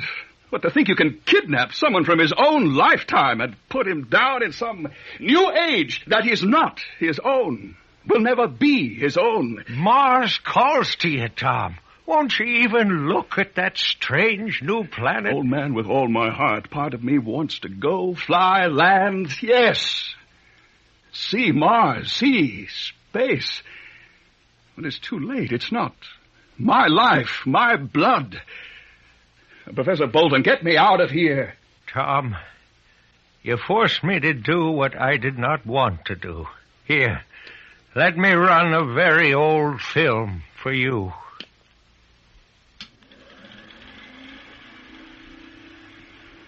There. Closer. What, Tom? Graveyard. I don't think I want to see this. You must. Closer still. It's late summer. I can almost smell the flowers and the grass. Read the dates, Tom, on this tombstone. Born 1900, died 1938. And the name? Thomas Wolfe. Oh, the flowers are bright. Thomas Wolfe. Oh, the grave is deep. Oh, no, I don't believe it. I never came out of the hospital. Never? I died there in the late summer. Yes. I never finished my book. Others edited it for you. Sit down, son. It's not fair. Here, drink this. Not fair. So much to do. It's not fair. Not fair. I give you fair, Tom. Oh. Are you here? Are you now? Yes, I am. Do you touch, feel, know, breathe? All that. Tom, when I read your books and then went to find your tombstone there, 3 centuries worn by rains and wind, boy, don't you imagine how it killed me to think of your rare blood and good mind gone to dust and ruin? I would not have it. So I oiled the cogs of a time-traveling Lazarus machine and yelled, Lazarus, come forth. And you, Tom, stirred in the tomb and came. I will not let you go back to that tomb without your blood stirring a last time, your mind shouting a last great time. 8 weeks, Tom. That's what Bolton says. At any moment, something may go wrong with that machine. In that instant, you would be seized and slung by gravities of years backward, slammed into your hospital bed, dropped into the grave. 8 weeks to try some half-mad summing up of this age of fire and space. Will you take 'em? I have always fought for time. 8 weeks, you say? 8? The Mars rocket leaves in 2 hours? 2. Well, then, old man, goodbye. I'm on my way.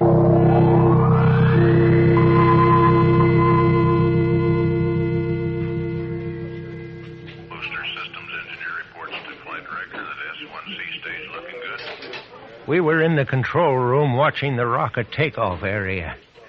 Did you see him there, Bolton, moving out to the tram? Yes. Ha, what a great child he is. Did you see him walking around, lifting things, turning things, snuffing things like a great hound? 9, 8, ignition sequence start. Engines armed. 5, 4, 3, 2, 1. All engines running. Launch commit. Liftoff.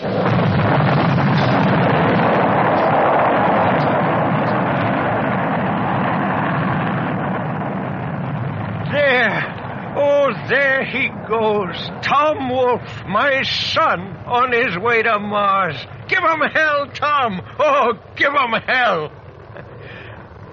And the rocket went away into space. And I went home to stand by an interplanetary device which would pick up and decipher signals and on paper duplicate the swift dreams of a writer gone lost between worlds. For a long while, the machine only hummed. And then... Yes, that's it.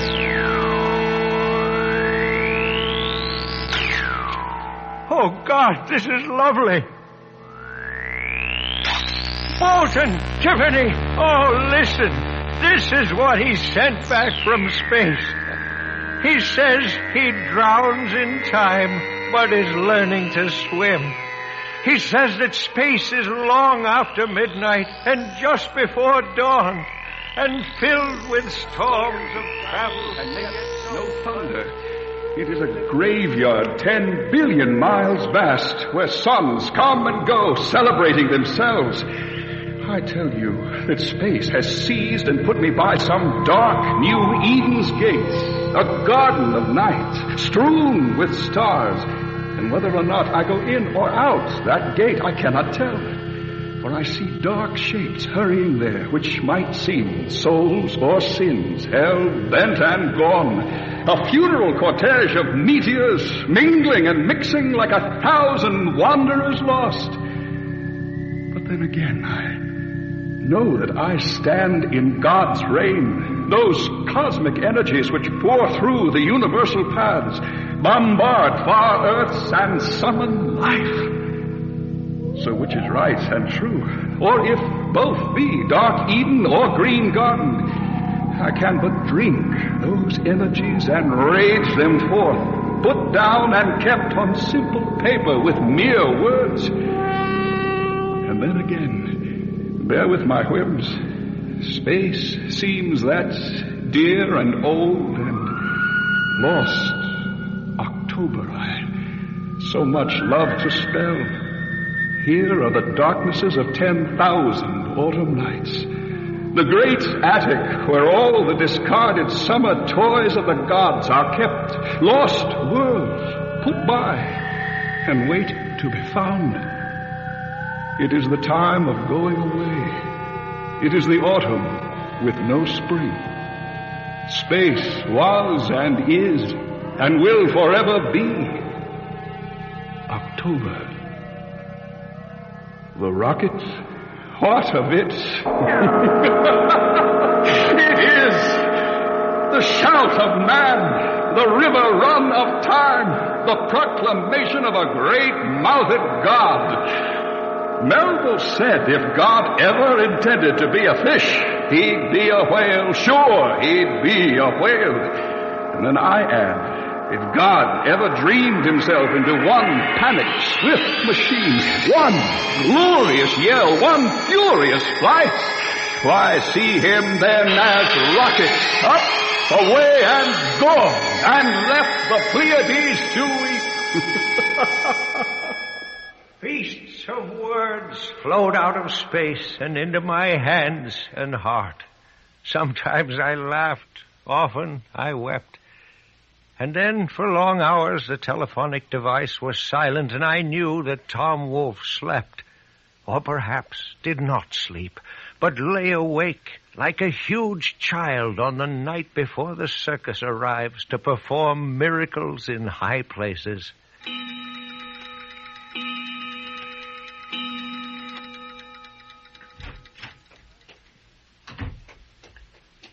Mr. Field. What is it? Your Mr. Wolfe may vanish. Vanish? Tomorrow, or who knows, within the hour. The universe doesn't like having its clocks reversed or turned inside out. If Wolfe disappears, can we search, find, bring him here again? No. We wouldn't dare go back and mess up what we've already messed. We might invent some new energy which would blow out the backside of the earth. I'm returning to the lab. When time grabs Wolfe back, I'll call.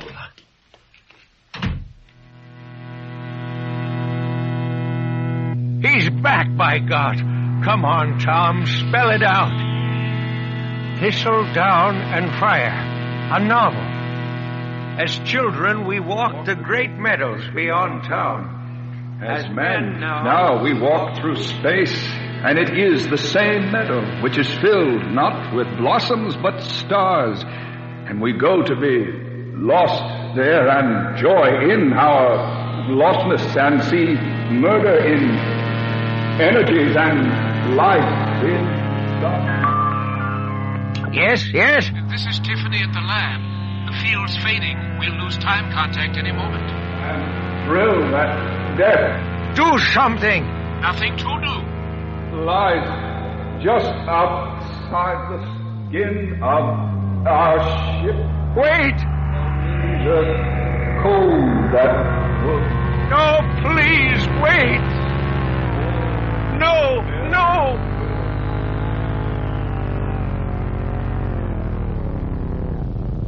That's it. Gone. No. I'm going to shut off the beam. No. Leave it on. But it's a waste. Waste it.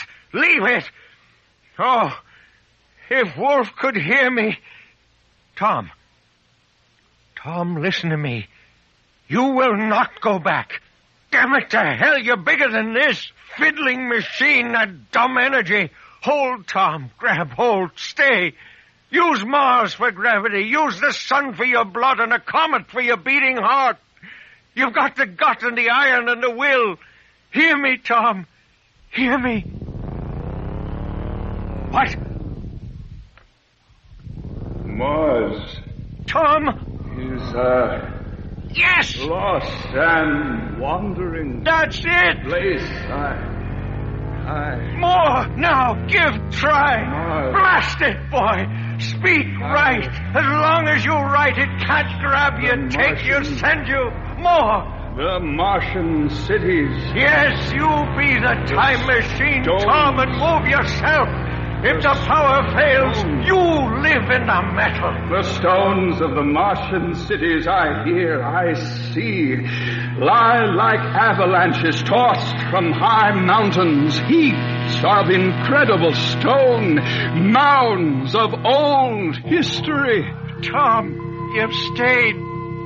You've won, bright boy, good son. For answer, the machine, Tom Wolfe's 10 million mile long and good right arm, slammed out 20 essays, 12 sonnets, an epic poem, and even one obituary for an old king of Mars. The machine rarely stopped, as if Wolfe knew he might never leave it, so he must have slept with his hands to the warm keyboard, and in the night moved by dreams, even then typed through some word or two to stay in touch and keep control.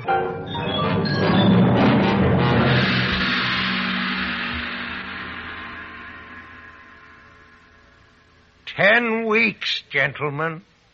10 weeks he stayed on, circuiting space, keeping time at bay." And he comes home today. "Yes. Please to be excused," he said. "School's out," I said. Come home again."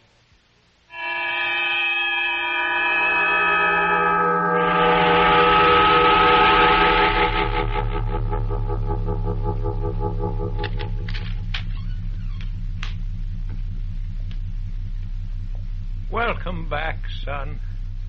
Oh, old man, I am most grateful. Is that my work? It is, all neatly stacked. Did I write all of this? This, and then this, and more here, as far as the eye can see or the mind know. Enough to fill another trunk. Would you read some, Tom? No, I wouldn't dare. If I did, I might want to take it home with me. Back there to 1938. And I can't do that, can I? No, Tom, you can't. No matter how much I wanted. No matter how much. Now it's time, isn't it? The hospital's waiting for me in that other late summer. It is. And the graveyard and the stone with my name on it. Oh, old man, I don't want to die. Your children are here, Tom. Will you raise them then? The world will hear of them. Fair's fair. Let me name the last of my children. There's a passage from one of my old books of wandering forever and the earth. Did we want the earth that we should wander on it? Did we need the earth that we were never still upon it? Whoever needs the earth shall have the earth. He shall be upon it. He shall rest within a little place. he shall dwell in one small room forever. So here's the title. Give me a pencil. Forever and the earth. Yes. Goodbye, old man.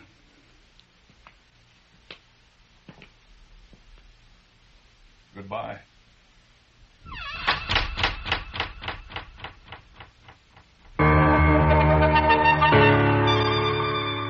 They found him where we left him, wandering in the hospital corridors in 1938. Mr. Wolf, you gave us a scare. We thought you were gone. Gone? Gone? Where did you go? Oh, if I told you, you'd never believe. Back to bed now. There. Mars. Did I see it clear? What, dear? Space. Did I go there? One final book? Did I write it down? 3 centuries from tonight, will it at last be printed, bound, known, and read? That's right, dear. Not a dream. Oh, say. Not a dream. Forever as the earth, Tom. Forever as the earth. Oh, Father. Thank you.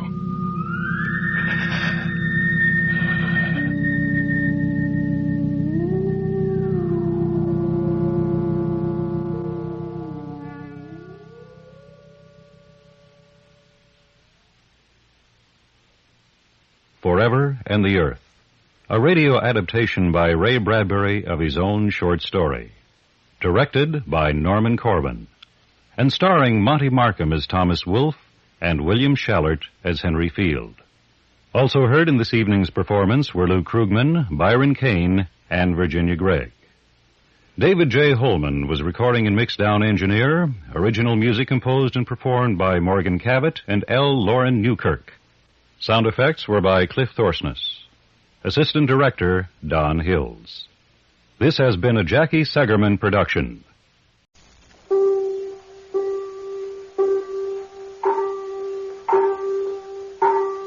Time and the little gray cells, they will always catch the criminal. Agatha Christie's Poirot.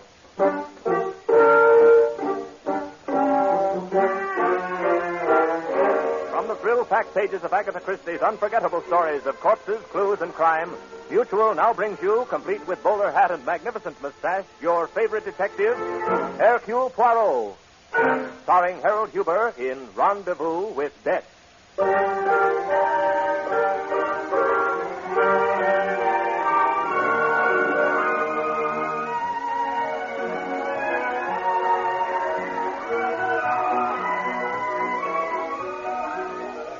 If you'll wait just one moment, sir, we'll have a place for you. But alas for me, monsieur, your cafe enjoys such a great popularity.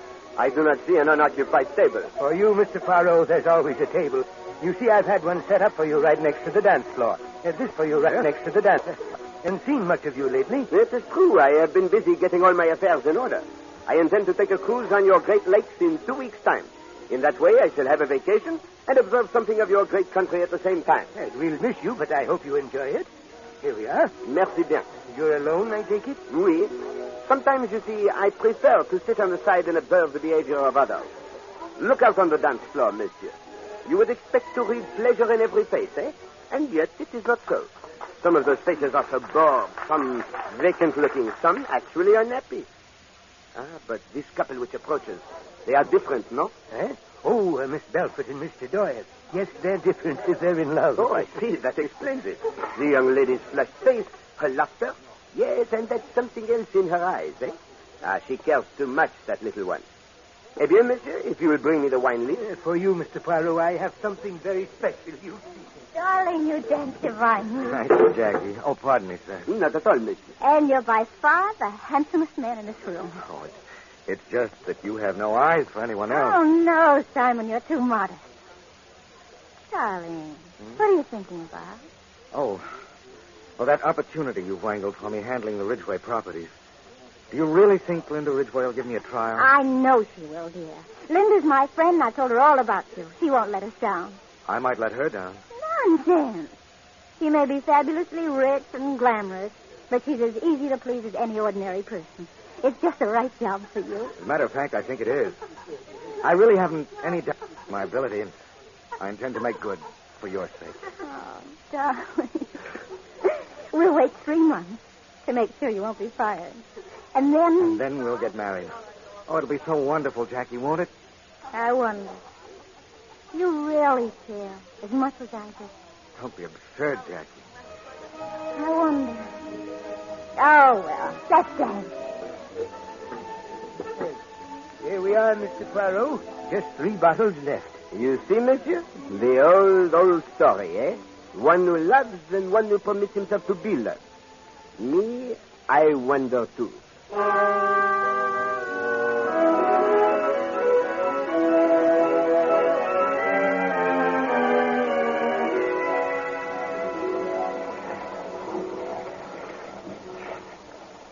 Pardon, mademoiselle. What? Oh.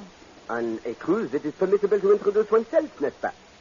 And though we have barely left the dock, Yes, of course, but, But you would rather be alone, eh? The last time I saw you, Mademoiselle Belfort, you did not look unhappy. Really, I don't think we've ever... Forgive me, mademoiselle. First, I present myself. I am Hercule Poirot. How do you do? The name means nothing to you? No, I'm afraid not. Eh bien. It is my business, Mademoiselle Belfort, to remember names and faces. I sat at the table next to you and your handsome young man at the Café du Fort 2 weeks ago. Richard, the maître d'hôtel, told me who you were. I see. Also, I must confess, I could not help overhearing some of your conversations. That is why I was so glad to see you again. You and Monsieur Doyle, you are perhaps here on your honeymoon? Monsieur Doyle is here. And he's on his honeymoon. But it's not with me. Ma foi, this is incredible. Yes. I would have thought so, too. If you heard our conversation, you must have heard us talking about my best friend, Linda Ridgway. Ah, yes, it was through your efforts. Monsieur Doyle obtained a position in her employ. That's right. And after she saw him, she decided she wanted him. Not as an employee, but as a husband. But the young man... Oh, Simon's weak. Linda's not only beautiful, but very rich. Just the combination was irresistible. It took her just 1 week. But in that case, what are you doing here? I don't know, Mr. Poirot. Seems as though I'm just driven to following them everywhere. Maybe seeing me constantly will spoil their happiness. Maybe Simon will realize what a fool he's been. Maybe I'll do something. Mademoiselle, do not even think such thoughts. How did you know what I was thinking? Ah, there is desperation in your eyes, ma pauvre petite. But you're too young, and I hope too intelligent to do anything for which you will be sorry later. Don't worry, Mr. Poirot. If I do anything, somebody else will be a lot sorrier.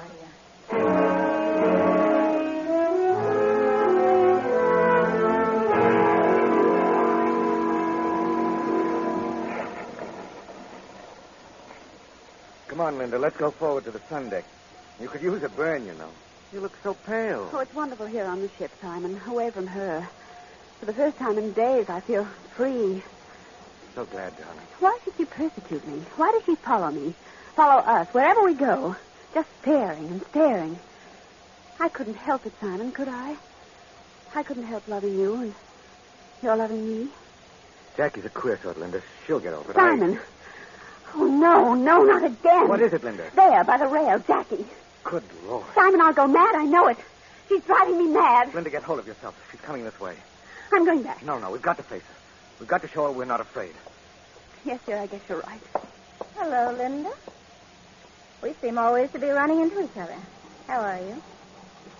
Hello, Simon. You're looking well. Though not as well as last week. Oh, Jackie, we didn't expect to see you here. Didn't you? I thought I'd surprise you. Simon, Oh, Simon, what can we do?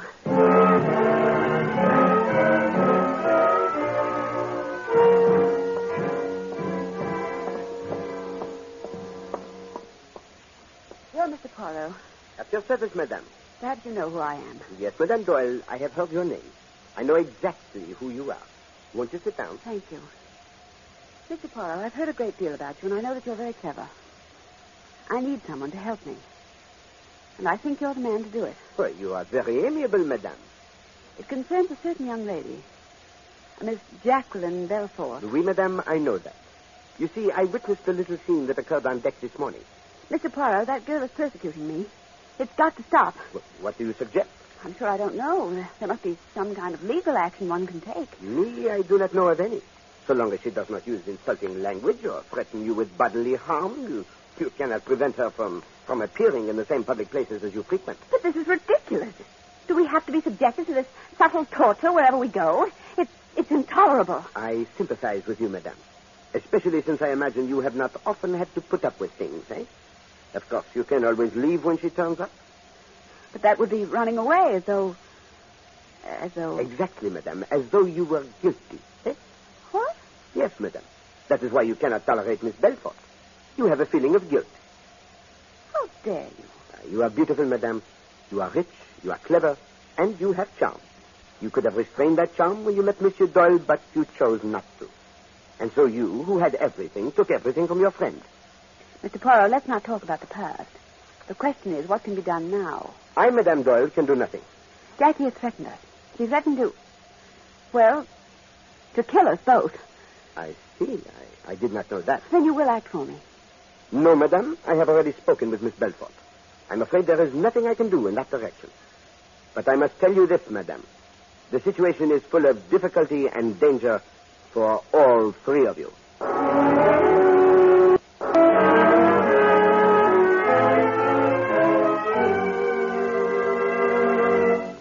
No spades, Mrs. Doyle? What? Oh, I'm so sorry. I'm sorry, Miss Robeson. That's stupid of me. I have got a spade. Yes, I thought you must have. A cream from dummy, please. Mr. Doyle, waiting for your play. Huh? Oh, I'm sorry, Pennington. I wouldn't let her upset my game, darling. Just let her sit over there and stare. The last 4 tricks are mine. Ace of clubs and 3 trumps. Ah, that game in Robeson. 3 trumps. Well played, Miss Robeson. Thank you. Well, I guess I'll turn in. You coming, darling? Not just yet, Linda. I think I'll have a drink first. All right, Simon. Good night, Miss Robeson. Good night. Mr. Pennington? I'll take a few turns round the deck. Good night, Doyle. Good night. Good night, Miss Robeson. Good night. Did I leave my bag here, Mr... Oh, yes, there it is. Miss Robeson, don't go to bed. Please don't. I feel like making a night of it. Stuart. Oh, yes, miss. Another double scotch. I'd love to stay, Miss Belcher. Oh, sit down. We girls must stick together, you know. I think you ought to go to bed. Everyone else has. Except Mr. Doyle over there. Oh, yes, Mr. Doyle. He was her man, and he done her... Here you are, miss. Thanks, Stuart. Well, here's to crime.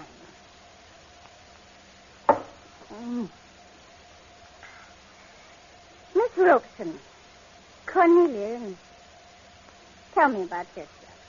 There's nothing to tell, really. You're a happy sort of person, aren't you? I wish I were like you. Do you? I suppose everyone considers the next person a little happy. I remember... Simon, ring the bell. I want another drink. The stewards have gone to bed. It's after midnight. I tell you, I want another drink. You've had quite enough drinks, What Jackie. business is it of yours? None. What's the matter, Simon? You afraid? I really think I should go. Oh, no. Stay, Cornelia. You know what Simon's afraid of? He's afraid I'm going to tell you the story of my life. Oh. Well, see, he and I were once engaged. Really? Yes. It was a very sad story. Go to bed, Jackie. You're drunk. Afraid of a scene, aren't you? Gotta get out of here quickly. Because I'm going to talk. I'm going to talk a lot. I told you, Simon, I'd kill you rather than see you go to another woman. Jackie, get hold of yourself. You didn't think I meant it, did you? You're so wrong. I've only been waiting. You're my man. Do you hear? I'll shoot you like a dog. Jackie, no, put that like down. a dirty dog you are. Jackie! Mr. Pennington, come quickly. She's got him. Simon, your leg is bleeding. Right through your... I didn't mean it, Simon. I didn't really mean it. I should never have kept the gun with me. Doyle. Is it bad? My leg. I'll be all right. Please, Pennington, for pity's sake, don't say anything about this to anyone, especially to Linda. Where's the gun? She kicked it under the sofa. Oh, Lord, I wish I were dead. I'd kill myself. I'd be better off dead. Miss Robeson, get her to her cabin. Pennington will help you. Stay with her until the nurse gets there. And Pennington, after you send the nurse for Jackie, bring the doctor here for me. I don't like the way my leg's bleeding.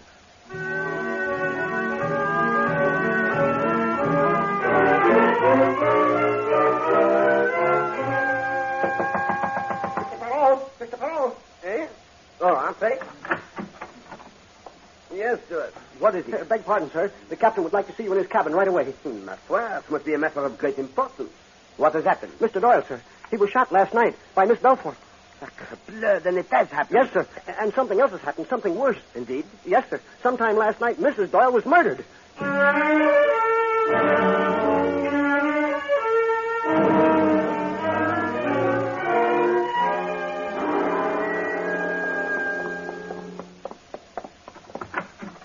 All right, Stuart, you can wait outside. Yes, Captain. Well, Miss Poirot, there she is. Doctor said death was instantaneous. She was killed between 12 and 1. Bullet entered behind the left ear and lodged in the brain. Oui. A bullet from a small caliber gun held at very close range. Yes, but no one heard the shot. Well, that is not surprising, monsieur. The explosion would be scarcely noticeable above the sound of the engines. She was probably asleep when the murderer entered. Ah, to destroy such beauty, one must have a very powerful motive, eh? I presume nothing has been touched. That's right. The room is just as we found it. Observe, Captain. Here, on the floor. A compact with the initial J on it. Precisely. The letter J. I must inform you, Captain, that Madame Doyle had a very dangerous enemy on board this ship. Mademoiselle Jackie Belfort. Belfort? Do you mean to stand there and tell me, Poirot, that this Belfort woman shot Simon Doyle, then murdered Linda Doyle and left her compact on the floor? Why, that's incredible. Is it, monsieur? Perhaps no. Mademoiselle Belfort is high-strung and nervous. She is a type who might make such a mistake. Well, then what are we waiting for? Why don't we go and get her? Evidence, monsieur, evidence. For example, the gun. Where is it? Not a trace of it, Mr. Poirot. And the bullets? The bullet in Doyle's leg and the one in the woman's head. Doctor says he's almost positive they came from the same gun. You see, after Doyle was taken to the infirmary, he sent Pennington back to get the infirmary soap. And? It was gone. Ah. What's that you're doing? I am merely observing these two bottles of nail polish. One is marked red plum, the other rosebud. Madame Doyle wore the red plum last night. Oh, but these rosebuds, sacre nom, the odor is atrocious. It smells not of the rose, but of vinegar. Yeah, that's all very interesting, Mr. Poirot, but we've got a murder here on our hands. Are you making any headway? Oh, mon Dieu, I see you expect miracles from Hercule Poirot. I do not deal in them, monsieur. All I can do is employ the little gray cells. Oh, and what do they tell you? Many things, monsieur. Things which the eyes alone do not tell. For example, your eyes, without a doubt, have observed this jewel case, which is just a fraction of an inch open. Well? Well, I ask myself, why should it be open? Therefore, I lift the lid and discover... Great Scott. Exactly. That the priceless string of pearls Madame Doyle was wearing last night is gone. Oh,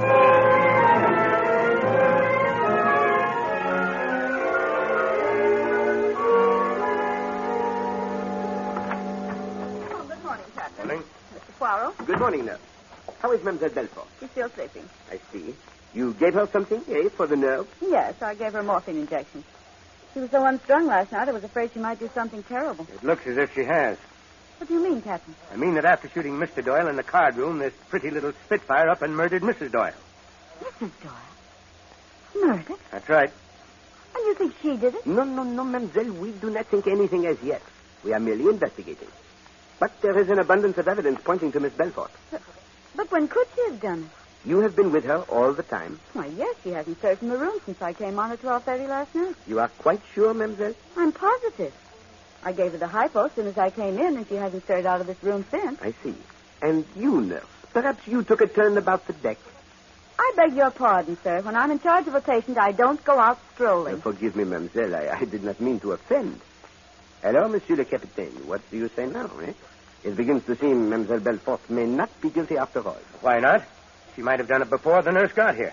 Maybe as soon as Simon Doyle was carried out of the card room, she sneaked back, got the gun from under the sofa, slipped into Linda Doyle's room and killed her. Yes, that is possible.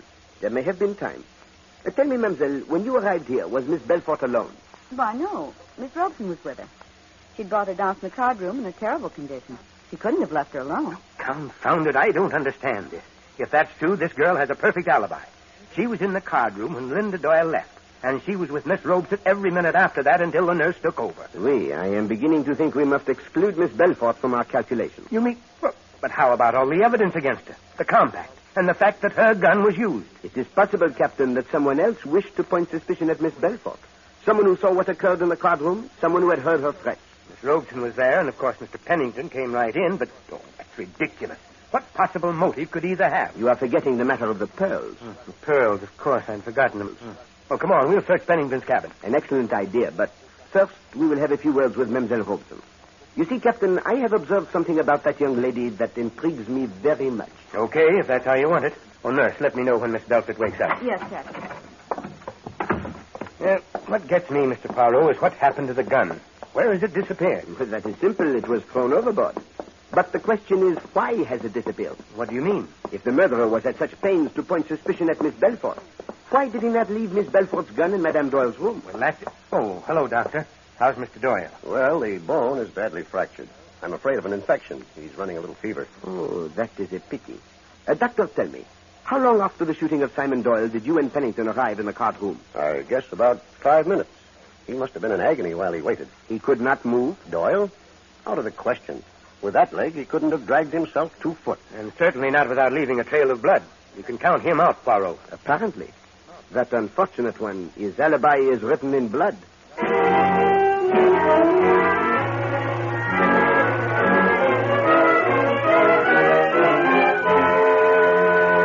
Miss Robson, will you tell me just once more exactly what occurred last night? Well, as I said, everyone had left the card room except the 4 of us who were playing bridge and Jacqueline Belfort, who was sitting off in the corner, drinking rather heavily. Then the game broke up and Madame Doyle left. That's right. Mr. Pennington went out at the same time to stroll on deck, he said. That left Mr. Doyle, Jackie, and myself. Then there was the scene. Jacqueline shot Mr. Doyle and kicked the gun under the sofa. I called Mr. Pennington in, and together we got Jackie down to a cabin. Now, mademoiselle, this is very important.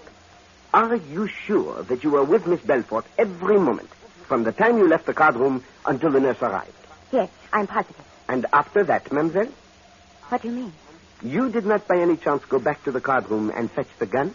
What? Do you think I merely ask the question, mademoiselle. Did you? Certainly not. What did you do? I went to my cabin. And you stayed there all night? Why, yes. You are quite sure, mademoiselle? You did not go to Linda Doyle's room at any time during the night? No, I went right to sleep. You believe me, don't you? Miss Robson, a person has been murdered on this ship, and another one seriously wounded. I can only believe what I see. What do you mean? This large container of dusting powder on your vanity table, mademoiselle. I am wondering why so much of it has spilled. Oh, I guess I was pretty jittery last night. My hand must have shaken. I see. Then you will not mind if I turn the box over? What for? Mademoiselle, do not think me harsh. I have been observing you in the dining room for several days, and I know that you are a sick person. Forgive my saying so, but you are mentally ill. You know that? Oui. I have seen you slip into your purse a pair of silver tongues and several other objects. I am sure you are aware, Miss Robson, that you are a kleptomaniac? Yes, I know. I can't help it, Mr. Poirot. I've tried. Oh, I've tried terribly hard to break the habit. But when I get the impulse to take something, I can't resist it. Well, it is a condition, mademoiselle, which cannot be fought. It must be cured. The pearls are in the powder box. I couldn't sleep during the night. I kept thinking about the necklace Linda Doyle had been wearing. About 2 o'clock, I got out of bed and slipped down the corridor and into Mrs. Doyle's room. The pearls were in their case on the dressing table. I took them and came back. But I didn't kill her. I didn't. I had no reason to. I thank you, mademoiselle. And now, if you please, I will take these pearls. I'm ready to be turned over to the captain. No, mademoiselle. No one need know of this. I shall merely announce that the pearls have been found. Oh, thank you, Mr. Poirot. You're too good. Au contraire, mademoiselle, you are too unfortunate. I'm glad Mr. Pennington didn't find out. He'd have made it very difficult for me. Monsieur Pennington? Well, what has he to do with the necklace? Didn't you know? Mr. Pennington was the trustee of Mrs. Doyle's estate. Sapristi. That gives one furiously to think.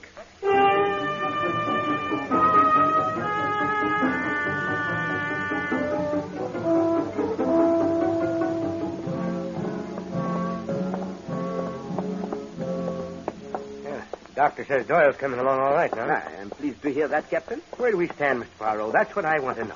We don't seem to be making any headway. I'd like to solve this thing before we dock. You may calm yourself, Captain. The case is solved. You mean you know who killed Linda Doyle? Oui, I know. Here is the infernal. Hello, Captain. Hello, Mr. Doyle. Feeling a little better? Yes, lots, thank you. Poirot here says he solved the case. Have you? Oui, monsieur. I know who murdered your wife. No, sit still, Mr. Pennington. This will interest you. Thank you. I'd like to stay. Who did it, Mr. Poirot? It couldn't have been Jackie. Mr. Pennington's been telling me the facts. Monsieur Pennington is right. Miss Belfort did not commit the murder. Understand me, she has the capacity for it, that little one. And there is much evidence pointing to her. But she did not have the opportunity. Therefore, she is eliminated. I've sent for her. I feel partly responsible for what happened last night. I want her to know I understand. Oh, that is thoughtful of you, monsieur. Though your consideration comes a bit late, eh? Poirot, who did it? Well, let us see. If it was not Miss Belfort, then we must assume it was someone else who knew where the gun was. Who could that be? Miss Robeson and Mr. Pennington, and, of course, Doyle here. And what are we looking for, eh? A person who knows where the gun is, who knows that Miss Belfort has threatened Madame Doyle and will therefore be suspected, who has an opportunity and who has a motive. What motive could Miss Robeson have? I do not know, Monsieur Pennington, but I know what motive you would have. I? Oui, monsieur. You were the trustee of Linda Ridgway's estate. She was still a minor. You had no concerns. But suddenly she marries, and you find that you will have to account. What about it? My accounts are in perfect order. I do not think so, monsieur. I took the liberty of looking through your papers. If you had no concerns, why did you draw up all those documents, which would clear you of all responsibility? You hoped Linda Doyle would sign them, n'est-ce pas? Yes. Did you not, monsieur? Yes, I did. But she wouldn't sign them. She was too good a businesswoman. Aha. I was a little short. I'd speculated with some of her funds. But I was making it up. I only needed a little more time. But you didn't get more time, so you killed her. No, I didn't kill her, I swear. Simon? Come in, Jackie. Simon, I must have been insane. I'm a horrible, jealous beast. I don't deserve to live. It's all right, Jackie. I understand. You understand? You don't hate me? No, Jackie. Everything was messed up. We were all responsible. You and I and Linda. We won't ever see each other again, but I want you to know I bear no malice. Thank you, Simon. That'll help. I suppose you've heard about Linda. Yes. Horrible. I feel responsible for that, too. No, don't feel that way. Mr. Poirot knows you didn't do it. He knows who did. Do you, Mr. Poirot? Oui, mademoiselle. It is very simple. From the very beginning, there was one question that perplexed me.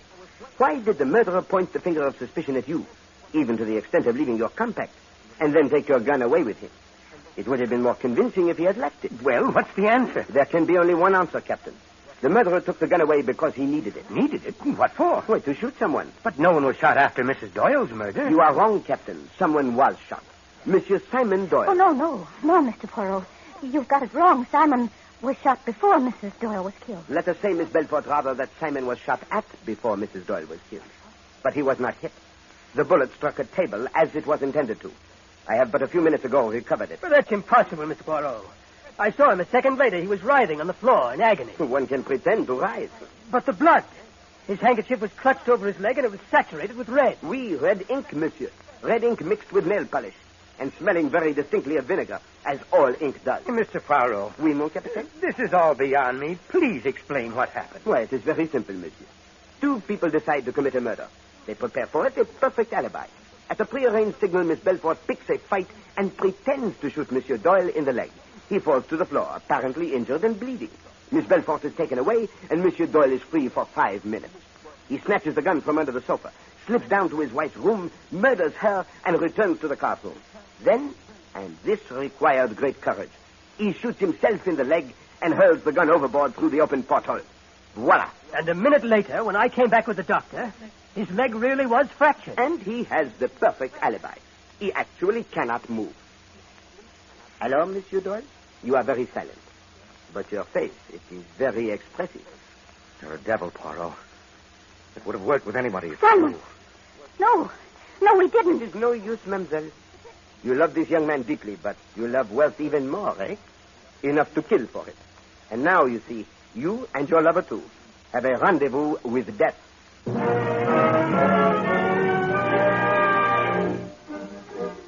Be sure to listen at the same time next week when Agatha Christie, America's favorite mystery writer, brings you her favorite detective, Hercule Poirot, in The Deadest Man in the World. This is the Mutual Broadcasting System.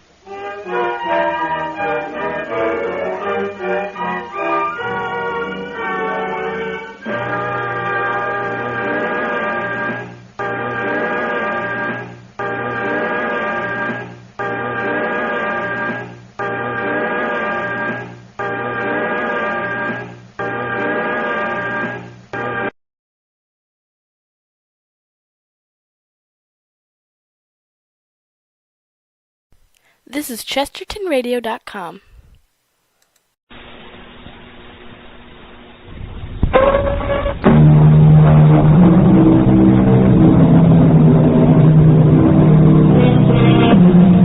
Our story begins on a bright and cheery morning, when Muffy Van Diemen's mood is anything but. Ordinarily, Muffy is a refined and reserved woman, not prone to outbursts of great emotion. We'll have to pardon her today, for Muffy is flustered, upset, and embarrassed. But, as you will soon learn, she has good reason. The well-to-do widow has summoned police detective Harry Warren to her palatial residence to relate a most unfortunate tale of woe. This is terribly difficult for me, Detective Warren. Just take your time, Mrs. Van Diemen. Talking about them makes me feel more like a fool. Exactly what did happen? He seemed so gentle, so nice and considerate. Whoever thought he would turn out to be such a scoundrel? Yes, I'd be interested in knowing the man's name, Mrs. Van Diemen. It's Mercato. Andrew Mercato. Well, it's possible the name is just an alias. You know that.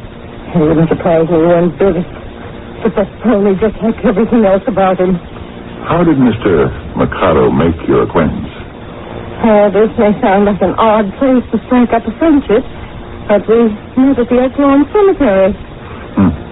What brought you out there? It was the first anniversary of my dear Leonard's passing. There's no idea how I missed him. I'm sure it's been very difficult for you. It was an appropriate day to visit, so I drove out there and put some flowers on Leonard's grave. As I started to leave, this man joined me. You mean Mr. Mercato? Yes. He saw that I'd been crying and offered me a handkerchief. That's kind of him. Did this Mr. Mercato tell you what he was doing at the cemetery? Well, he was there to pay his respects to his departed wife, Eleanor, I believe. That was quite a coincidence. Yes, quite. We talked as we walked to the parking area. As we were about to go to our respective automobiles, Andre asked me if we might have dinner one evening. And you agreed? Well, Andre was most charming, and I'd been feeling very lonely. You and this Mr. Mercato became close friends, I take it. To the point that when Andre asked for my hand in marriage, I accepted, gladly and gratefully. Do you know Judge Holland?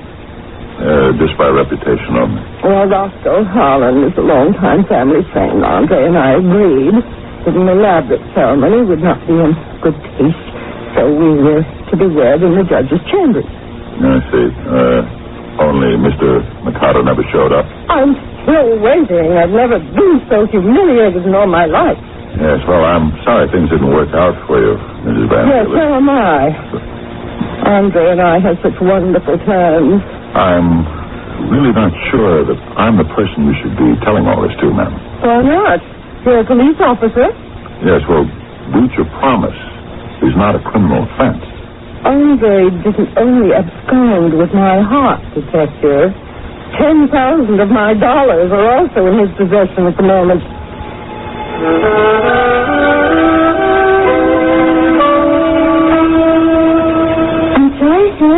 you'll have to return one of those books to the shelf. Yeah, how come?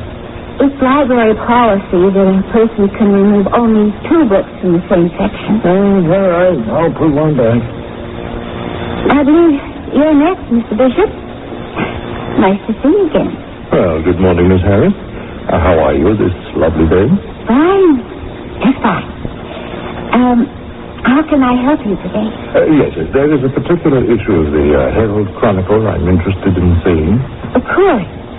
But if the issue is dated more than 3 months ago, I'll have to locate it in a microfilm file. Well, you'd better get out your catalog then. Which particular edition are you interested in? The one dated exactly a year ago today.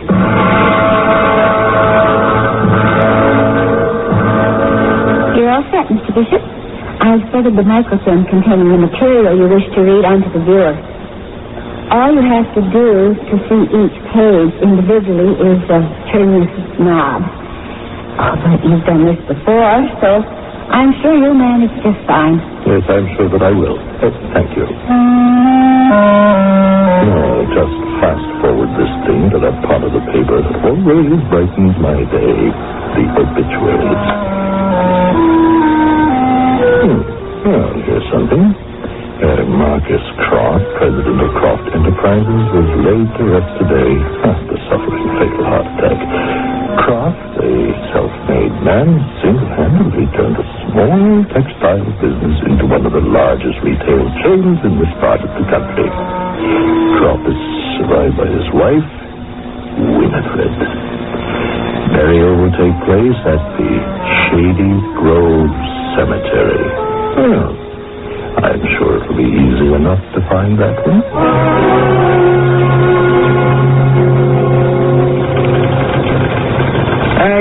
The punk finally confessed to those burglaries, Captain, and I'll have the report on your desk before I go off duty for the day. Goodbye, Captain.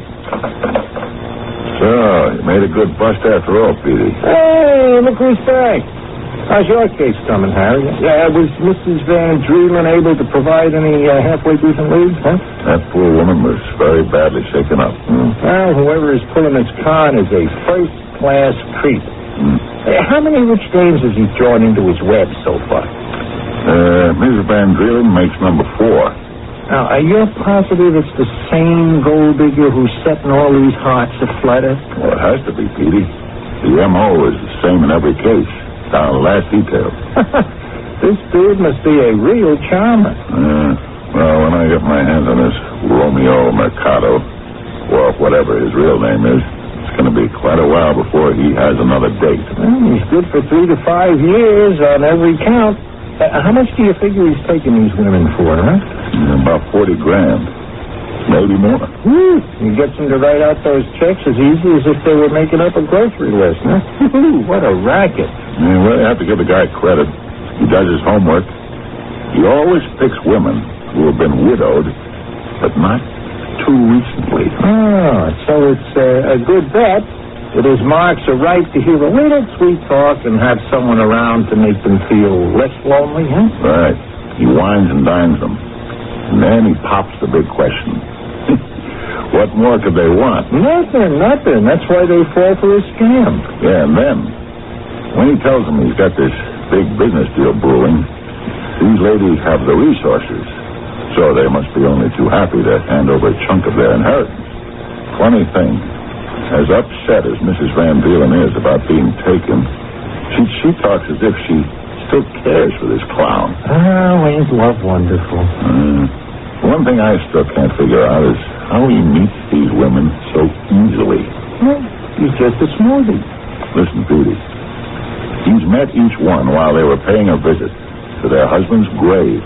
A cemetery doesn't sound like the best place to hang around if you want to meet girls. Well, yeah, I'll give you that. If I can figure out how he knows they're going to be there, paying their respects, that might provide me with a link I need to lead me to him. I wish you luck, Harry.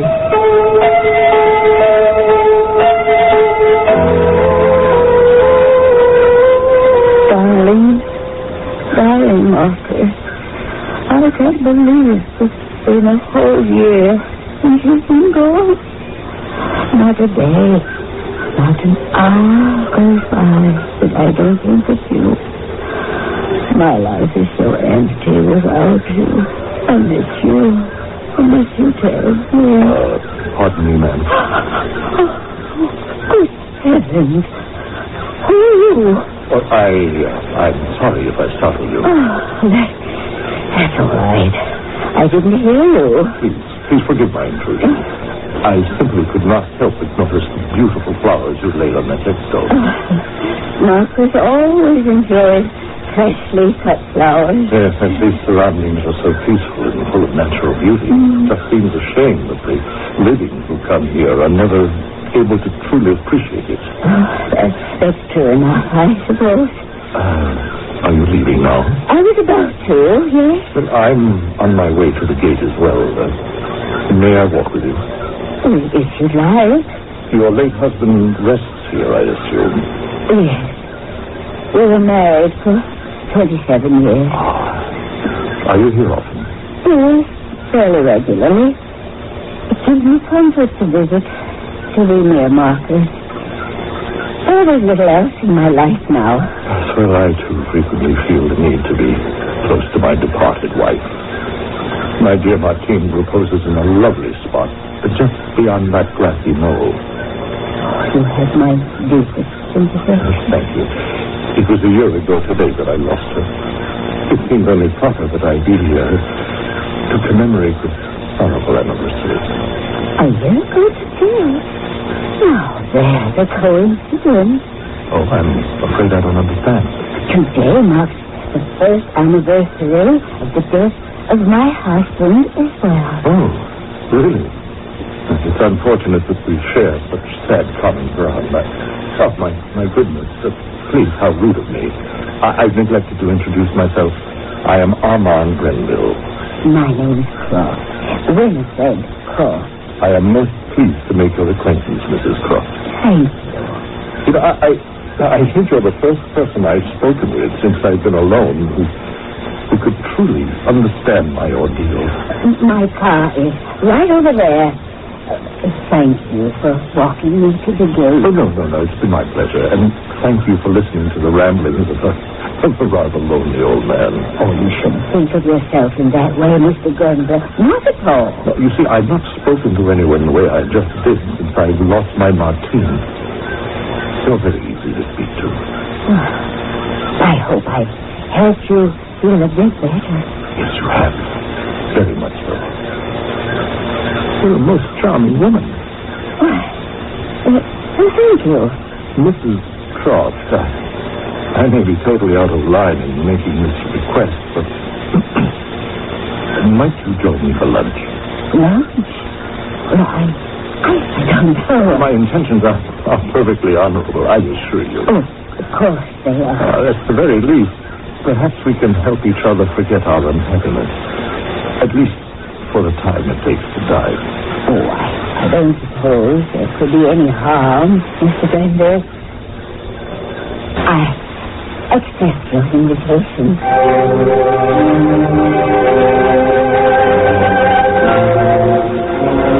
Well, now, history seems to be repeating itself.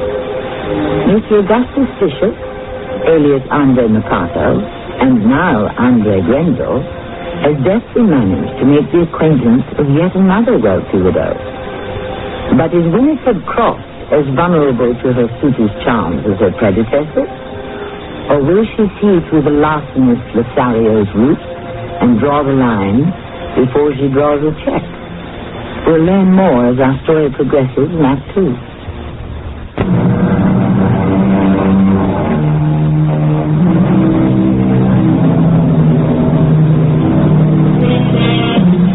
Croft, partaking of that luncheon, could be likened to Adam partaking the apple offered by Eve. Neither thought any harm could come of it. A starry-eyed Winifred is still oblivious to the consequences of her actions. A whirlwind courtship has taken place. This particular night, Winifred has prepared a sumptuous candlelit dinner at her home. Armand is enjoying the meal greatly. And why not? Since, figuratively speaking, he has the widow eating out of the palm of his hand. Was dinner to your satisfaction? Oh, everything was superb. You outdid yourself. I'm glad you liked it. The food as well as the company keeps getting better and better. That's very nice to hear. I owe you a great deal of gratitude, Winifred. What did I do? Well, I've begun to enjoy life again. And it's all because of you. You returned the favor, Armand, many times over. We've known each other but a very brief time. I never thought it would happen again, and certainly not so quickly. Armand, what are you saying? I've fallen in love with you, Winifred. I'm in love with you, and I want to marry you. What? I didn't mean to propose so crudely. I'm not sure I can believe I'm hearing this. Oh, no, if I've offended you, I am truly sorry. Oh, you still have nothing to apologize for. Well, does that mean you'd consider becoming my wife?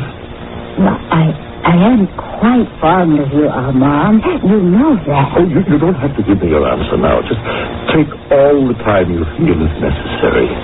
Do you think they'd approve? Well, whom are you referring to? Your Marquis and my Marcus. Winifred, our happiness was important to them when they were alive. I'm positive that's not changed. There's no doubt in my mind that we have their blessing. I believe you're right, Armand.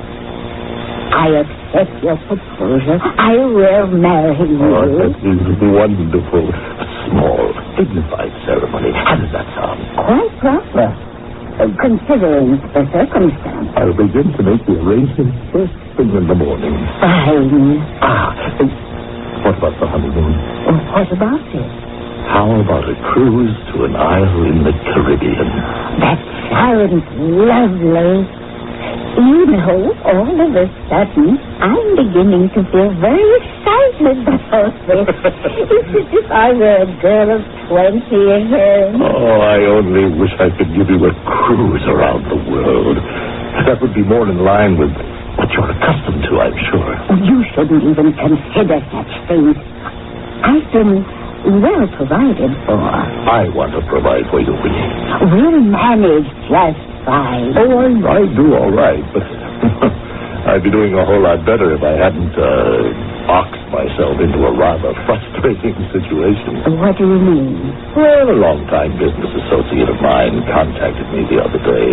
He has a venture in the works that, simply cannot miss. Oh, that sounds encouraging. Oh, yes, anything my friend touches turns to gold.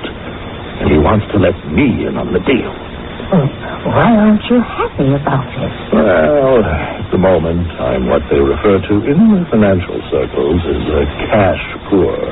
You see, all my capital is tied up in other investments, and it would be, impossible to shake any of it loose right now. Oh, that is unfortunate. Yes. You know, I just had an idea. Your late husband used to speculate in investments of this sort all the time. How would you like to carry on the family tradition? How would I do that? You could participate in the venture. Oh, I don't know the first thing about high finance. Marcus handles all the business affairs. Well, that is where I can help you. Now, I would act as the liaison between yourself and my friend. But that still leaves you out in the cold. Well, not if I accept, say, 10% of the profits. It's a finder's fee.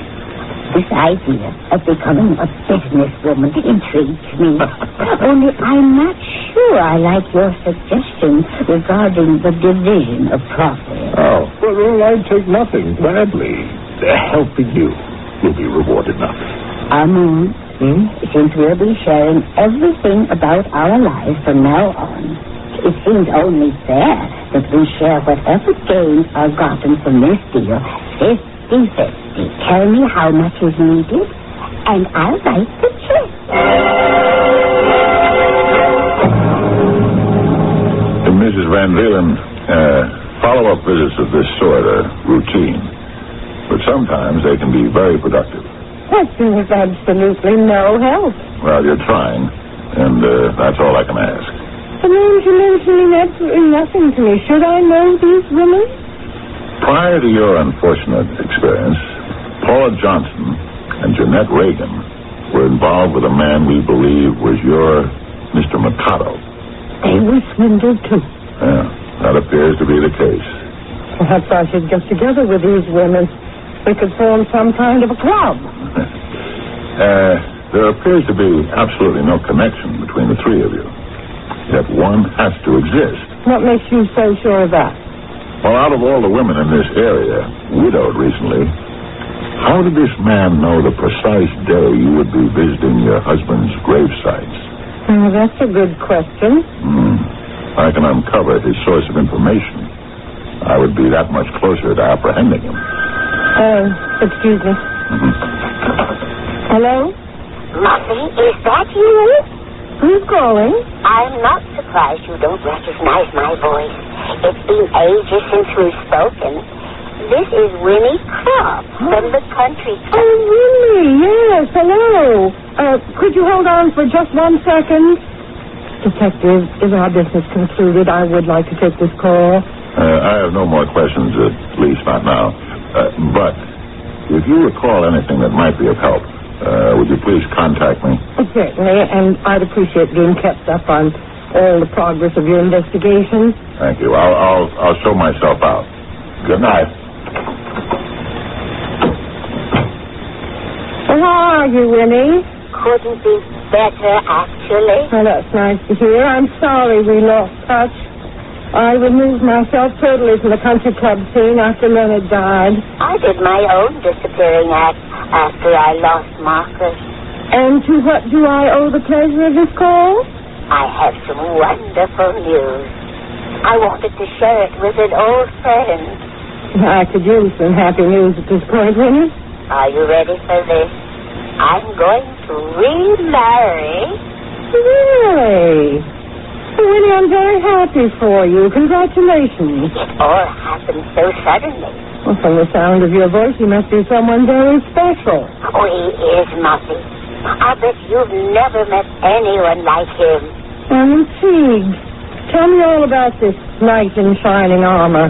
Well, for starters, you'll never guess where I met him.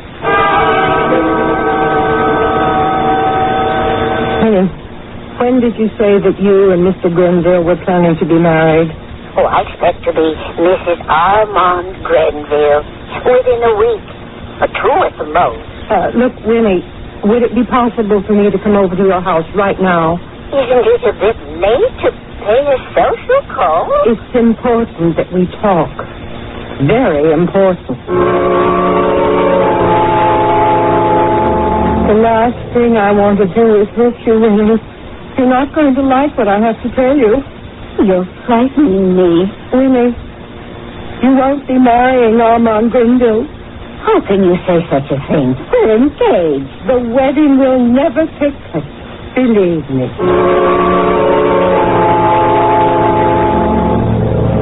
Are you all right, Winnie?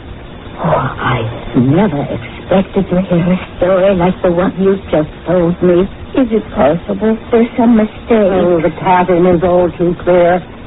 This man has as much intention of marrying you as he did me. I can't believe it. I simply can't. Well, but you must, Winnie. Your Armand is so certainly my Andre. Why would he tell us both that he loved us if he didn't? Our suitor loved something about us, all right. Our money. The man is a taker, and we've been taken, but good. I'll call the police. Don't you touch that phone. You'll do no such thing. I don't understand. We're going to take care of that 2-timing gold digger all by ourselves.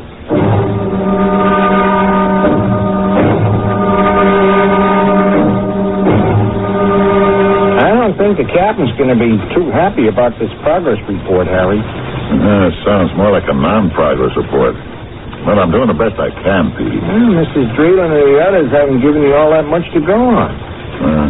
I could only figure out where Loverboy planned to strike next.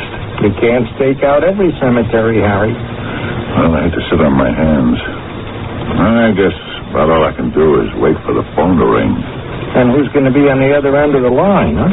the next intended contributor to Loverboy's health and welfare plan. Before she writes any checks, hopefully. Well, how is that going to happen? I don't know. Maybe the guy will pick up a mark who's not taken in as easily as the others were. Maybe she'll smell the rat and contact us. You're grasping at straws, Harry. Petey, if you have any bright ideas, I'd be more than happy to listen to them. If not, then just as soon you buried your nose in the sports page again. Harry, this is a red letter day. My Hawks have all but clinched the championship. Listen, Peter, you're getting a little ahead of yourself, aren't you? It's only mid-season. You know the old saying, the team that's in first at the halfway point in the schedule is a cinch for the championship. Yeah, well, I wouldn't throw any victory parties just yet, Petey. There's 40 games to go, and the Blue Devils are only a game behind. Harry, the Hawks are a lock. It's going to be just like last season. What do you mean, just like last season? Well, a year ago today, the Hawks were in first, and they comped the top spot at the end of the year. It's going to happen again. Petey, you got your facts a little mixed up. This time last year, the Hawks were in a terrible slump. They were in third place, not first. Harry, you're telling the biggest Hawks fan in this town that he doesn't know what he's talking about? We all make mistakes. Well, questioning me about my team is yours. Let's not make a big deal out of nothing, huh, Petey? Sawbuck says I'm right, huh? I'll take you out for a cup of coffee, but that's about it. Well, it's a bet. All right. Okay. So, now, how do we find out where the team stood exactly a year ago today? Well, the paper always prints the standings. I may be a bit of a pack rat, but I don't have 365 back issues of the Herald Chronicles sitting around my house. I know where they do. Where? They keep all the past issues on file on microfilm down at the library. Inadvertently, Detective Warren has just been handed an invaluable piece of information. If his powers of deduction are up to snuff, he may soon be hot on the trail of our elusive conman. However, Martha and Winifred are also looking for the man who done them wrong. Now, if the police reach this at first, he'll be arrested. But what will be his fate if the ladies make the initial sighting? It sounded like they were planning to mete out their own form of justice. We'll see who wins the race as our story races to its conclusion in Act 3.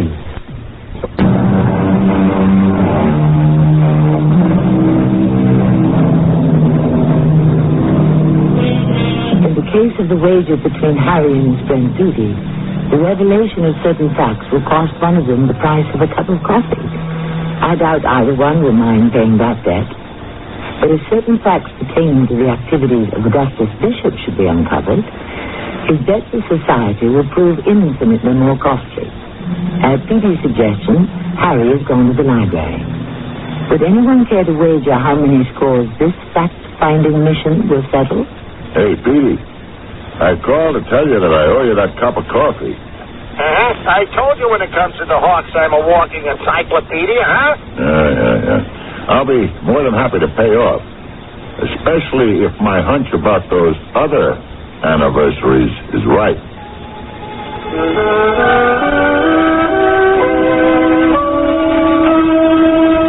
Division Headquarters, Sergeant Kelly speaking. It's me again, Petey. Hey, guess what? The dates coincide. Yeah, I went through the back issues. Every victim was met at the cemetery by this charmer on the first anniversary of their husband's death. Well, my con man come up with a pretty clever angle, huh? Figures the women would only show up to pay their respects a year to the day that they lost their husbands, right? So all this guy had to do was check the obituaries, pick the richest dude to pass on, and then head out to his gravesite, huh? Right. Sounds simple, right? Doesn't it? Harry, we may know how this guy set these women up, but we aren't any closer to figuring out who he is. That's where you're wrong, Petey. Miss Harris, has anyone else requested the same microfilm material as I just looked at? How would I know that? Well, you're in charge of this section of the library, and... True. But it would be impossible for me to recall every roll of microfilm that's been taken out. Could I see the sign-out book? The dates and names would be recorded in there. Here's my identification and badge. Oh, you're a police officer. Yes, and I'm on duty, Miss Harris. This is highly irregular. I'm sure that you have your rules, but refusing me access to that book is only wasting precious time. Because I can easily get a court order that will force you to let me see it. It's in my office. Have a seat. I'll get it. Thank you. How does this happen? If that detective sees that record book, my next job will be in a prison library. Hello? Oh, thank goodness you're home. Rosie, what's up? The jig is up, Augie. We've got trouble. Big trouble. The cop is here asking questions. All the wrong questions. You think he knows? I know he knows. You told me this scam was flawless. I guess I was wrong. I told you we were pushing our luck. Do you want to haggle over whose fault this is? Or do you want to stay one step ahead of the law? But what do we do now? Well, maybe I'll go out in a few minutes and tell this flatfoot I couldn't find the information he wanted. But will he believe you? Not for a minute. But it'll buy you time to pack. Stuff everything in the suitcases. I'll be over as soon as I can, and we'll bid this city a fond farewell. Where are you, Rosie? It's been 20 minutes. Let's get a move on. It's about time. Good heavens. Hello, Andre. Armand, it's so nice to see you again. Muffy. Winifred. Well, what are you both doing here? Why, our friend appears surprised to see us, Winnie. I do hope it's a pleasant surprise, Armand. Or is it Augustus? Augustus Bishop? Well, how did you find out my name? How did you find me? Oh, it was quite simple, actually. Do you remember that day not too long ago when you walked the light my after-dinner cigarette? Oh, no, I always did that. Oh, yes, you were so gallant. Only this particular day, the silver table lighter was out of butane. So you reached into your pocket and took out a pack of matches and completed the task. Yes, get to the point. You left the matches behind. When it became necessary to locate you, we took a chance and paid a visit to the tavern advertised on the cover of that matchbook. It's rather a seedy place. I was disappointed to learn that you frequent such an undesirable establishment. The proprietor of the watering hole was reluctant to admit you to anyone answering your description. But you would be surprised how a $20 bill can jog a man's memory. Jerry told you for a lousy $20. Well, since you owe him $40, he saw it as a way to cut his losses in half. Well, ladies, I would love to chit-chat, but I am in a bit of a hurry. This won't take long. Look. I am sorry that things didn't work out, but these things happen. Don't try to patronize us. You played us for fools long enough. What do you want? We've come to settle the debt. I don't know what you're talking about. You owe us each $10,000. You gave me that money. You duped us into writing those checks. We want our money back. Well, I'm afraid I can't oblige you. Why not? It's gone. Most of it is, anyway. Just consider it a bad debt. It's tax deductible. How dare you make light of this? You played with our sections and took our money.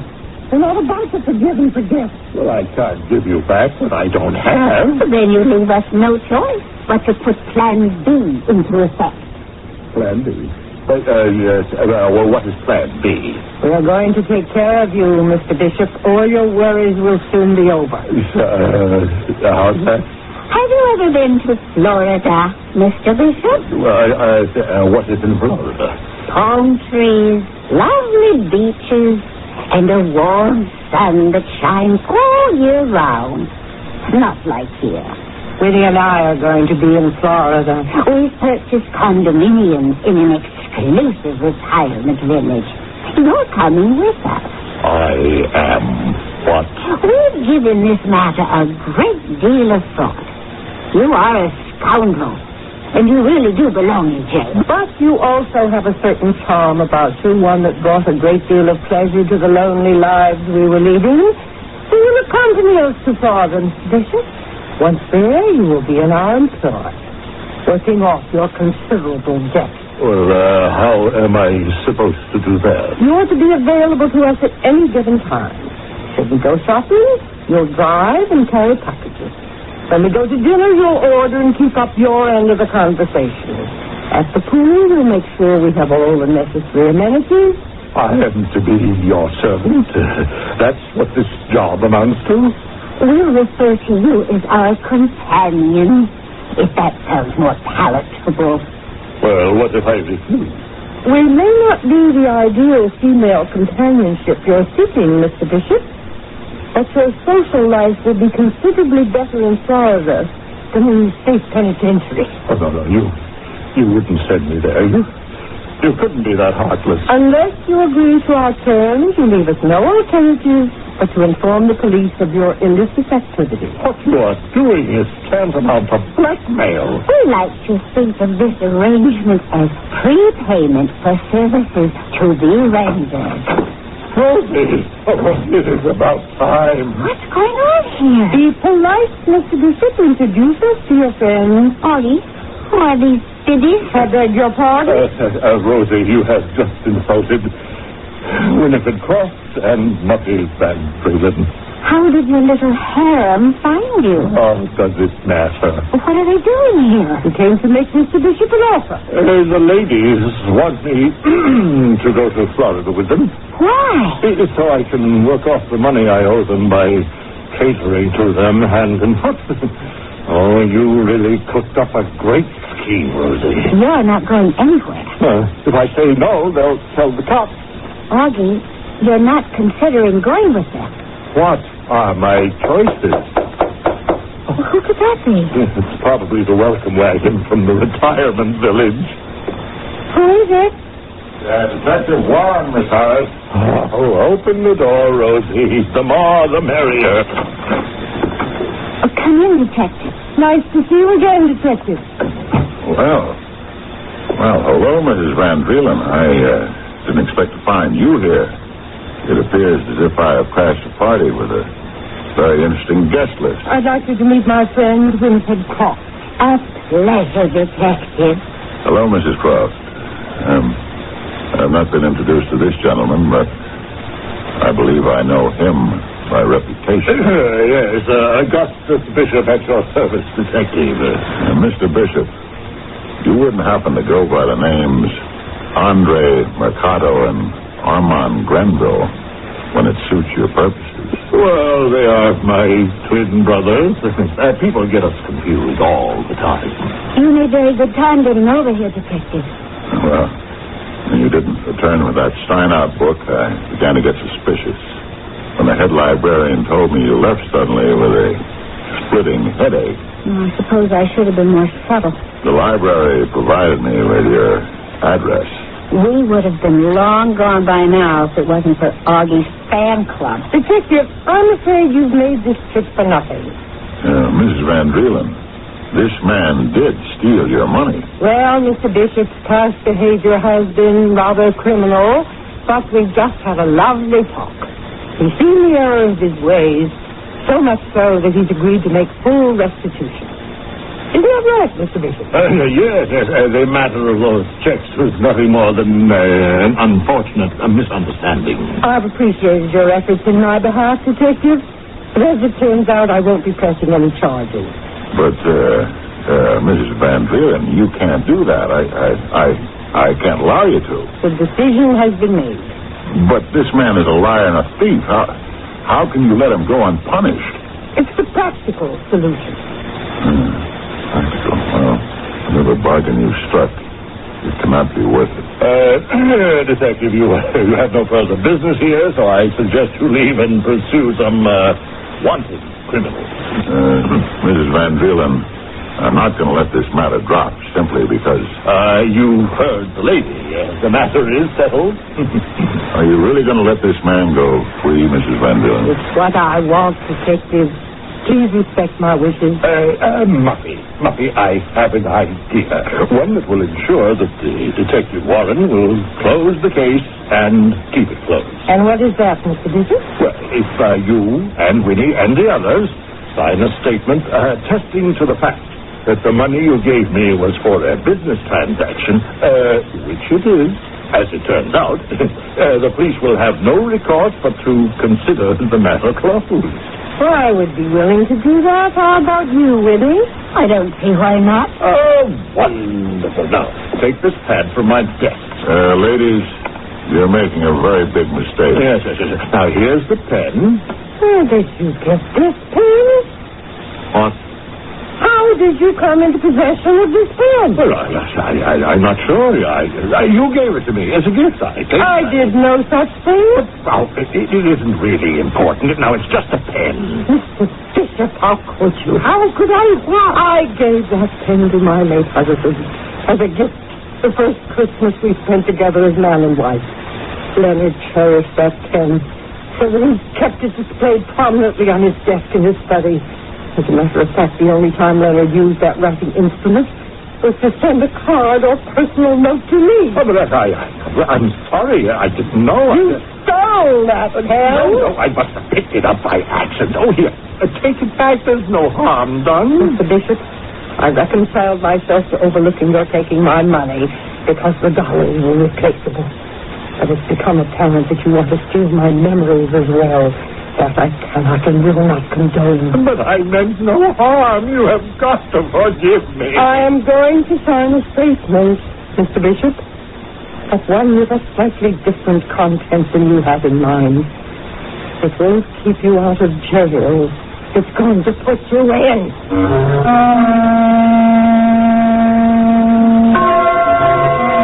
Detective Warren was only too willing to satisfy Mrs. Van Drielen's desire to sign on the dotted line. She made the formal complaint official with a stroke of pen that was worthy of John Hancock himself. In a way, Muffy was signing her own Declaration of Independence. The money lost is irretrievable, but the self-respect she gained by not allowing herself to be taken advantage of was worth much more than can be measured in dollars and cents. I shall return shortly.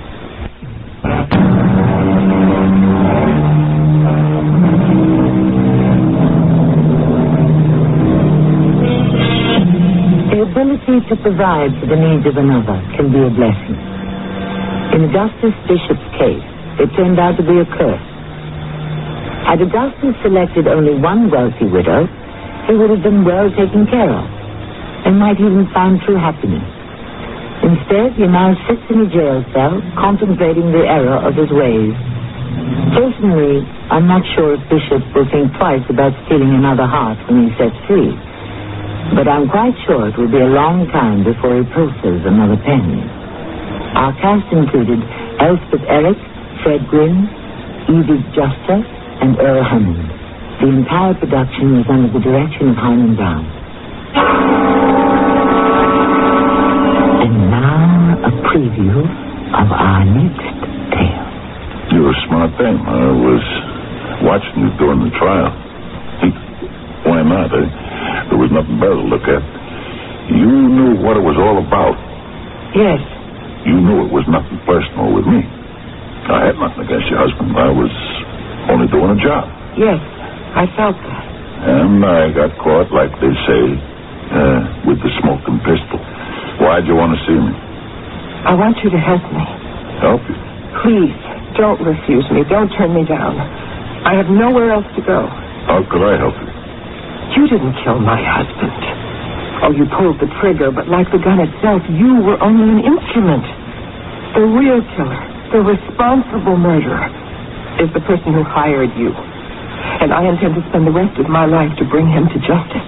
This is Tammy Grimes inviting you to return to our Mystery Theater for another adventure in the macabre. Until next time, pleasant dreams.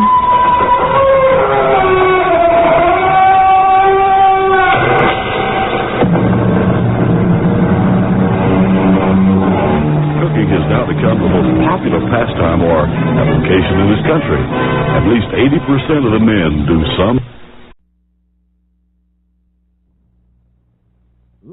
presents Hollywood.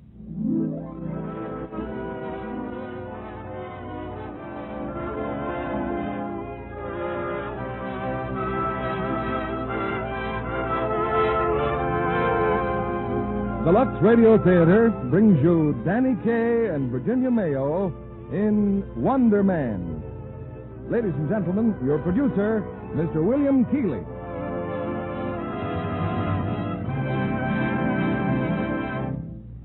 Greetings from Hollywood, ladies and gentlemen. If you ever manage a resort hotel, you'll find that your worst enemy is rain. Those dismal indoor days that start your guests departing for the city. A certain hotel in the Catskills hired an inventive gentleman who solved that problem by donning funny-looking hats, clowning through the halls, and throwing himself, if necessary, fully clothed into the fish pond for the entertainment of discouraged guests. From that beginning, Danny Kaye has soared to a phenomenal success on stage and radio, and co-starred in 2 screen hits with his leading lady of tonight, Virginia Mayo. They appear in their original screen roles in Samuel Goldwyn's Wonder Man, released by RKO. To give you as much of Danny Kaye as possible, we divide him in 2 and present him in our play as twins, identical in looks, but very opposite in temperament. For things that look alike may prove quite different in performance.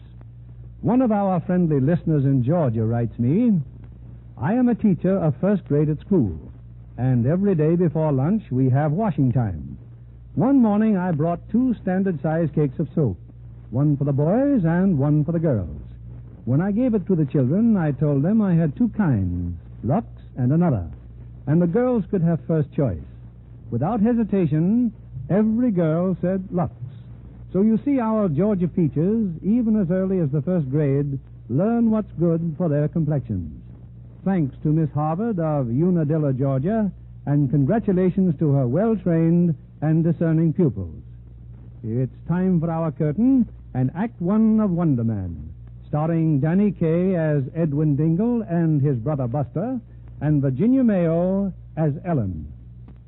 Oh, what a tangled web we weave when first we practice to deceive. Sir Walter Scott's Marmion in Canto 6, stanza 17. How aptly do these words describe the events I'm about to relate, although on second thought, perhaps Marcus Aurelius Antonius sums it up even better in his celebrated Meditations. You will recall his admonition, get used to thinking there is nothing nature loves so well as to change our existing forms to make new ones like them. He goes on to declare, time is... Mr. Dingle? Yes? This is the Lux Radio Theater. We present plays here. I beg your pardon? Could you get to the point a little faster? The point? Who you are, how all this began, a sort of setting of the scene. Oh, yes. Thank you, Mr. Dingle. My name is Edwin Dingle. It is my wont to spend time in the Higbee Memorial Research Library gathering material for my forthcoming publication. Oh, that I had devoted a few moments to the world around me, too. How much better prepared I would have been for what occurred.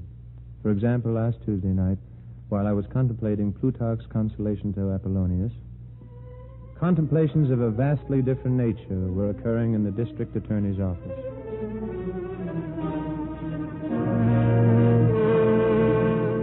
There's no doubt about it, Grossett. 10 Grand Jackson murdered Tutu Laverne. Yes, boss, but what can we do about it? Finally get the goods on that gangster, and what happens? They let him out on bail. But the trial comes up soon. All we got to do is put Buzzy Ballou on the witness stand. Ballou witnessed the murder, didn't he? Yes, but I'm worried. Ballou puts on his act every night at the Pelican Club. 10 Grand Jackson knows that. Well, I've tried to get that crazy comic to accept police protection, but you know how he is. You can't get Ballou to worry about anything, including his life. Well, while that was going on in the district attorney's office, and while I was in the library poring over Plutarch, the individual referred to as Buzzy Ballou was in a dressing room at the Pelican Club, presenting a costly engagement ring to a comely young lady named Midge. Buzzy. Oh, it's beautiful, and you're wonderful, and I love you, but I'm certainly glad you're not twins. What? I said I'm glad you're not twins. But I am. You have a twin? Sure, my brother Edwin. I haven't seen him in years. Oh, is that so? Yeah, on the level, Midge. Maybe I ought to marry him. Nah, you wouldn't like him, honey. He's a bookworm. I'm just a worm. Hey, Buzz. Buzzy. Yeah, and I'd better crawl into my costume before the boss steps on me. I'll see you in a few minutes, huh, baby? What a guy. Hiya, boss man. Get out the car and get into your costume. Hello, Monty. Oh, hello, Midge. Monty, look, after all these years. Ring. And we're getting married tomorrow. Well, I guess the man means business this time. Well, from the size of the diamond, that's either love or his horse came in. He hasn't had a winner in a month. You got one tonight, honey. Thanks, Monty. Well, I suppose you're going to say you'll always be a sister to me. Monty. Skip it. I'll tell you one thing, though. If he ever tries to take the act to Reno, I'll be waiting. I know you will. Monty, I'm worried. Did you see the papers? They've released 10 Grand Jackson on bail. Yeah. And I don't care what Buzzy says. I'm calling the cops. Whether he wants it or not, he's going to have protection. Oh, thanks, Monty. Thanks. Come in, Monty, old fella. Come in. Oh, this here's the florist, Mr. Ballou. Oh? I got 24 lilies for you. Oh, you got the wrong room, Jack. I don't need any lilies. You will in a minute. 10 grand don't like you, Mr. Ballou. Did you say 10 grand? Yeah. Oh, this is going to hurt me as much as it's going to hurt you.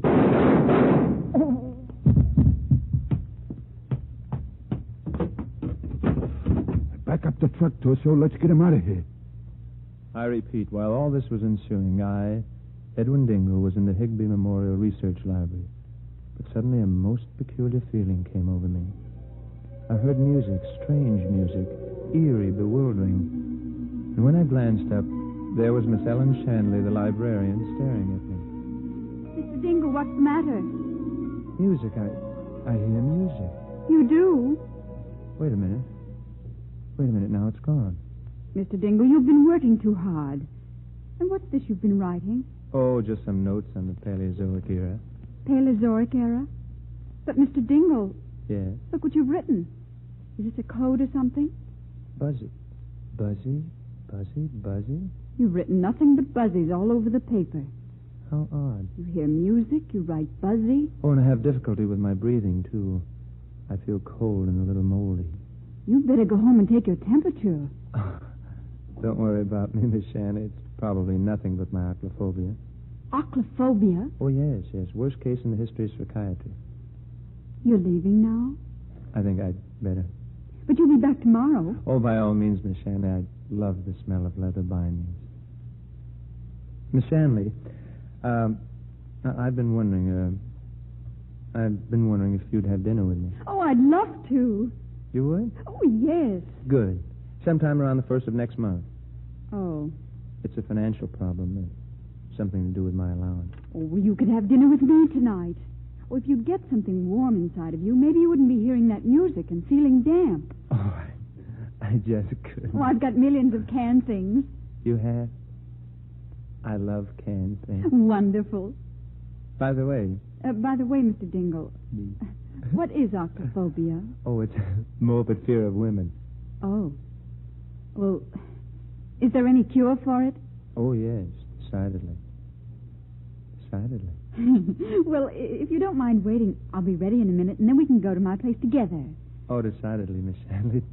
Decidedly.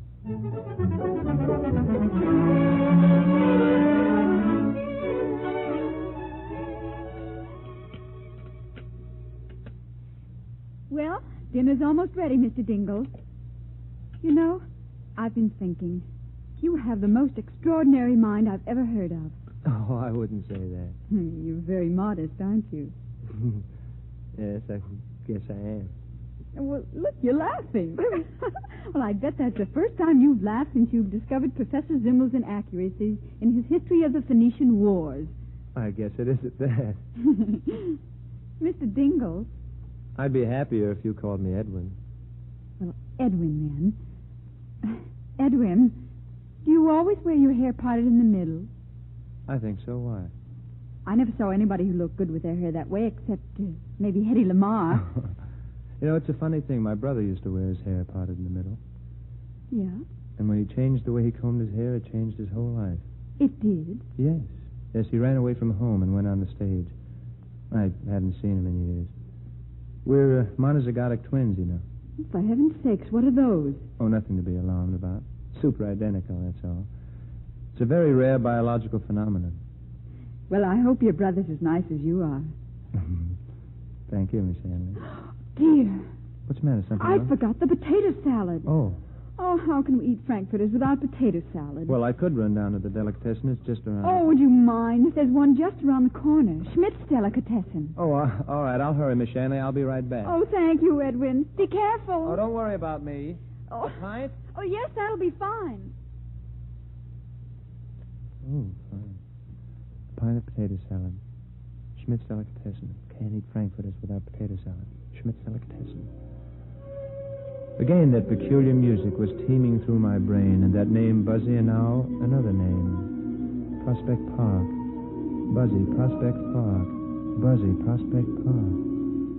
I proceeded toward Schmidt's Delicatessen, little knowing my feet were leading me into a skein of incredible events. Hey, all right. What is it? What do you want? Oh, good evening, Mr. Schmidt. Miss Shanley sent me. She wants a pint of... Oh, that music. Prospect Park. Huh? What? Mister, look.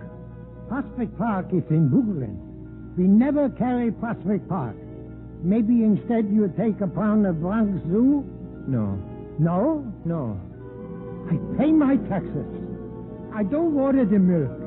I vote the straight Democratic Party, and you come in and find a pint of Prospect Park. Oh, I've got to go. Prospect Park. Buzzy, he keeps calling me. I've got to get to the Buzzy Park. I've got to get to Buster the Buzzy Park.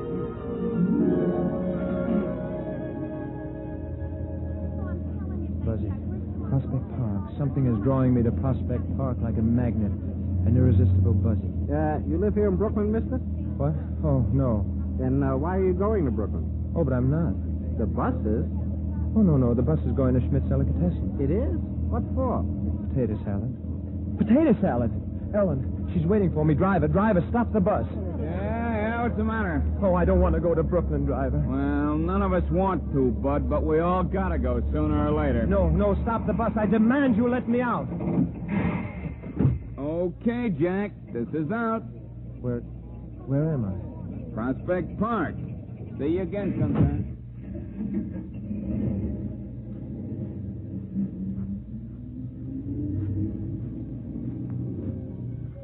Prospect Park. It's so quiet. There's a bench there next to the lake. Maybe if I sit down and rest. Yes. Sit down and rest. Edwin! I've been waiting for you. Who's calling me? Edwin! In the lake. Someone in the lake's calling me. They threw me in the lake, Edwin. Who is it? Where are you? I'm right behind you. Right behind... Buster, this is wonderful. Are you kidding? It's murder. Well, after 10 years to meet you here in Brooklyn. You once told me you wouldn't be found dead in Brooklyn. Well, that was the only way they could get me here, kid. You know, Eddie, you haven't changed a bit. You still look just like me. Well, thank you very much, Buster. You look just like me. All the time, Edwin. Sharp as a tack, all the time. But what are you doing here? Eddie, did you ever see a murder? Murder? Good heavens, no. Well, I did. I told the district attorney and they picked up 10 grand Jackson on suspicion, but before I could swear out a statement, he got out on bail and swore he'd knock me off. Oh, well, that places you in a very precarious position. Well, not any longer, kid. They killed me a few hours ago. Buster, you know I don't appreciate that kind of humor. Honest, kid, I'm dead. Am I to believe you're an apparition? Oh, believe what you want, kid. Just watch this. You see this big statue here? Well, watch, and I'll walk right through it. Buster, be careful. You'll bump your nose. Buster, this is the most... Buster! You see, kid, it's a cinch. Oh, it's impossible. An optical illusion, that's what it is. Buster, haven't you outgrown those practical jokes? Now, look, Eddie, you gotta believe me. I need your help. Well, I'd do anything for you, Buster, but I refuse to believe you're not alive. I can see you. I can hear every word you say. Well, look, I can't explain it, Eddie. Maybe it's because we're super identical twins. I don't know. All I know is that you can see and hear me, but nobody else can. Oh, this is most awkward. I knew you'd come to no good when you left home, Buster Dingle. Buster Dingle? I changed my name years ago. Didn't you ever hear of Buzzy Ballou? Buzzy? That name, it's been going through my mind for hours. Certainly, they've been trying to contact you ever since they knocked me off. That's why I was drawn to this spot. Thales of Miletus Paradox. Come again? The control of spiritual magnetic forces over the material. Thales was right. Well, pay the man the $64. I don't know from Thales. All I know is that I got you here to help me fry that rat, 10 grand Jackson. Now, Eddie, you've got to put 10 grand in the electric chair. Not so loud, Buster. There's a sailor and this girl. They're going to sit on the bench. Don't worry, kid. They don't even know I'm alive. I mean, dead. Oh, of course. Pardon me, Buster. Now, get this, kid. Nobody knows that 10 grand had me bumped off, see? Now, people probably think I've just disappeared, so you've got to take my place. Now, all you have to do is to be me day and night until the trial is over. But there's 10 grand Jackson. If he had you killed and he thinks I'm you, he'll most certainly kill you. I mean me. No. Oh, dear. Well, you're not scared, are you? Fear is not in the Dingle lexicon, Buster. Well, then what are you worried about? I can handle everything. No telling what I can do once I really learn the ropes. Didn't I bring you here when you want a potato salad? Potato salad. Potato salad? Oh, I have to go, Buster. Take it easy, kid. Look, they're staring at you, the sailor and his girl. Oh, good evening. Hey, Harry, let's get out of here. That fella, he's talking to himself. Yeah, Brooklyn's full up. They don't see you. They don't hear you. Then you are dead, Buster. Well, now, what's this? What I don't understand is... Buster, what are you doing? Now, stop it, Harry. What's the matter? I said stop it. Hey, what's the idea of hitting me? I didn't do nothing. Oh, no, not much. Okay, I'm going. Go on, go. I'll wait in the car. If you ain't there in 5 minutes, I'm going. Hiya, babe. You read any good books lately? Don't be vulgar. Vulgar? He got fresh with me, so I slapped him. I'm sorry, miss. I wasn't talking to you. Oh, what a setup when I think of all the time I wasted living. Please be serious. Did you say you sing and dance in a nightclub? Well, I work in a bakery, but a lot of people take me for Lana Turner. You can fool me, honey. Please stop that. How am I ever going to take your place? Take my place? In the bakery? Will you kindly stay out of this conversation? Why, you talk to me first, you masher. Oh, no. Now, look, you started all this. You made me come here. Now you want to have fun with me. Fun? Well, of all the... Harry! This guy's getting fresh with me. You asking for trouble, Bud? Yes, if it's trouble, Bud. Now, stop it. Let's settle this alone. You come up to my room like you used to. What? Take off your glasses. Oh, very well. But why? But why, he says. This, but why? Now, you see, honey, you can't trust nobody these days except in us sailors. Come on, baby. Oh, I have a vague feeling this is not going to work out, Buster. Well, come on now, kid. I'll take care of you if you get in any real trouble. Why, in my new setup, all I probably have to do is to go...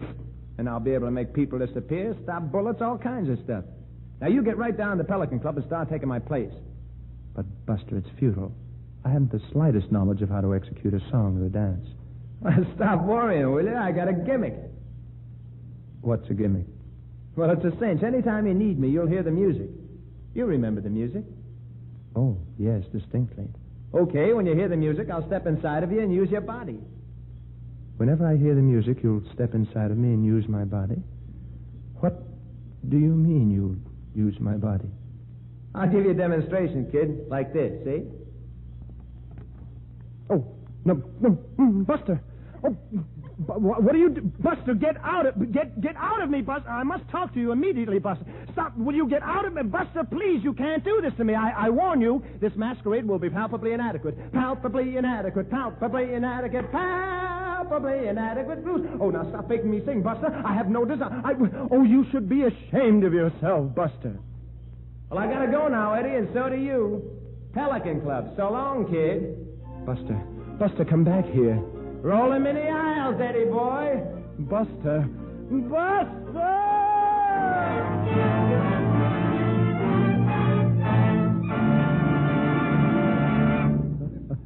In a moment, we'll return with the second act of Wonder Man, starring Danny Kaye and Virginia Mayo. Meanwhile, here's our Hollywood reporter, Libby Collins. What's the special news tonight, Libby? Well, I've just seen a picture, Mr. Keeley, that you might call extra special. It's Paramount's The Virginian. Has an all-star cast, Joel McRae, Brian Donlevy, and Sonny Tuff, with Barbara Britton as the lovely leading lady. The sets are really spectacular, aren't they? Yes, our California scenery made a magnificent background, just right for a Western thriller. And the costumes, too. Just wait till you see Barbara Britton in some of those full-skirted dresses of 1885 with the hourglass silhouette. Lucky for her, she has such a tiny waistline. I've seen the picture, too, Libby, and I never saw a star look lovelier in Technicolor. Barbara's a real beauty, isn't she? Oh, she is that, Mr. Kennedy. Huge blue eyes, natural blonde hair, and a complexion that's famous as one of the loveliest in Hollywood. I'll make a bet with you, Libby. I'll bet I know what complexion care she uses. Oh, you can't lose on that one, Mr. Kennedy. What else could it be but Daily Lux toilet soap facials? And I can tell you that soft, luminous skin of hers is a wonderful tribute to gentle Lux soap care. I think our feminine audience might be interested to know how easy it is to give their skin the same care 9 out of 10 screen stars depend on. Here's exactly how Barbara Britton takes her active lather facial. She covers her face with lots of the creamy Lux soap lather and works it well in. Then she rinses, first with warm water and then cold, and pats her skin dry with a soft towel. Quick and easy, but it certainly does the trick, Barbara says. These beauty facials really do make skin lovelier. Recent tests by skin specialists proved it. Actually, 3 out of 4 complexions became softer, smoother, with Daily Lux Soap Care. Now, here's a tip for women everywhere. Why not try Hollywood's own beauty soap? Begin your active lather facials tomorrow. See if you're not delighted with Lux Toilet Soap's creamy, beautifying lather and the fresh new loveliness it gives your skin. Our curtain rises on Act 2 of Wonder Man, starring Danny Kaye and Virginia Mayo. And here's your producer, Mr. William Keeley. Now, let's see, where were we? Oh, yes, Prospect Park, Brooklyn, where Edwin Dingle, seeking a pint of potato salad, encountered instead the highly animated ghost of his brother, Buzzy Ballou. In this... I beg your pardon, were you a witness to these events? Why, no, of course not, Mr. Dingle. I was only trying... Please, you worry about Lux. I'll worry about what happened next. Well, this is highly irregular, Mr. Dingle. So were my experiences. I, Edwin Dingle, had to go to a cabaret and pose as my brother. Why was this masquerade necessary? Because I was the only one who knew that Buster had been murdered. Only by artfully concealing this knowledge could the cause of justice triumph. Full of misgivings, I entered the stage door of the Pelican Club. Hey, Marty! He just came in. Who just came in? Like Buzzy Ballou. Look at him. Careful, boss. I bet he's pulling some new kind of gag. All right, Buzzy, I see you. Good evening. And who do you think you're fooling with those cheaters? I'll thank you to return those cheaters. All right. But eyeglasses won't help you. Midge will slug you with them on or off. Midge? Midge who? Why don't you stop? Hey, where have you been? She's been crying her eyes out. That the way to treat your future wife? Wife? Oh, wife. Oh, yes. Well, you see, Listen, Buzzy, are you going to marry her tomorrow or not? Tomorrow? Yes. Oh, yes. Yes, of course. Certainly. Okay. I'll be a good Joe. Slip her a kiss and square the beef so she'll know you're really on the up and up. Very well. I'll be a good Joe and slip her a kiss and square the beef so she'll know I'm on the up. Where are you going? And up. To converse with Midge. In here, you screwball. In here. Oh. Come in. See you later. Well, good evening. Good evening. You are Midge? I thought it all out, Buzzy. You can take back your ring and...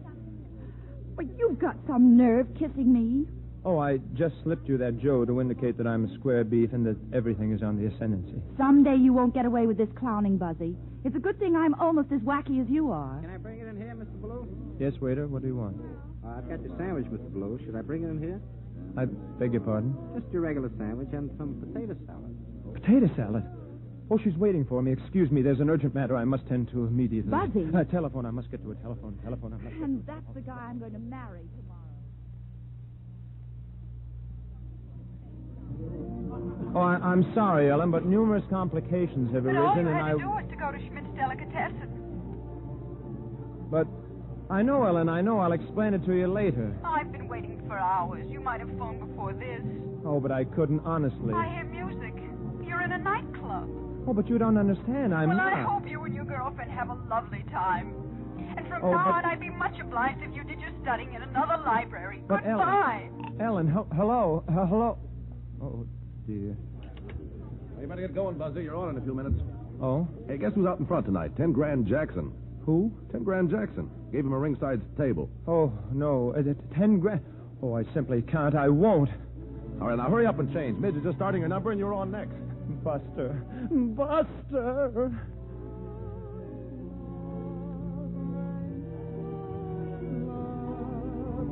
Part of my heart said no, no, no. The other part said let go. It was All alone tonight, Mr. Jackson? That's right, all alone. I hope your drink is satisfactory. Everything's fine. Just beat it. Yes, sir. Hiya, boss. Me and Torso here. We come for a dough. Thought I said to see me in my office. We got a blow. We're getting out of town. Sure you took care of Balloon? We took the package to Prospect Park. He's at the bottom of the lake. Okay. You think it's a good idea you coming here tonight? Oh, I'm just curious who Monty's going to put in his place. I'm going to miss Buzzy. He was a great little performer. part of my heart that said no, no. That made all of you. Cause the one I saw in love with loved me so. That's all right, folks. That's all right. She's going to be back later. Right now, here's a man who follows Midge in more ways than one. The star of the Pelican Club, Buzzy Baloo. All yours, Buzzy boy. Come on out and let that spotlight shine. Buster, where are you? Please, Buster. Wait a minute. It can't be. It can't be Buzzy Baloo. Give me back my dough. Chesterton Shut up. I'm getting a load of the this village guy. smithy stands. The smith, a mighty man, with large and sinewy hands. Oh, Buster.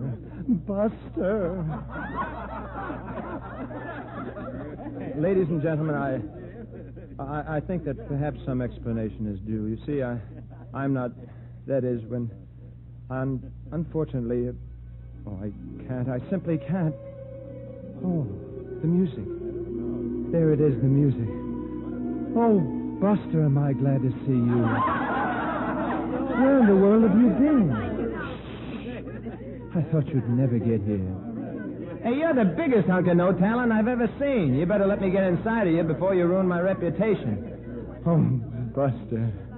Okay, let's go now. You know, folks, it's like the little Eskimo girl said. It takes me a little while to get warmed up.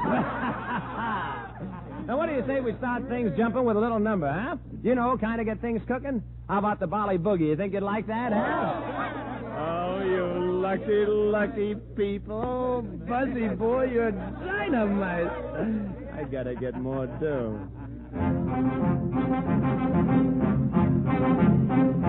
Somewhere off the coast of Java fell a little piece of lava that grew up to be the island known as Bali. Every native girl looks sorta like the farmer's daughter oughta, and for dancing they are simply off their trolley. But they hadn't seen a new step since Methuselah did the two-step on their isolated island. They were way up beat. From jive they were closeted till a storm deposited on the beach at Jive, and Jack from Lower Basin Street, he went up and got a lookin', and he said, hey, what's cookin'? This here joint is jumpin', but with melancholy.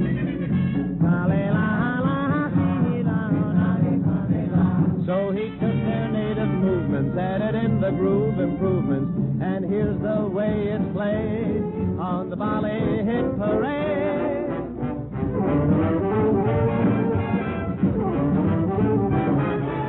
Boing, boing, yak, pataka, zoo, flute, pataka, boing, boing, yak, pataka, reed beat, pataka, boing, boing, yak, pataka, live jive, a haka, choo-choo, Chattanooga, Bali Boogie, a waka song, lick, lick, a waka song, a waka, hip step, a waka song, a waka, live jive, a haka, choo-choo, Chattanooga, Bali Boogie. Now if you can't dig the chatter with the greatest of these, it really doesn't matter. Here's the translation, please. A yaka, pataka, boing, boing, a waka song, me. Shoot the pinky to me, stinky. Pataka boing.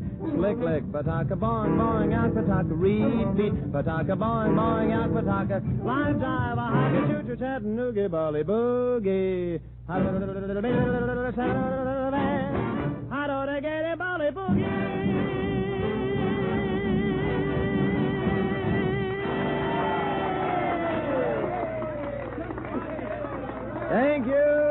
Thank you very much. Oh, I see a particular friend of mine is here tonight. 10 Grand Jackson.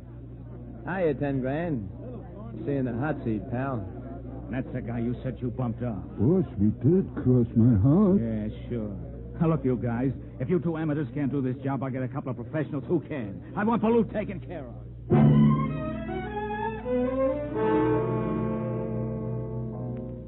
A little later that night, Monty summoned all of his entertainers to a supper party. Buster, that is I. No, Buster, sat next to Midge. I must add there was an abundance of champagne on the table. All right, quiet, everybody, quiet. I have the doubtful pleasure of announcing that Midge and Buzzy are going to get married. Yep, the unhappy event takes place tomorrow afternoon at 4 o'clock at that little church around the corner. Hey, you know something? I've got an even bigger surprise. Yeah, well, this time I'm going to be there. And I've got a surprise for you. If you're late, even 5 minutes late, I'm going to marry Monty. And so help me, I'll set his clock back. Boys and girls, let's drink to the late Buzzy Baloo. In all candor, I must relate that several toasts were consumed. I, Edwin Dingle, never touch alcohol, but my brother Buster was inhabiting my body, and I must say he took unfair advantage of it. He was getting both of us quite intoxicated. Go on, Buzzy boy. What were you going to say? Well, I'll tell you, honey. I want to propose a toast, too. I want to propose a toast to my little bride, Ellen. I mean Midge. Ooh, I'm getting pretty dizzy. Well, it's tomorrow afternoon at the little library around the corner. For better or for worse, in riches and in health, till potato salad do us part.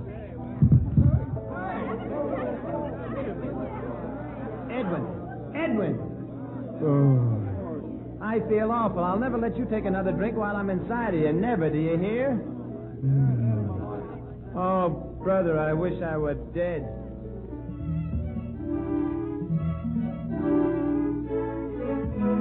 It was not kind of Buster to leave me in my condition. Monty assisted me to my dressing room, Buster's dressing room, and left me to what he called sleep it off. When I awakened, I stole furtively away from the still celebrating guests and hastened to my quarters at the YMCA. Unfortunately, this time I overslept. It was not until mid-afternoon. That's why I phoned. I tried to get away, but I couldn't on account of Midge, because we were engaged to be married. That is, Buzzy and Midge were to be married. But I was Buzzy then. Oh, well, who are you now? Oh, I myself now. But I don't know how long it will last. All right, I've heard your story. You may leave. Oh, I'm sorry, but you must come with me. I'm taking you to the church. What church? Well, I'll get the girl who's waiting there to marry me to tell you how when I was Buzzy Baloo I got mixed up in this because Buzzy was supposed to marry her. So when I'm not Buzzy, why should I have to? We'll face the whole thing together. Oh, we will. All I'll do is...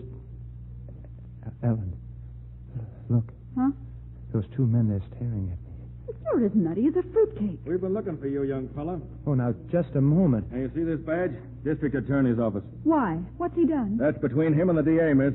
Come along, you. Goodbye, Ellen. Goodbye. I'm terribly sorry about the potato salad, and maybe if you could get a chance, you could visit me and bring me a little fresh fruit, maybe. And to think, only yesterday he was just a nice, sweet, ordinary genius. Well, let's get down to business, Mr. Baloo. You told me you had the goods on 10 Grand Jackson for that murder last week. Yes, but I can't make a statement yet. Why not? I'm waiting for something to happen. Buster. Oh, what to happen? Buster, please, Buster. Doesn't look as if it's going to happen, Mr. O'Brien. Oh, now, calm down. Now, you saw Jackson at the scene of the murder, didn't you? Oh, yes. I surprised him in flagrante delicto. Well, good. Proceed. Well, I ripped off my stint at the Pelican Club, where I'm engaged as a song and dance entertainer. Yes? Yes. I was a little bit brought down, so I decided to take a walk. I see. Whereupon I see this hoodlum, 10 Grand, drive up in an armored car. He was stalking his victim, a tall, thin man with a red beard.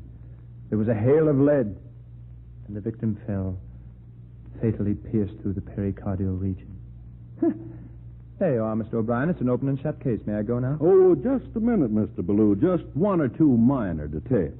Oh, well, it was quite dark. I may have slipped up on a detail or two. In the first place, the tall, thin man with a red beard was a short, fat fan dancer named Choo-Choo Laverne. Oh, amazing. Her disguise was perfect. And in the second place, she was strangled, not shot.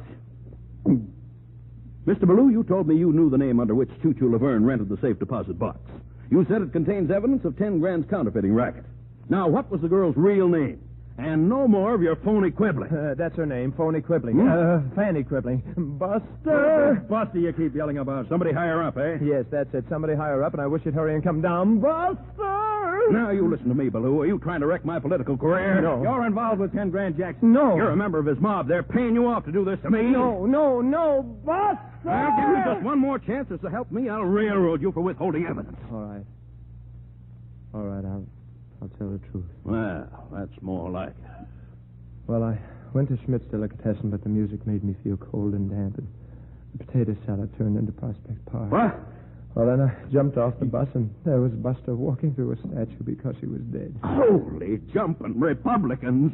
Throw this maniac out of here and drop the charges against 10 Grand Jackson. But, boy... We've got no case. You can't drop the charges. 10 Grand did it. Buster will tell you. Buster, please come down and get inside of me. Please hurry, Buster, please. Take him away. I can't stand the sight of him. No, they'll kill me, too. I want police protection. Police protection? I'm issuing an order to every policeman to arrest you on sight, shoot you if necessary, if you so much as go near a cop. Now throw that idiot out of here. But, Mr. O'Brien... Mr. O'Brien.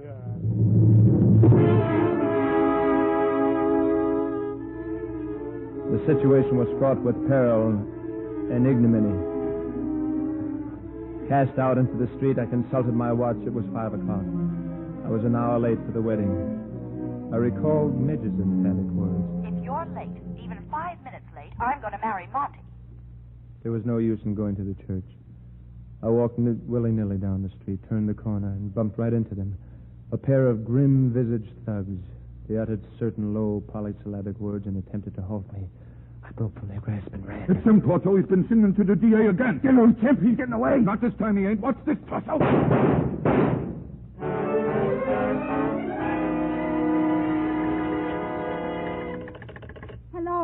Hello. But I just have to talk with the district attorney. Sorry, miss. He's gone. That young man he arrested, he's not really out of his mind. It's my fault. I upset him because he's not used to girls. You'll have to talk to Mr. O'Brien. But when will he be back? He won't. He's going to the opera tonight. The opera? But maybe he was telling the truth. Maybe his life is in danger. What will he do? Sorry. Oh, Edwin. Oh, poor Edwin.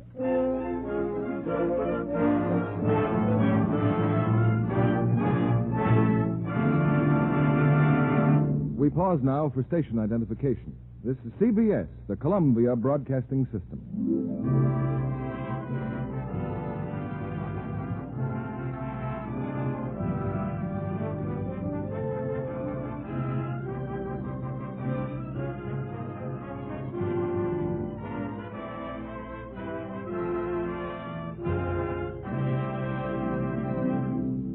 In just a moment, we'll bring you the third act of Wonder Man, starring Danny Kaye and Virginia Mayo. Amateur dramatics, as a rule, are good experience and lots of fun. But not often does the star of the class play step from college into a screen career. Miss Jacqueline White did, though, and she's here tonight to tell us about it. Jacqueline, I'm curious to know, what was the name of the class play that started you to success? It was Our Wilderness, Mr. Keeley. An executive of Metro-Goldwyn-Mayer Studios was at the performance, and he offered me a screen test. Which you passed with flying colors, apparently. And now you have a long-term contract with the studio. I've been in 8 pictures since then, but I still feel I have much to learn about acting. You have some wonderful stars as inspiration out of your studio. Oh, yes. I spent a lot of time on the set while they were shooting A.J. Cronin's The Green Years. It gave me a chance to watch Charles Coburn in the role of grandfather.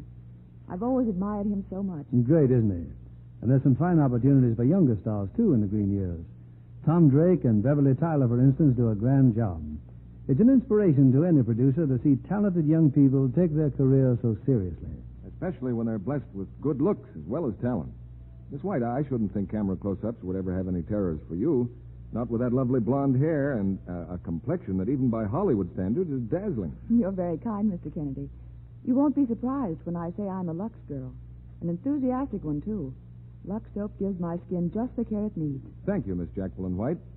There's a reason why so many famous screen stars, so many lovely young starlets recommend Lux Toilet Soap. It's a real beauty soap made of the finest ingredients. Thrifty, too. Each satin smooth cake lasts and lasts. Lovely women everywhere will tell you Lux Toilet Soap makes a delightful bath soap, too. Here's what screen stars say. The creamy, active lather makes daintiness sure. And you'll love the flower-like fragrance a Lux Soap Beauty Bath leaves on your skin. We continue with Act 3 of Wonder Man, starring Danny Kaye as both Edwin Dingle and Buster Ballou, and Virginia Mayo as Ellen. Here's Mr. Keeley at the microphone. Well, Mr. Dingle? Mr. Dingle. Can't you see I'm preoccupied? Aren't you going to give us a preface to our third act? Oh, I can't. I'm trying to escape. Those characters are pursuing me, Chimp and Torso. They're still shooting at me. Buster, do something. Buster! It appears Mr. Dingle is correct. 10 Grand Jackson's gunmen are hot on his heels. But Mr. Dingle, in an amazing exhibition of running and dodging, finds a temporary refuge. On a fire escape outside Ellen Shanley's apartment, he taps frantically on the window pane. Who's there? Who's at the window? Who is it? Mr. Dingle. Uh-huh. 2 gentlemen are after me. They're watching the front door. I had to come up this way. If a policeman sees Don't you... mention the police. They have orders to shoot me on sight. That I can understand. Well, goodbye. No, don't shut the window. Please. Listen, I was just with the district attorney. Edwin Dingle, you're the biggest liar in the whole world. I happen to know the district attorney is on his way to the opera. Ellen, please don't doubt me. I couldn't lie to you. I couldn't lie to anyone about whom I feel. That is, whom I feel such a feeling as I feel. I'd like to believe you, Edwin. Then may I come in for a minute? Not until I've heard what you have to say. Well, my brother Buster is Buzzy Ballou. He was killed last night, and I told his ghost I'd help him out. But I didn't think he'd keep getting inside of me, so... Oh. Ellen, please. You're positively shameless, Edwin. Maybe when you're ready to tell the truth, I'll listen. I'm telling the truth. There's someone at the door, so please climb down and go away. Come in. All right, sister. Where is he?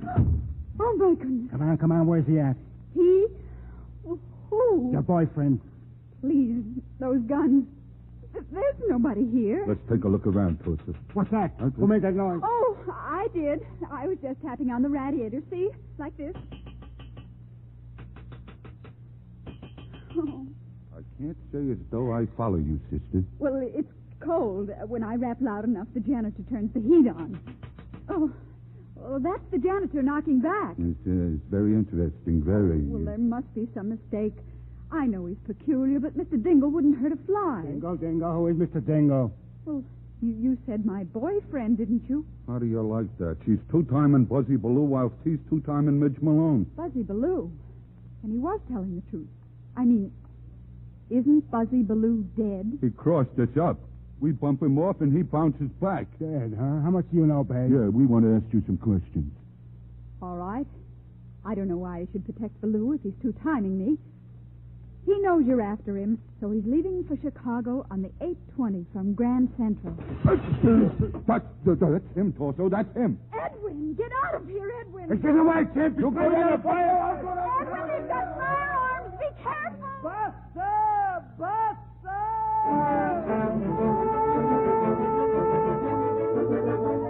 Once again, I was fleeing for my life. I turned the corner, and back at Schmidt's Delicatessen, I found sanctuary behind the pickled herring barrels.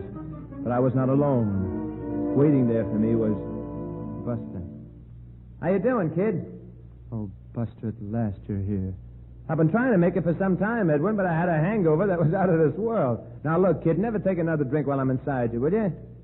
Oh, you must help me, Buster. My life is in jeopardy. Kid, I got bad news for you. I can't help you anymore. Oh, but you simply must. They're coming after me. Just go like you said you would and make them disappear.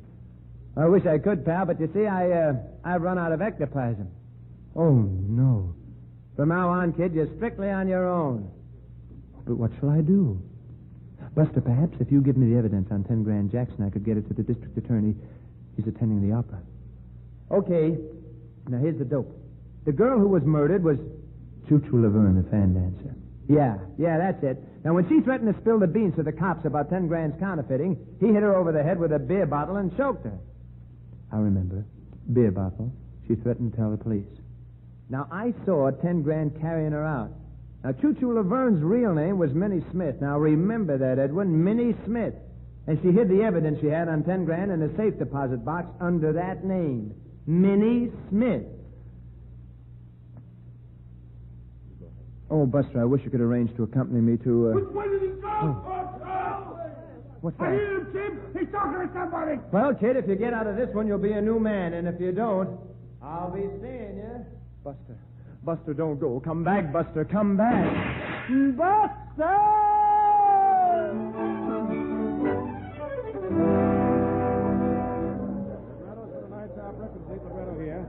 Reservations for tonight's performance at window 4. Tickets, please. First aisle to the left. Stairway to the right, madam. Oh, just a second, miss. Oh, please, I don't have a ticket, but you must let me in. That's impossible, miss. I've got to see the district attorney. Well, you'll have to take that up with the manager right over there. Thank you. Tickets, please. First aisle to the right. Second aisle to the... Ticket, mister. Oh, I have no ticket. I haven't any money, but I simply must get in. No, you know better than that. Oh, but there's somebody in there I have to see. And besides, look, they're after me. You're blocking the line. But you don't understand. I have to get in. Ellen! Edwin, it's them! No, Ellen, it is they. In all cases, the copulative verb takes the same case and the predicate as... Buster! Buster! This was becoming monotonous. I dashed to the street and fled into the first open door. It was the stage entrance into the opera house. I found an empty dressing room, put on a costume to disguise myself, and casually joined a group of singers backstage. The singers apparently had been waiting for someone. The moment they saw me, they lifted me to their shoulders and triumphantly bore me to the stage. Unfortunately, I had put on the costume and disguise of the baritone soloist. What madness was this? What strange folly. On stage was a rather stout soprano. In the orchestra pit, the conductor frantically pointed his baton at us. Well, when you gotta sing, you have to sing.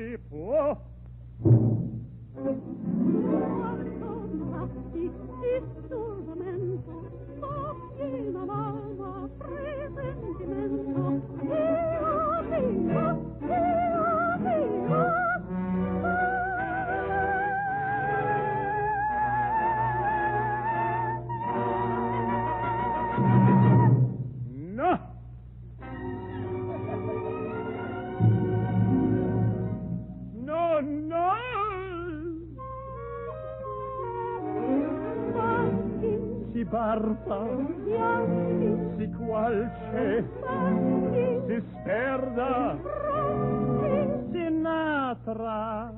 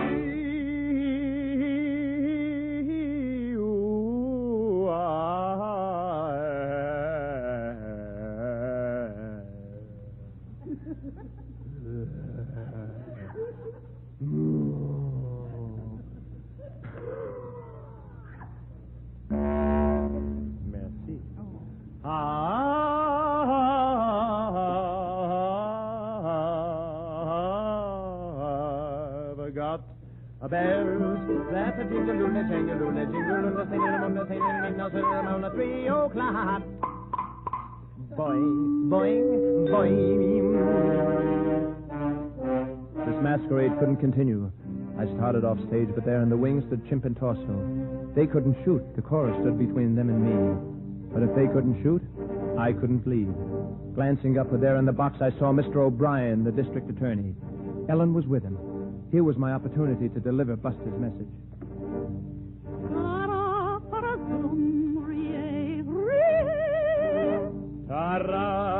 Boom, D.A. D.A.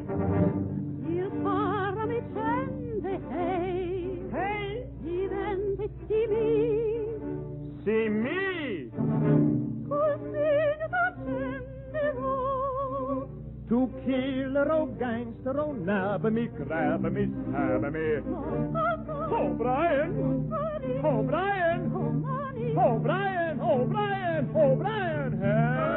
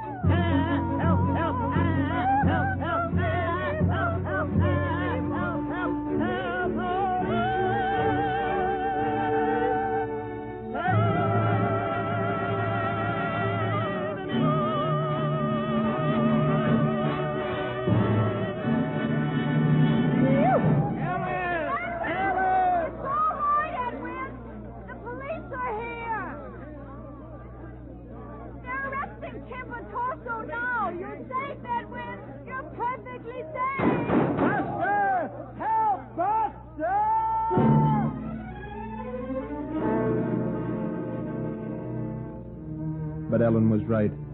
Chimp and Torso were arrested. 10 Grand Jackson was convicted. Buster was avenged, and Ellen and I, well, I no longer live at the YMCA, if you know what I mean. Edwin. Yes, darling. We've been married a whole hour now, Edwin. Uh-huh. You know, I read in Martin's notes on American geology that the tremendous flow of water over Niagara Falls removes the suballuvial soil at the rate of 2 3/10 feet a year. Suballuvial, that is. You know, honey, what you need is to get away from those musty old books. Suballuvial.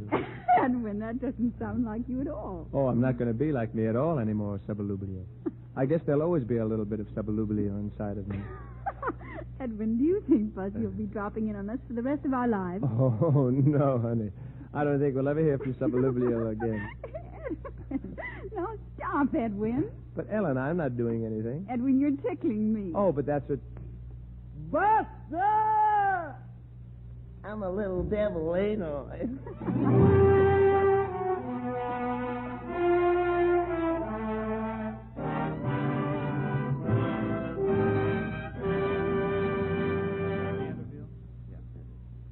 Now that Buster Blue and Edwin Dingle are merged into a life of harmony, we turn our spotlight on their arch impersonator, Danny Kaye, who joins his leading lady, Miss Virginia Mayo, for a curtain call. Danny, how did you like playing twins? Oh, well, it sort of had me beside myself, Bill. Well, you and Virginia make a great team. And I know our audience is looking forward to your next co-starring picture for Sam Goldwyn. Have you seen the kid from Brooklyn, Mr. Keeley? At the preview Tuesday, Virginia, enjoyed it immensely. Danny certainly knocks himself out on those fight routines, and that's no fun. But, Danny, I didn't see you at the preview. No, I couldn't make it, Bill. I got tied up. You mean you missed your own picture, Danny? How come? Well, in the early afternoons, I have to wheel my baby brother Bertie in his baby buggy. Oh, yeah? Yeah. This afternoon, I was wheeling Brother Bertie in his baby buggy when the bumper of the baby buggy behind bumped into Bertie's baby buggy bumper. Well, when the rubber bumper bumped, the bumpy in the baby bumper, but it turned the bumpy back on, so I had to unbump the buggies and put the rubber back on Bertie's baby buggy bumper. Now, just what was that again? Well... Again, what was it the first time? Sublubio. You know, if I moved my mouth that fast, I'd be afraid I'd dislocate my face. And we'd never like anything to happen to that face, Virginia, or that lovely complexion. I'm safe in saying that it is a Lux complexion, aren't I? Indeed it is, Mr. Keeley. I've used Lux soap without missing a day. It's a wonderful complexion care. And I'm sure that care was apparent when Sam Goldwyn picked you for the Goldwyn Girl. Do you use Lux soap, Danny? Every Sunday night, I bathe my baby brother Bertie in his rubber baby bath and let those Lux soap suds soak baby brother Bertie till he get. You mean baby brother Bertie balks at his sabbatical ablutions, barring being bathed with baby brother Bertie's best beloved brand of bath soap? Yes, I mean that baby... Oh, now, wait a minute. That's too much competition. Now, tell us what you're doing next week, Bill. Next Monday night, we bring to this stage an old favorite of the Lux Radio Theater. Wallace Beery co-starred with Marjorie Main in Metro-Goldwyn-Mayer's rollicking screen hit, Barnacle Bill. Wally appears as a lovable, lusty fisherman whose life is one of dubious adventure and whose story is mixed with sentiment and humor, salted heavily with the excitement of the waterfront. It ought to make a wonderful treat for your listeners, Mr. Keeley. Good night. Good night. You are wonderful in Wonder Man. 8 months ago, we celebrated peace. But there's one war that never ends. Man's war against humanity's distress, against disaster, flood and famine, accident and suffering. We fight that war beneath the banner of the Red Cross. And it is up to all of us to share the burden. This month especially, give to your Red Cross. Give generously. No check you write, no dollar you contribute should reward you with more satisfaction.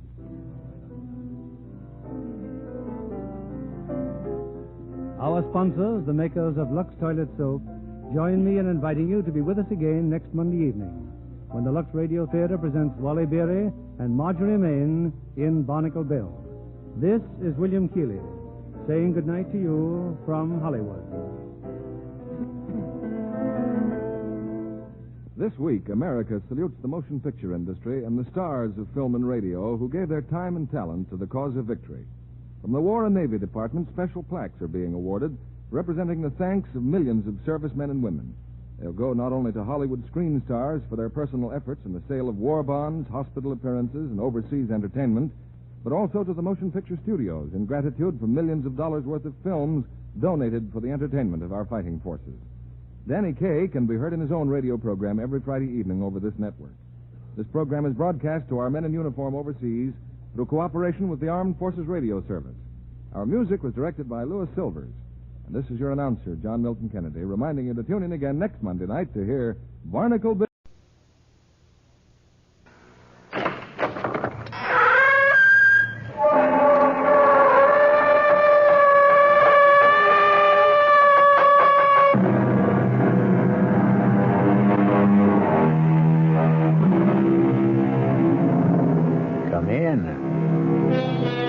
Welcome. I'm E.G. Marshall. Welcome to the sounds of suspense. Welcome to the world of your own terrifying imagination. So many catastrophic things happen in this world because a lady asks a gentleman a question and then refuses to accept his answer. For instance, the Lady Eve.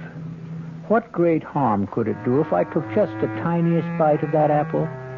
Or the lady named Pandora. Why would it be a calamity if I should sneak just a quick little peek into that box? Now add to the list a charming young lady named Millie. She also has a question. Why can't I have the bracelet, Kevin? It belongs to the temple. Oh, nonsense. It's been lying here in the jungle for at least 1,000 years. Who'd miss it? Its owner, the beast goddess. Oh, come on, Kevin. And you know what she does with people who steal her property. She turns them into animals. Really? Well, it's the local legend, Millie. Now, you just take that little bracelet off your arm and put it back exactly where you found it. Sure. Millie, I mean it. Sure, Kevin. Sure.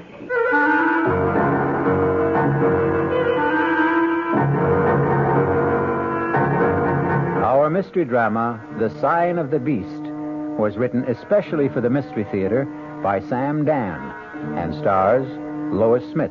It is sponsored in part by Anheuser-Busch Incorporated, brewers of Budweiser. I'll be back shortly with Act One.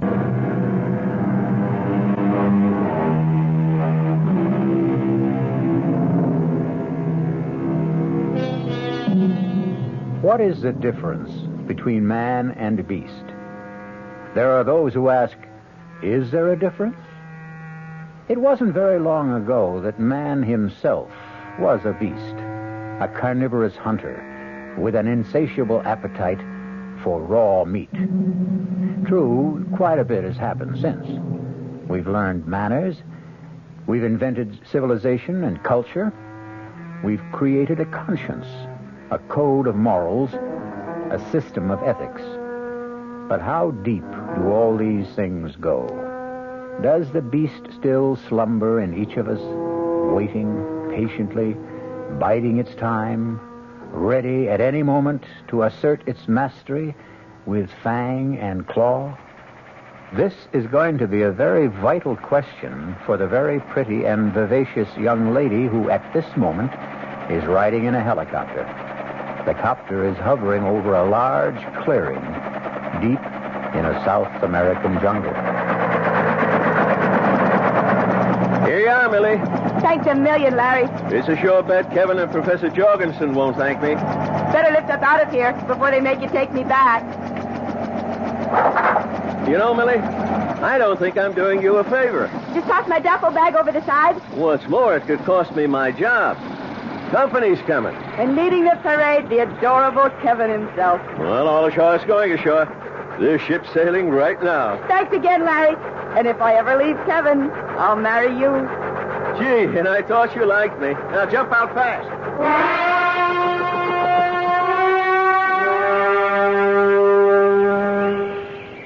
And furthermore, you haven't even kissed me. Look, I'm very angry about this, Millie. You could still kiss me, Kevin. You promised to stay at the base camp. That was last week. But we're moving into the jungle tomorrow. Kevin, we've already been through all the arguments. Category A, danger from animals. Well, I brought the 405 Anson Carteret, and I'm a better shot than you are. Now listen, Millie. Category B, danger from rare, unknown, mysterious, incurable tropic diseases. You have just as much chance of getting one as I do. Dr. Jorgensen will be furious. Your Dr. Jorgensen is my Uncle Bert. I can handle him. It isn't a matter of handling people. Well, it's true, you know. Millie can always handle me. Uncle Bert, I love you. A kiss to see me. Dr. Jorgensen will have to radio that idiot Larry. I'm not going back, Kevin. Sir, won't you make her see reason? I warned you about this, Kevin. Last year, when you said to me, how about an introduction to that good-looking niece of yours, I told you the problems, but you would have her. And I'm worth it. Oh, Millie, it's only because I love you so much. Uncle Bert, why don't we leave Achilles here to sulk in his tent while you show me around the camp?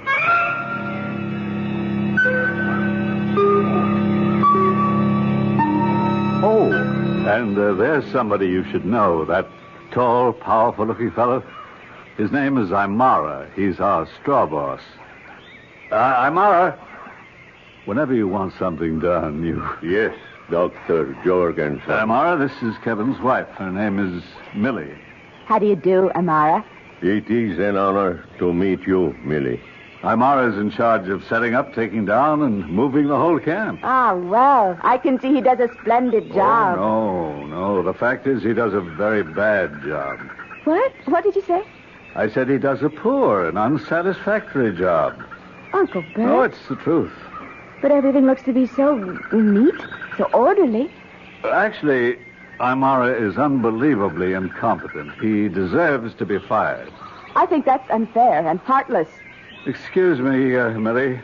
Imara, please go to Kevin's tent and bring Millie's 405 rifle. Yes, Doctor. At once. Uncle Bert. No, before you say another word. How could you be so heartless? You must understand, Imara, his primitive superstitions, his beliefs. But he's not some ignorant savage. You can tell by his speech. He's obviously educated. Must you insult him? Millie, you simply cannot compliment these natives. These natives? Oh, my, aren't we condescending? And why must we not compliment them? Will it spoil them as servants? Will it drive up the pay scale? Oh, Millie, where to begin? In Imara's religion, he is surrounded by a host of jealous, angry, implacable gods and goddesses. They do not tolerate praise for human beings. That's nonsense. One man's nonsense is another man's devoutly held belief. You terrify Imara when you praise him. Therefore, on this expedition, never. There's a charm in being, quirky, kooky, offbeat. Just obey orders. Don't, under any circumstances, praise anybody. Understand? Yes, Uncle Bert, I understand. Things are bad enough. In the first place, you're a woman. Well, I like that. You need some prestige. That's why I sent him for the rifle. Hit some tin cans, break a few bottles at 300 yards, and you'll be one of the boys. Uncle Bert, you actually are a male chauvinist. Who would have suspected it? Well, I have to pack away my instruments. Can I trust you not to get into any trouble? Implicitly. Very bad shot, Millie. And now, I'll break that bottle next to it. Oh, that was terrible. Not bad, if I do say so myself. And that's every bit of 250 yards. Now, you see those 3 cans? You are a very poor shooter, Millie. That's nothing. You should see me when I'm in practice. Oh, my. I didn't know we had children in the camp. Who's that youngster by the kitchen tent? It is my little boy. He stays here with me till we leave the jungle. What's his name? His name is Isara. Isara. Oh, what a lovely name. No, it is an unpleasant name. I should think you'd be proud. Proud? Me? Proud? Why do you say I'm proud? Oh, because he's such a handsome child. No, he is plain, he is ugly. He seems so intelligent. Notice how patiently he lines up those stones and shells. No, you're stupid, I swear to you. He has no sense. He disgraces his mother and me. Well, what are you saying, Amar? This child is a fool. Anyone can see that. Now, I must go. Where? I must go clean the rifle. I must go. Well, what made him so upset? Oh, now I remember.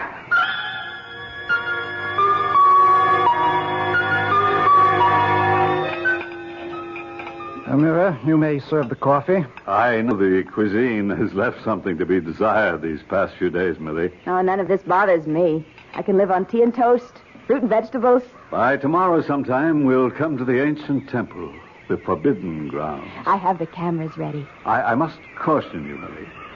We were permitted to come here only because I promised the chief, who is my blood brother, We do have a wild family, don't we, that Uncle we Bert? will not defile the holy grounds.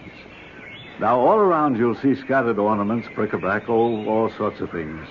Touch nothing.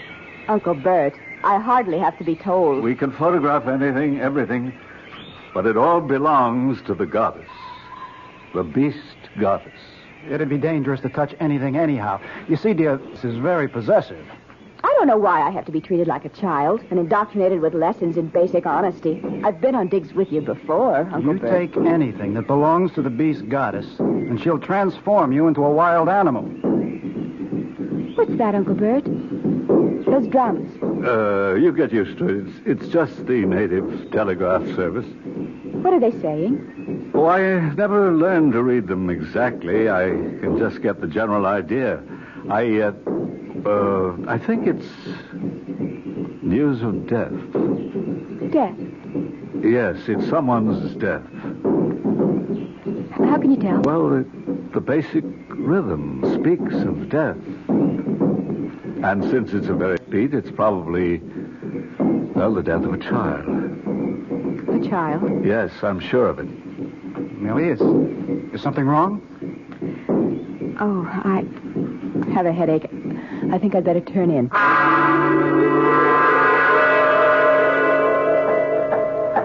Amira, let's put the scaffold here. I want to climb this wall and study the inscription. Millie! Darling, you feel better? Yes, I suppose so. I'll just have to live with this headache. Helen, come here a minute. Okay. Amara, Yes, Millie. your little boy, Isara, he's dead, isn't he? Yes. How did you know? I know. I'm sorry. I thank you. I mean, I hope you don't. Yes, Millie. I hope you don't think I'm responsible. Why should I think that, Millie? Because, oh, I don't know. Yes, I do. It's because I praised him just a few days ago, and you seemed so upset about it. I was upset? Oh, yes, very much. And Dr. Jorgensen, told me... I know. I know what he told you. But my little boy, died of fever. The way so many children here do. Suddenly, without warning. Then you don't blame me. I blame you? No. I am not a... I felt terrible. I was afraid you might. You see, in our culture, we believe in praise, especially when it comes to children. We automatically say nice things about children. I understand. And have a gift for you. For me? We have a custom. When we make someone feel bad, we must give that person a gift. And the person must accept. Oh, that's such a lovely bracelet. Where did you get it? Here. Oh, but we're not supposed to... There are thousands of pieces of ornament. Who would know? Place it on your wrist. Ah, see how pretty it looks. Oh. Wherever you look, thousands of beautiful things. This is the very last. Besides, it is the custom. You see, you would have to explain why I gave it. I understand. And it would make them uncomfortable. Because everything they have come to believe about superstition would be wrong. Millie! What is it, Kevin? Bring the camera. I want to shoot these inscriptions. Thank you again, Anara. And it will be our secret. I'm coming, Kevin. Yes. Go to him. Go to your husband, arrogant, heedless, ignorant woman. You have defied my gods and killed my son. Your punishment has been decreed. It has already begun.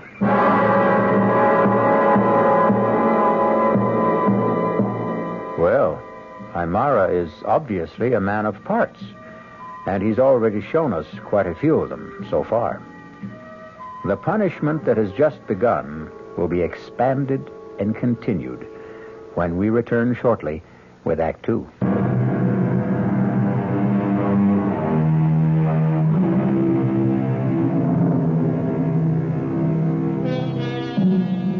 Is it entirely valid to suggest that the best way to... There seems to be some historical basis for it. Archaeologist Kevin has ordered his wife Millie not to touch any of the artifacts or ornaments found in his latest discovery. And now, he finds it impossible to take his eyes off her wrist. Is this the section of the temple wall you want me to film, Kevin? Kevin, what are you looking at? What's that on your wrist? Oh, well, it's just... Millie, Dr. Jorgensen told you. I told you. Under no circumstances were you to touch anything. Well, You not only touched it, you're wearing it. Look, these silly superstitions. Where did you get it? Kevin, I don't like that tone of voice. Hey, what are you two quarreling about? Show him, Millie. Oh. Uncle Bert, listen. I must ask you, Millie. Where did you get it? I found it. You found it here? Well, around. Millie, I could tell by the workmanship. It was made by an ancient priest of the temple. It has the same symbols. What's all the fuss? Millie, I thought we all understood. Why can't I have the bracelet? Because it belongs to the temple. Nonsense. It's been lying around the jungle for at least 1,000 years. Who'd miss it? Its owner, the beast goddess. Kevin, are you serious? Listen, go ahead. Tell me the rest of it. Tell me she turns people who steal her property into animals. Amira, let's put this... Overlooking a point, Millie. If it were made of gold or silver or precious stones, I could understand, but it's just a twisted piece of copper. Well, for all I know, we're being watched. If so, you can expect a poisoned arrow through your throat any second. You know, I listened to the two of you, and I... Millie, your trouble is that you don't listen. Now, let's not have an argument. I gave my word. That's all there is to it. Millie, you will take that bracelet off your wrist and put it back. Put it back exactly where you found it. Sure. I mean it, Millie. Well, sure, Uncle Bert. Sure. Here. These are the symbols the Incas used for weddings. Well, could they have originated this far north and east, Dr. Jorgensen? Millie, photograph this section of the wall. Yes. I need some more film. I'll be back in a second. Well, you don't have to go. We'll send a mirror. No, it's all right. I just want to stop off at the kitchen tent. I think I need a snack. We just had breakfast. I know, but I'm hungry. Are you sure you feel all right, Millie? Oh, I'm fine. Just a little hungry. That's all. Millie, about yesterday. What about yesterday? The bracelet. Oh, that. Forget it, Uncle Bert. I know that you see so much just lying around. It seems silly to make a fuss over some trinket, but... I'm willing to forget it, if you are.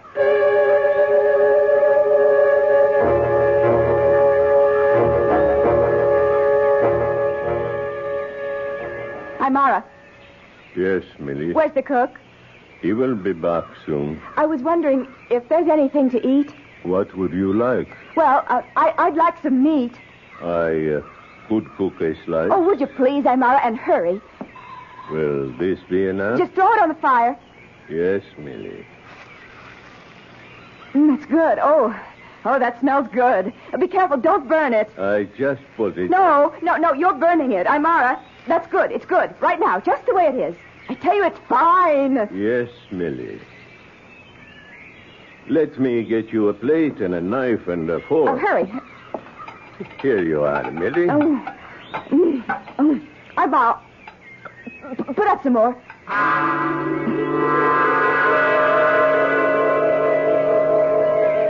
Kevin. What is it, Amara?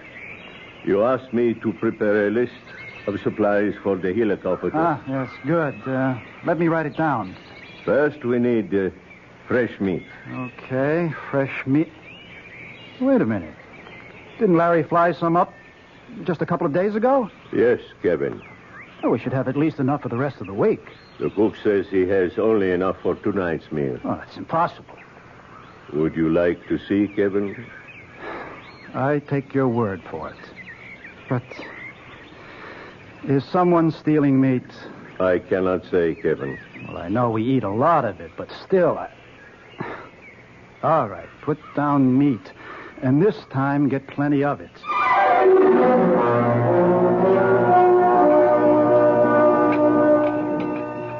Is there any more meat, Amara? I will go see. Meat since I've known you. Aren't you going to finish yours, Kevin? Well, I've had enough. Let me have your plate. The air out here must agree with you, Millie. I'm starved, Uncle Bert. I don't understand it. You must be famished. Honey, you haven't had meat in so long, you've forgotten how to eat it. You have to chew it before you swallow. Excuse me. Here are some chops. Take them back. They're too well done. I want some rare. I'm sorry. This is all we have. Tell him to put up some more. There is no more meat. Well, that's right. Larry's due in with supplies in the helicopter. When will he be here? Well, I don't know. Sometime today. Why don't I take the 405 and shoot us a deer or something we can eat? Millie, are you all right? Of course I'm all right. Now, why do you ask? Well, don't snap my head off. Millie, you'd better get some rest here. You're tired. I'm not tired. I'm hungry. Millie, darling, something's wrong. Why? Well, because this isn't like you, that's all.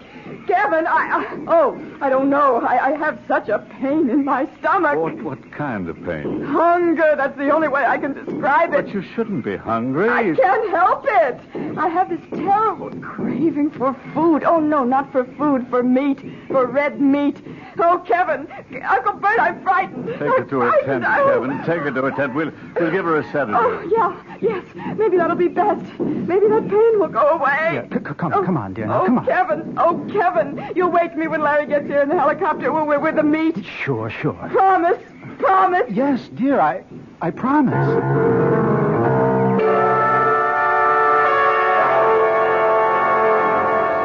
Is she asleep, Kevin? Yes, finally. Dr. Jorgensen, what's wrong? I don't know. I've never seen her hysterical. Are you as worried as I am? I'm worried enough to want to get her to Rio, to a hospital. Let's radio Larry to get that damn helicopter here pronto. I just spoke to Larry. We have a problem. It seems the helicopter needs some repairs. What kind of repairs, for God's sake? I don't know. It was technical. Larry's working on it. Larry, he's an idiot. If he hadn't brought her here, It's our fault, yours and mine. We let her stay. What are we going to do? You say she's asleep. Well, all she needs is rest.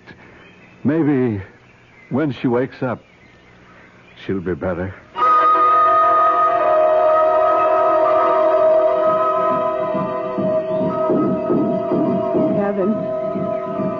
Kevin. I'm here, dear. I'm here. Oh, I was so sleepy. I know. It's dark out.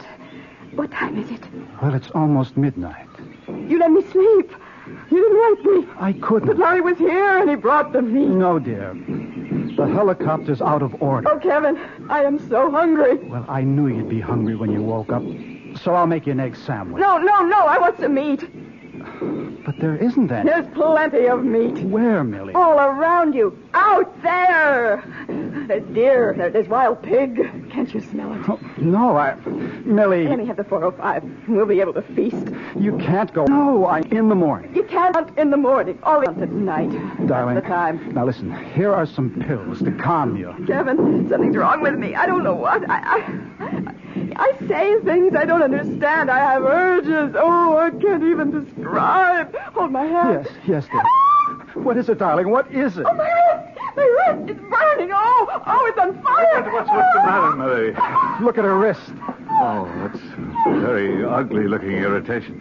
How did you get it, Millie? Oh, I don't remember. I don't know. Oh, Uncle Bert, I don't know anything. I'm out. Here. Now, Millie, you must try to be calm. Try, dear. Yes, Uncle Bert, I'll try. Now, tell me, how did you hurt your wrist? I don't remember. Try to think. Try to remember. You probably have an infection, some kind of bruise. I don't have an infection. I'm not sick. I'm hungry. Do you understand? I'm hungry. You want me, Dr. Jorgensen? I'm all right. Bring the medical kit. I'm hungry. Well, the first thing we have to do is put a penicillin ointment on that bruise. She's feverish, ravenous appetite for meat, bruise on wrist. Could be anything. She could have scraped it against a bramble, anything. Or an insect.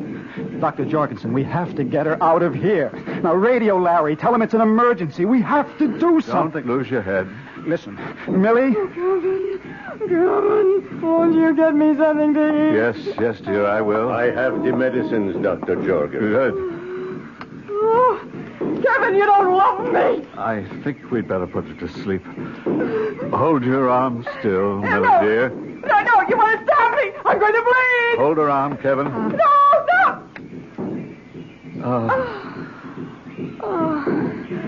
I'm all right. I want to ask you a question. Yes, Dr. Jorgensen. Have you ever seen anything like this? Yes. Where? When? Once, it was a man. He had invaded these holy grounds. He had stolen a jewel from the beast goddess. Yes? Go on. He then became a beast. He disappeared into the jungle, and he was never seen again. Thank you, Amar. You may leave. This kind of superstition we can do without. Maybe. And don't bite my head off. Maybe there's something to it. Something to what? To what he's saying. Oh, I know. Primitive superstition. But look at us. You and me. Between us, we carry a considerable supply of the knowledge of the civilized world. Between us, we have degrees in medicine, anthropology, chemistry, sociology. Can we explain it? Are you saying the legend is true, that Millie has offended the beast goddess, being punished? I don't know what I'm saying. But look at her. Look how troubled, how agitated she is. She's flushed, breathing rapidly. She could burst through that sedative any minute. Kevin, I'm so hungry. Try to rest, darling. I'm going to get on the radio. The helicopter is out of order. We're past all that. I'm going to speak with the hospital in Rio. I'll describe her symptoms. They'll arrange to get her there. My wrist. Oh, my wrist. Oh, Doctor. It's burning. Oh. Look at her wrist. Look at her wrist. Something's on it. Oh. It's a design. It's the shape of that bracelet. Kevin, it's your imagination. Is it? Look. Do you see that symbol? It's on every ornament worn by the goddess. The design decorates her dress. It's just a raw, ugly scar with some very wavy lines. But it's her sign. The sign of the beast goddess. The sign of the beast. It could be a coincidence. Do you believe that? Tell me, do you believe it? Kevin, I don't know what to believe.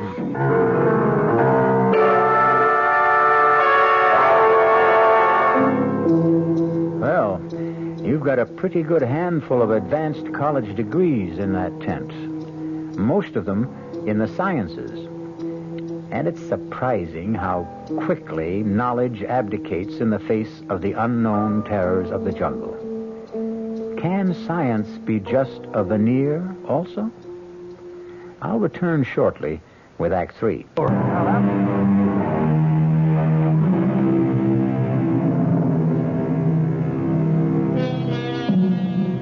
Hamlet said that there were more things under heaven and earth than were dreamed of in philosophy. Hamlet should be with us in a tent, deep in a South American jungle, amidst the ruins of an ancient temple, because there are more things than any of us can dream of. Is she still asleep? I think so. She shouldn't be left alone. I'll go back in the tent in a second. Dr. Jorgensen, I just had to find out. Were you able to radio the hospital? Kevin, it's 2 o'clock in the morning. Well, what's the difference? My contact there, the chief of medicine, is due at 7. Can't he be reached? Kevin, he's returning from vacation. He's on the road. It's only 5 hours. Don't worry. Poor Millie. You know, she really didn't mean any harm. And there are scads of this stuff lying around. I know. It's a pretty little thing. Who'd miss it? She didn't think it was stealing. Kevin, don't talk as if... As if what? As if you believe this is the revenge of the beast goddess. Can you rule it out? Kevin. If they can't send a copter for her, I'll carry her out of here on my back. Those damn drums, what are they saying? Is it important? I'm getting so jumpy. What are the drums saying? Oh, no, nothing. That isn't so, Dr. Jorgensen. Why do you make an issue out of it? Why do you refuse to tell me? Now, you can read those drums the way I can read a telegram. Now, what are you trying to keep from me? It's just that I thought the agitated state you're in right now... Well, don't make it worse. What are those drums saying? Well, it has to do with revenge. Revenge? What was that? Well, those are rifle shots. Well, who'd be firing at this hour? Come on. Millie! Millie! Oh, she's gone. She's got a rifle. Amira, wake everybody up. Rouse the camp. We have to find Millie. Millie!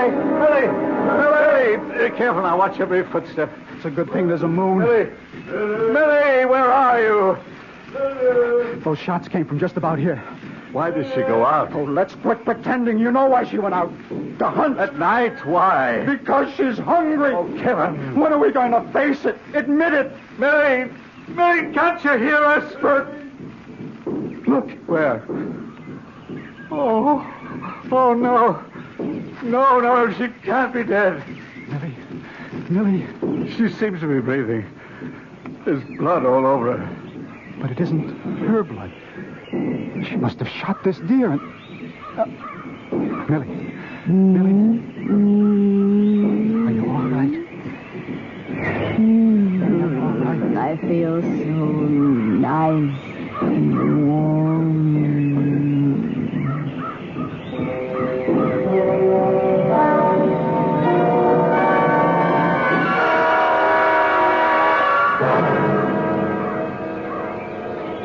Have you reached the doctor yet? Yes, Kevin. They're sending a copter. It'll be here late this afternoon or tomorrow morning. Oh, that's great. They're doing the best they can. Oh, sure. I'll be reasonable. Reasonable, huh? My wife is being destroyed before my eyes. It seems there is, or they think that this might be a very unusual disease. Oh, come on. It's an infection. She might have picked it up from the bracelet. What are you talking about? It could have scratched her when she put it on. And? Well, it's been lying here for hundreds of years. All kinds of parasites, microorganisms. Anyhow, it seems this disease creates enormous cravings for protein. And what does your man suggest? Massive doses of penicillin. Well, do we have enough? I hope so. I'm Amar. Yes, Dr. Jorgensen. Bring me the medical chest. Kevin. She's awake. I'm coming, dear. Kevin. No, Millie, now lie still. Don't get up. Oh, I feel so comfy. How's your wrist? My wrist. Oh, it's okay. It only hurts when I feel hungry. And you're not hungry now. No. Oh, you know, I had such a crazy dream. I better not tell you. You've got to. You've aroused my curiosity. You won't believe it. You try me. Don't laugh, promise. I promise. Well, I dreamed I went out into the jungle alone at night. There's a picture for you. Imagine me alone in the jungle at night. Anyway, I dreamed I shot this, I think it was an antelope. Something like that. Yes. And I was so hungry, I ate it right there. What a dream. Oh, you know, I felt so full just before, but just talking about food seems to give me an appetite. How about some tea and toast? Tea and toast? Ooh, how about a nice chop? Or steak? Rare, very rare. Well, Larry's been unable to fly up the supply. Doesn't matter, I can go out and shoot. Later, Millie, later. You're not hungry now, are you? Oh, well, not very, but in a little while. Okay. Then just a little while, huh? Promised. Okay, I promise.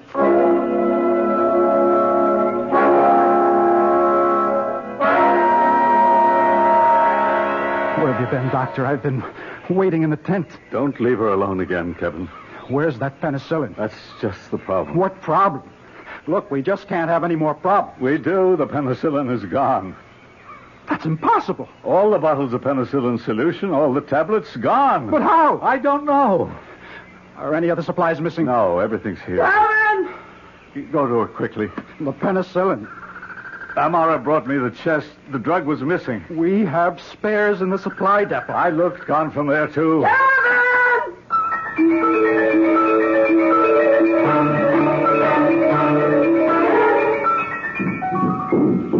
Kevin! Kevin! I'm hungry! Oh, Kevin, you don't know my stomach hurts! And my wrist, it's on fire! Millie, everything will be all right. Sure, yes! Just let me take the 405 and shoot something! No, Millie, no. Kevin, I'm going! Millie, try to get some rest. I don't need rest! I need food! I need meat! Please, Millie, lie back. Rest. Take your hands off me! Millie.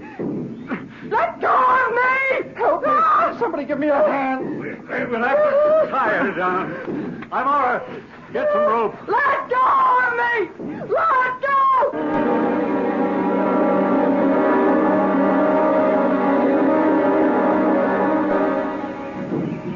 Where's that damn helicopter? He could never find us at night. It'll have to wait till morning.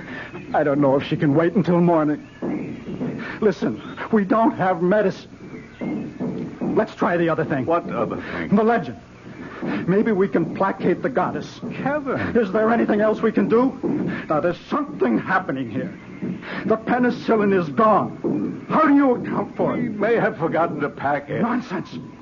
Last night, you said the drums were talking about revenge. Revenge for who? For what? And what are they saying tonight? It's revenge. Kevin! Come in here! I'm coming. Kevin, I want the 405. Untie me. No, Millie. What did you do with it? Untie me. What did you do with it? The bracelet. You didn't put it back, did you? I'm hungry. I'll die, Kevin. I'll die. I'll untie you. If you just tell me, where did you put the bracelet? I'll get you some meat. Yes. Oh, Kevin, yes. The bracelet. The bracelet. It's in my makeup kit. Oh, no, untie me. Let me hunt. Where did you find the bracelet? You promised to untie me. Where did you find the bracelet? I must go hunting. Oh, Kevin. Where did you find the bracelet, Millie? I didn't find it. Tell me the truth or I'll never untie you. I didn't find it. I'll leave you here to starve. Amara. What about Amara? I promised him I wouldn't tell. What about Amara? He gave me the bracelet. Oh, Kevin, untie me. Please, untie me.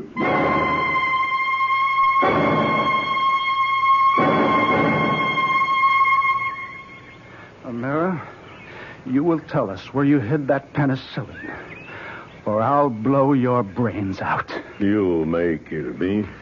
That's not the way. Let me beat it out of him. For the past 2 nights, Samara, the drums have talked of revenge. Whose revenge? Mine. Upon whom? Millie. For what reason? She killed my only son. How? She made the gods jealous. She spoke of his beauty, his intelligence, his skills.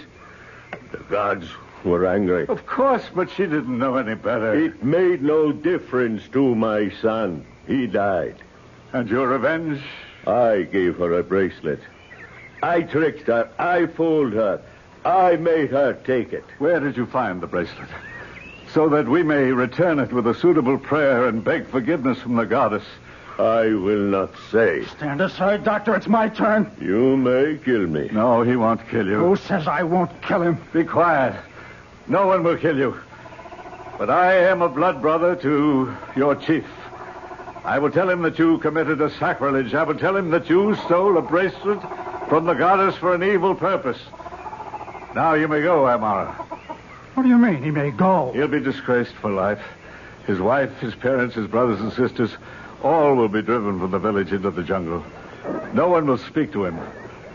Why do you stay here, Amara? We have no further use for you. Oh, I believe we owe you a month's wages. Here, plus 2 weeks' notice. The bracelet. It was taken. I took it from the arm of the statue of the goddess.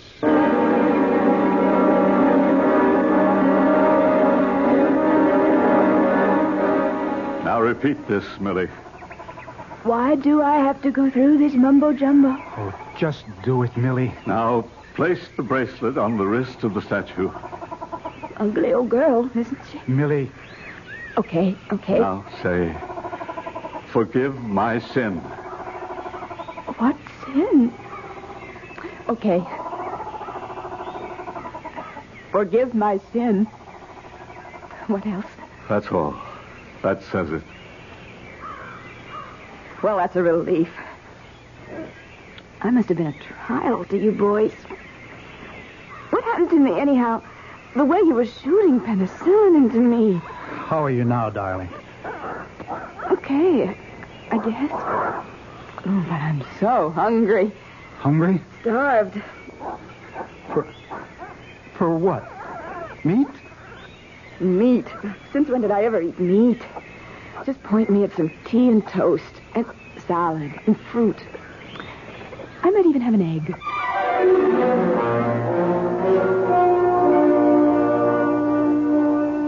It's always good not to put all your eggs in one basket. Always have another course of action in reserve. What cured Millie? The atonement before the goddess and the return of the bracelet? Or the penicillin? Or both? I'll be back shortly.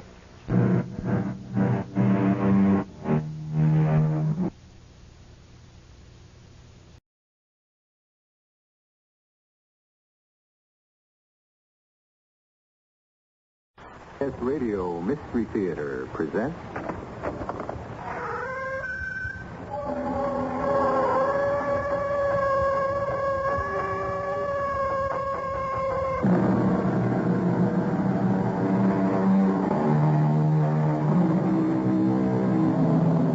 Come in. Welcome. I'm E.G. Marshall, Major Domo of this mansion of the mysterious and the macabre. This is the story of a search for a wild talent. You'll learn all there is to know about wild talents very soon, and you won't like it. In a sense, this is a treasure hunt. But the prize isn't money or jewels or pirate gold. No, nothing like that. And there isn't any ancient treasure map. No, just a very modern telephone directory, which a man carries with him in his car as he drives from address to address throughout the city. Mr. Buchanan? May I come up, please? Who are you? My name is Davis. John Davis. What do you want? I want to offer you a reward, Mr. Buchanan. $5,000. What? You heard me. $5,000. If what? Well, why don't you let me come up and tell you? $5,000? Okay, come on up.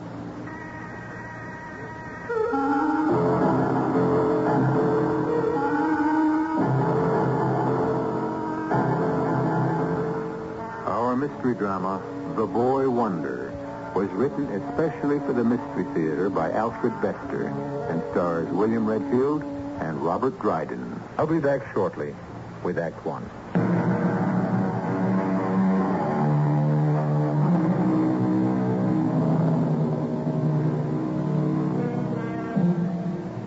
The treasure hunter is named Marion Perkins Warbeck.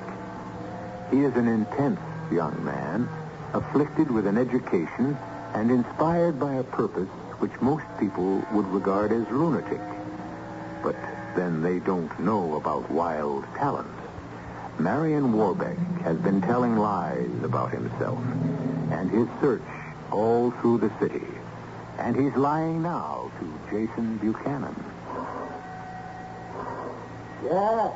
It's me, Mr. Buchanan, John Davis, with that reward. $5,000. Right, but I said if. May I come in? Sure. This way, thanks.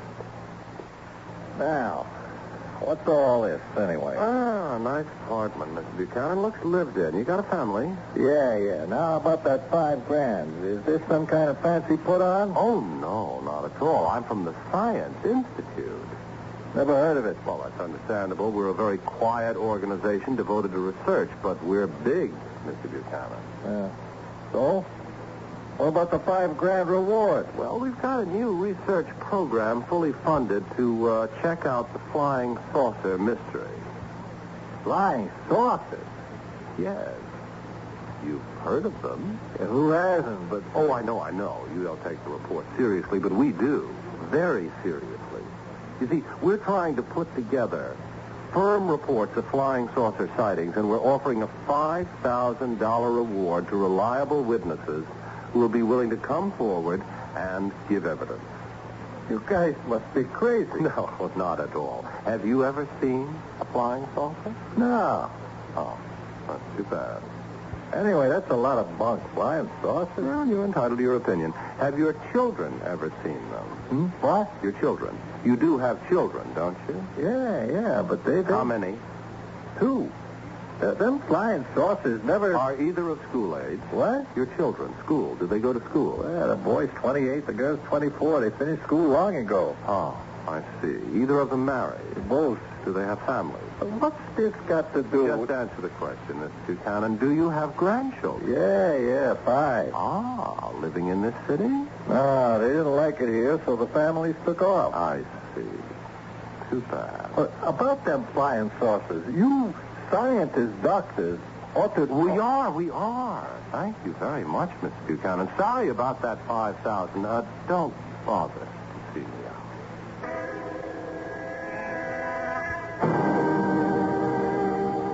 Well, that takes care of Mr. Jason Buchanan. Who's next? Let me see. Here we are. Alfred Buchanan, 776 Post Road. Yes, as listed. Who is it? Is Mr. Buchanan in, please? No. Go away. Is this Mrs. Buchanan? Yes. Go away. My name is Cook, Mrs. Buchanan. David Cook. May I come in, please? I don't let strangers in when my husband's away. I'm here about free prizes, Mrs. Buchanan. What? Free? Prizes? For who? You? From who? Well, if you'll take the chain off and let me in, Mrs. Buchanan, I'll explain. Well, you don't look like a crook. I'm not, ma'am. On my honor. I always tell the truth. Come in, Mr. What'd you say your name was? Cook. David Cook. This way. Thank you. Want some coffee? No, thank you. Sit there. No. What's all this about prizes? Free prizes. Well, I'm from Worldwide Broadcasters. Never heard of Oh, them. you will, ma'am, you will. We're preparing a list of names for prize competitions. People who would be willing to appear on shows and win prizes. You know about that, of course. I sure do. Would you be willing? Who wouldn't? Oh, indeed, yes, who wouldn't? Have you ever won a prize in a contest? No, I never, because I never got a chance. Well, maybe you will now, Mrs. Buchanan. Did your husband Did my husband what? ever win a prize? Who, Al? Never. He never got a chance either. Well, maybe he will, too. And what about your children? Children? Your children, have they ever won prizes? Ain't got no children. Oh. Nephews named Buchanan? Ain't got no nephews. Just me and Alf, Mr. I forget your name. Wook. D.H. Wook. Thank you very much, Miss Buchanan. You'll be hearing from us.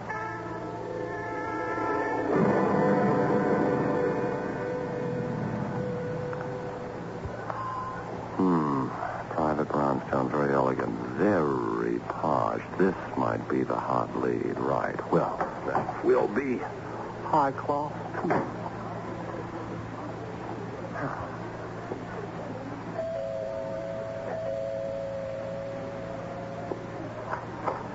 Yes? I beg your pardon. Sorry to intrude. Would it be possible to see Mr. Foster Buchanan, please? At this hour? Well, I know it's rather unconventional, but I'm from the Business Safety Council, and I... Are you, indeed? Oh, yes, I am, indeed. And if you'll tell Mr. Buchanan that I won't take more than 5 minutes... I'm Buchanan. Well, how do you do, sir? My name is Acorn. Roger Acorn. I'm here from the Safety Council. I heard you, Mr. Acorn. Do come in. Thank you, sir. This way, Mr. Acorn. Tonight is servants' night out, so I'm managing myself. I think we'll be comfortable here. Can I offer you a brandy and soda? I'm about to begin myself. No, thank you, Mr. Buchanan. You said 5 minutes. For what? I have great faith in the Business Safety Council. Our bulwark against the inroads of arrogant chicanery. Well, the purpose of this interview is to inquire whether you have ever been defrauded by, in your words, arrogant chicanery. The attempt has been made, Mr. Acorn. Ronald Acorn. To be sure. Attempts have been made, Mr. Acorn. I have never been victimized. Your wife? Never. Your children? You do have children?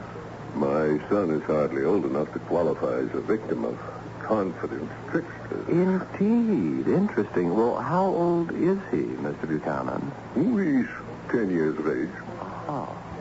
Well, is it possible that he's been tricked at school? There are crooks who specialize in victimizing children, as we know at the Safety Council. Not at my son's school. He's well protected from such riffraff. What school is that, sir? Germantown. One of the best. One of the very best. Did he ever attend a city public school? Good heavens, never. I see. Any other children, Mr. Buchanan? A daughter, 17. At present in Paris, studying at the Sorbonne. Well, thank you, Mr. Buchanan. I think my time's up. Thank you for your cooperation. I'll see myself out. Enjoy your brandy and soda.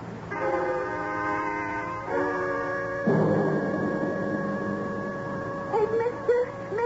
Well, who? Who, me? Yeah, you, mister. Oh, would you mind helping a lady in distress? Lady in distress. Come on, they haven't used that expression since the Civil War. Oh, honest, mister, I'm in the craziest kind of jam, and I'm scared. Look, I've got exactly $7.50 on me. You're wasting your time. Oh, this isn't a con, mister. Honest, it's a real jam. Oh, it better be good. I was driving home, and I had to stop for a light back there on the corner. See?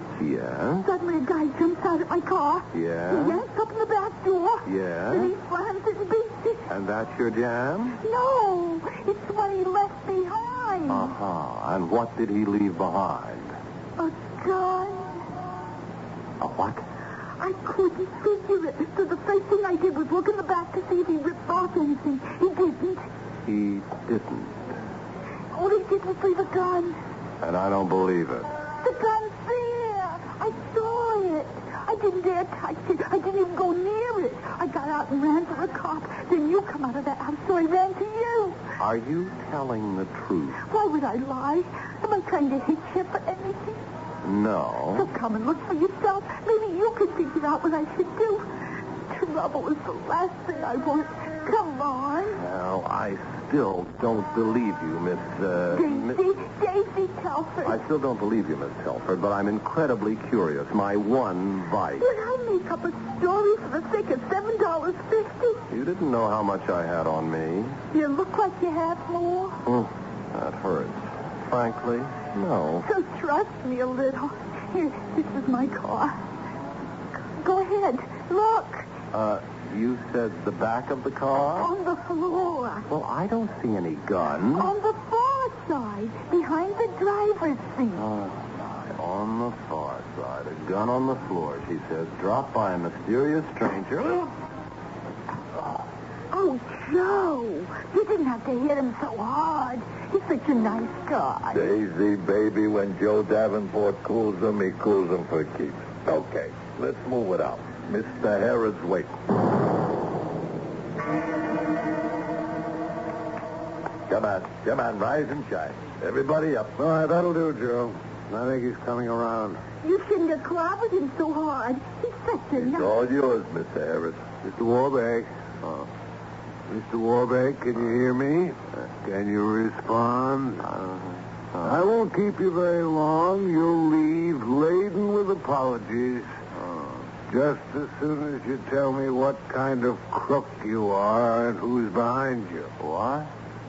Crook? Who? Mr. Warbeck, please, pull yourself together, or Joe will have to resume with his muscle, which can't be very pleasant. I can make it a lot less pleasant, Mr. Harris. Mr. Warbeck, can you tell me why you, ostensibly a harmless school teacher, have suddenly decided to cut yourself in on my Buchanan caper?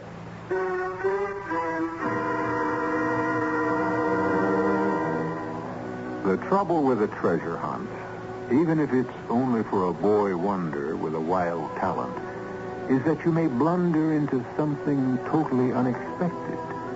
But you don't know about wild talents and their incredible value yet. You'll find out in the second act, which will begin in just a few moments.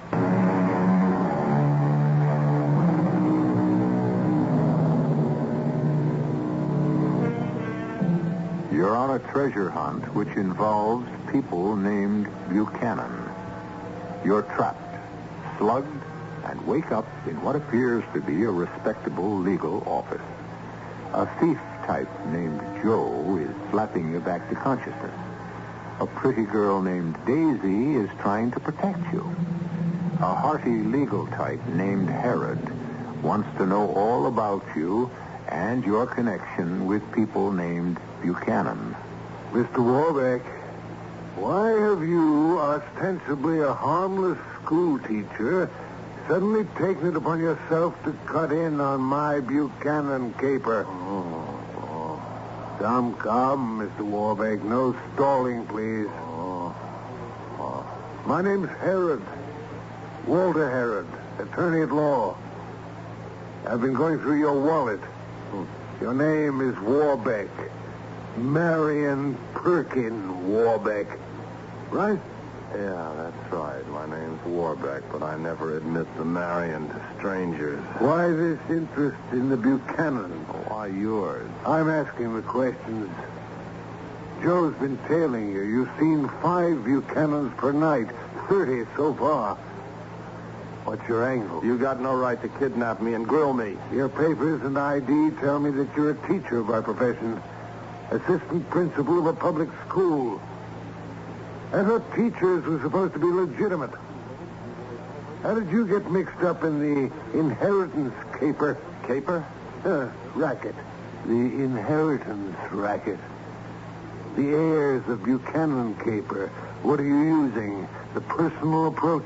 I don't know what you're talking about. I honestly don't know. You're stepping on my toes, Warbeck, and I don't buy it. I'm taking $75,000 a year out of this caper, and I'm not going to let you cut in. Now, look, I'm an educated man. Mention Galileo or the lesser Cavalier poets, and I'm right up there with you. But there are gaps in my education, and this is one of them. I can't handle the situation. Too many unknowns. All right, I'm going to spell it out for you, Warbeck, so we'll know exactly where we stand. And you won't be able to dummy up. Please do. The inheritance racket is an old, long-term con. It operates like so. The story is that James Buchanan, 15th President of the United States? Yes, the same one. Buchanan was a bachelor. The story is that he died intestate, leaving a fortune for heirs unknown. Thrilling news. Today, at compound interest, that estate is worth hundreds of millions. Understand? So far. Anybody named Buchanan is a sucker for this setup. I send them a letter. Tell them there's a chance that they may be one of the heirs. And do they want me to investigate and protect their possible share in the estate? It only costs a small yearly retainer. Most of them buy it. And now you... Wait a minute. Don't belabor the obvious. I can draw a conclusion. You found out I was checking Buchanan families. You think I'm trying to operate the same racket. A caper? You think I'm trying to cut in? Cut in? Yes, cut in on you? Well, aren't you? Oh, heavenly guardian angel, that this should happen to me. Thank you. I'll be forever grateful. I think you must have made him a little crazy with that clapper joke. Well, aren't you trying to cut in? No. I'm not cutting in on you, Mr. Herod. Look, you will accompany me to my office in the school, and I will show you why I'm interested in the Buchanan. Now, just a minute, Warbeck. I said I'd make it up to you. We'll have to use your car, Miss Telford. Mine's probably been towed away by now. Herod, I'm going into partnership with you three. You've got what I need to locate one particular Buchanan. He's 10 years old, and he's worth millions more than your phony $100 million.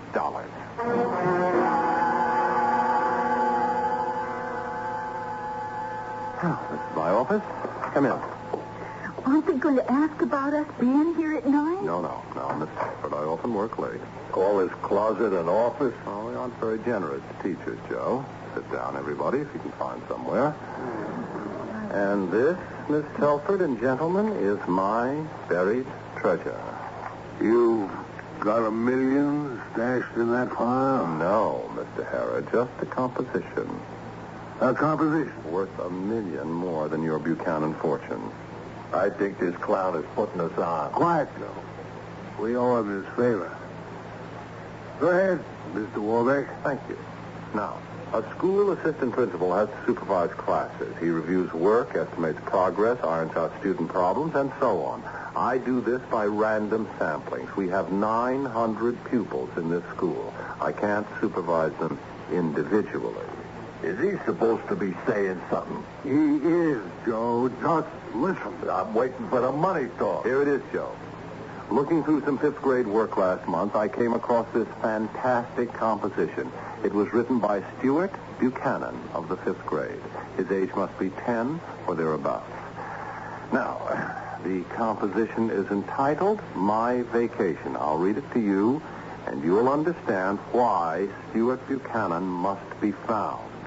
This is the money? Yes, Joe, this is the money. My Vacation by Stuart Buchanan. This summer, I visited my friends. I have 4 friends, and they're very nice. First, there is Tommy, who lives in the country, and he is an astronomer. Tommy built his own telescope out of glass 6 inches across, which he ground himself. He looks at the stars every night, and he lets me look even when it is raining cats and dogs. Wait a minute, Warbeck, are you putting us on? Patience? Now, let's see. Cats and dogs. We could see the stars because Tommy made a thing for over the end of the telescope which shoots up like a searchlight and makes a hole in the sky to see right through the rain and everything to the stars. Well, Mr. Herod, what do you think of Tommy, the astronomer? I don't understand this at all. Well, it couldn't be simpler. Tommy gets bored waiting for clear nights. He invented something that cuts through clouds, a funnel of vacuum, so he can use his telescope in all weather. And what it amounts to is a disintegration beam. How do you say? The hell I don't. Next friend of Stewart's, and I quote, "Then I went to Anne Mary and stayed one whole week. It was fun, because Anne Mary has a spinach changer for spinach and beets and string beans." What the devil is a spinach changer? Spinach changer. Spelling isn't one of Stewart's talents. Where was I? Oh, yes, here. When her mother made us eat them, Anne Mary pressed the button, and they stayed the same outside, only inside they became cake, cherry and strawberry. I asked Anne Mary how, and she said it was by Enhev. You've lost me. Simple. Anne Mary doesn't like vegetables. So, she's just as smart as Tommy, the astronomer. She's invented a matter transmuter. She transmutes spinach into cake, cherry or strawberry. Cake she eats with pleasure. So does Stewart. And you're crazy, Warbeck. Not me. The kids. They're geniuses. There's only one label for them. They're wild talents. Wild talent? What's wild talent? Later. Let's finish up with Lazy Ethel. I continue to read Stewart's composition. My friend George has a sister Ethel who is the laziest girl I ever saw. She is big and fat and hates to walk. So when her mother sends her to the store, Ethel thinks to the store and thinks home with all the packages and has to hang around George's room hiding until it will look like she walked both ways. George and I make fun of her because she is fat and lazy, but she gets into movies for free. The end. I don't believe it. I don't believe it. Great little girl, Ethel. She's too lazy to walk, so she teleports.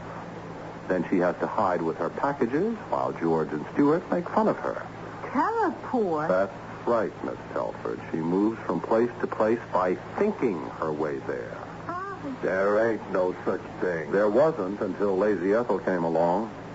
There wasn't any disintegration beam until Tommy the astronomer invented one.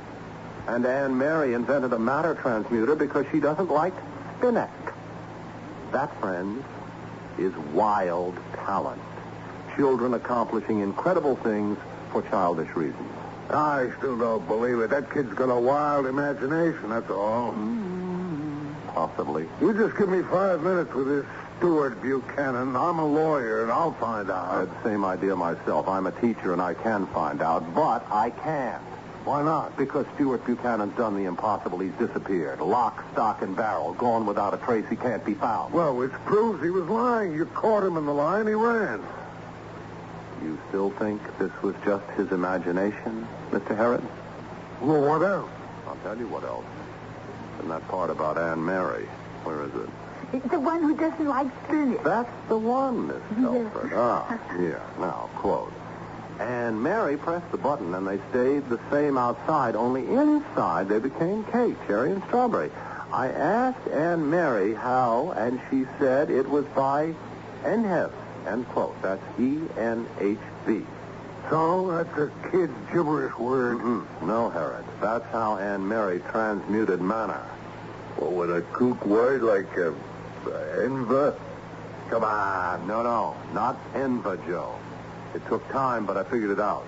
That's Planck's quantum equation. E equals NHV. One of the most abstruse concepts in theoretical physics. Well, Herod? The kid invented that, too. There's coincidence. That sound likely? Well, then he read it somewhere. 10-year-old reading quantum mechanics?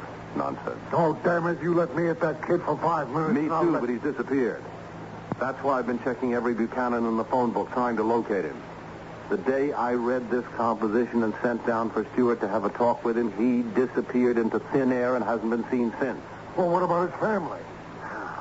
Trouble disappeared, too. What's more, every record of their location had disappeared. A few people remember them vaguely, but that's all. They split, huh? Oh, the very word, Joe. Thank you. Well, what a situation. Here's a child who makes friends with child geniuses. They're making fantastic discoveries for childish purposes. Who knows? Maybe Stewart's got other friends with wilder talent. Is this Stewart a wild talent, too? Probably. Kids generally hang out with their peer group that shares the same interests and talents. And what kind of genius is he? I don't know. A genius for disappearing, maybe. He blabbed like a child in his composition. When I sent for him, he got scared like a child, ran away, and covered his tracks. How did he get into the school file? I don't know. All I know is he destroyed anything that might lead to it. Stewart has run away, and we have got to find him. Just to find out, is he smart? No, Miss Telford, to find his friend. He's the only lead. Surely I don't have to explain. What would the Pentagon pay for a disintegration beam? How many millions would an element transmuter be worth?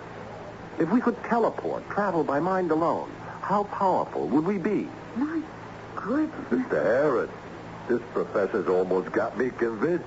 How about you? Mr. Warbeck, your caper makes us look like plankers. Thanks for letting us cut in on you. We'll pay off. We'll find that kid.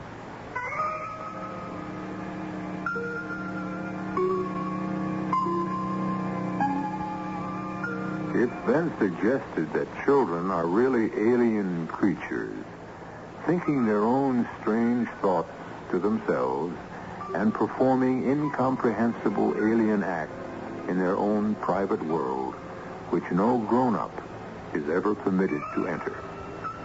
Is Stuart Buchanan a doorway to this alien world? And if he's found, what will his world be like? Act 3 will tell us in just a few moments.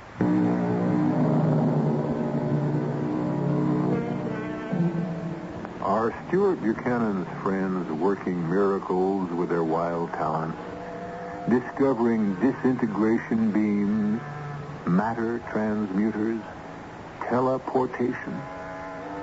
If not, does he have a wild imagination? And if he merely imagined all this, why and how has he disappeared without a trace? The only answer is to find Stuart Buchanan and question him. Walter Herod, attorney at law, is explaining to the boy's teacher how this can be done. It's not possible for anyone to vanish without a trace, Warbeck. Even a genius with a wild talent for crime? You've been blundering around chasing after Buchanans in the phone book. There are other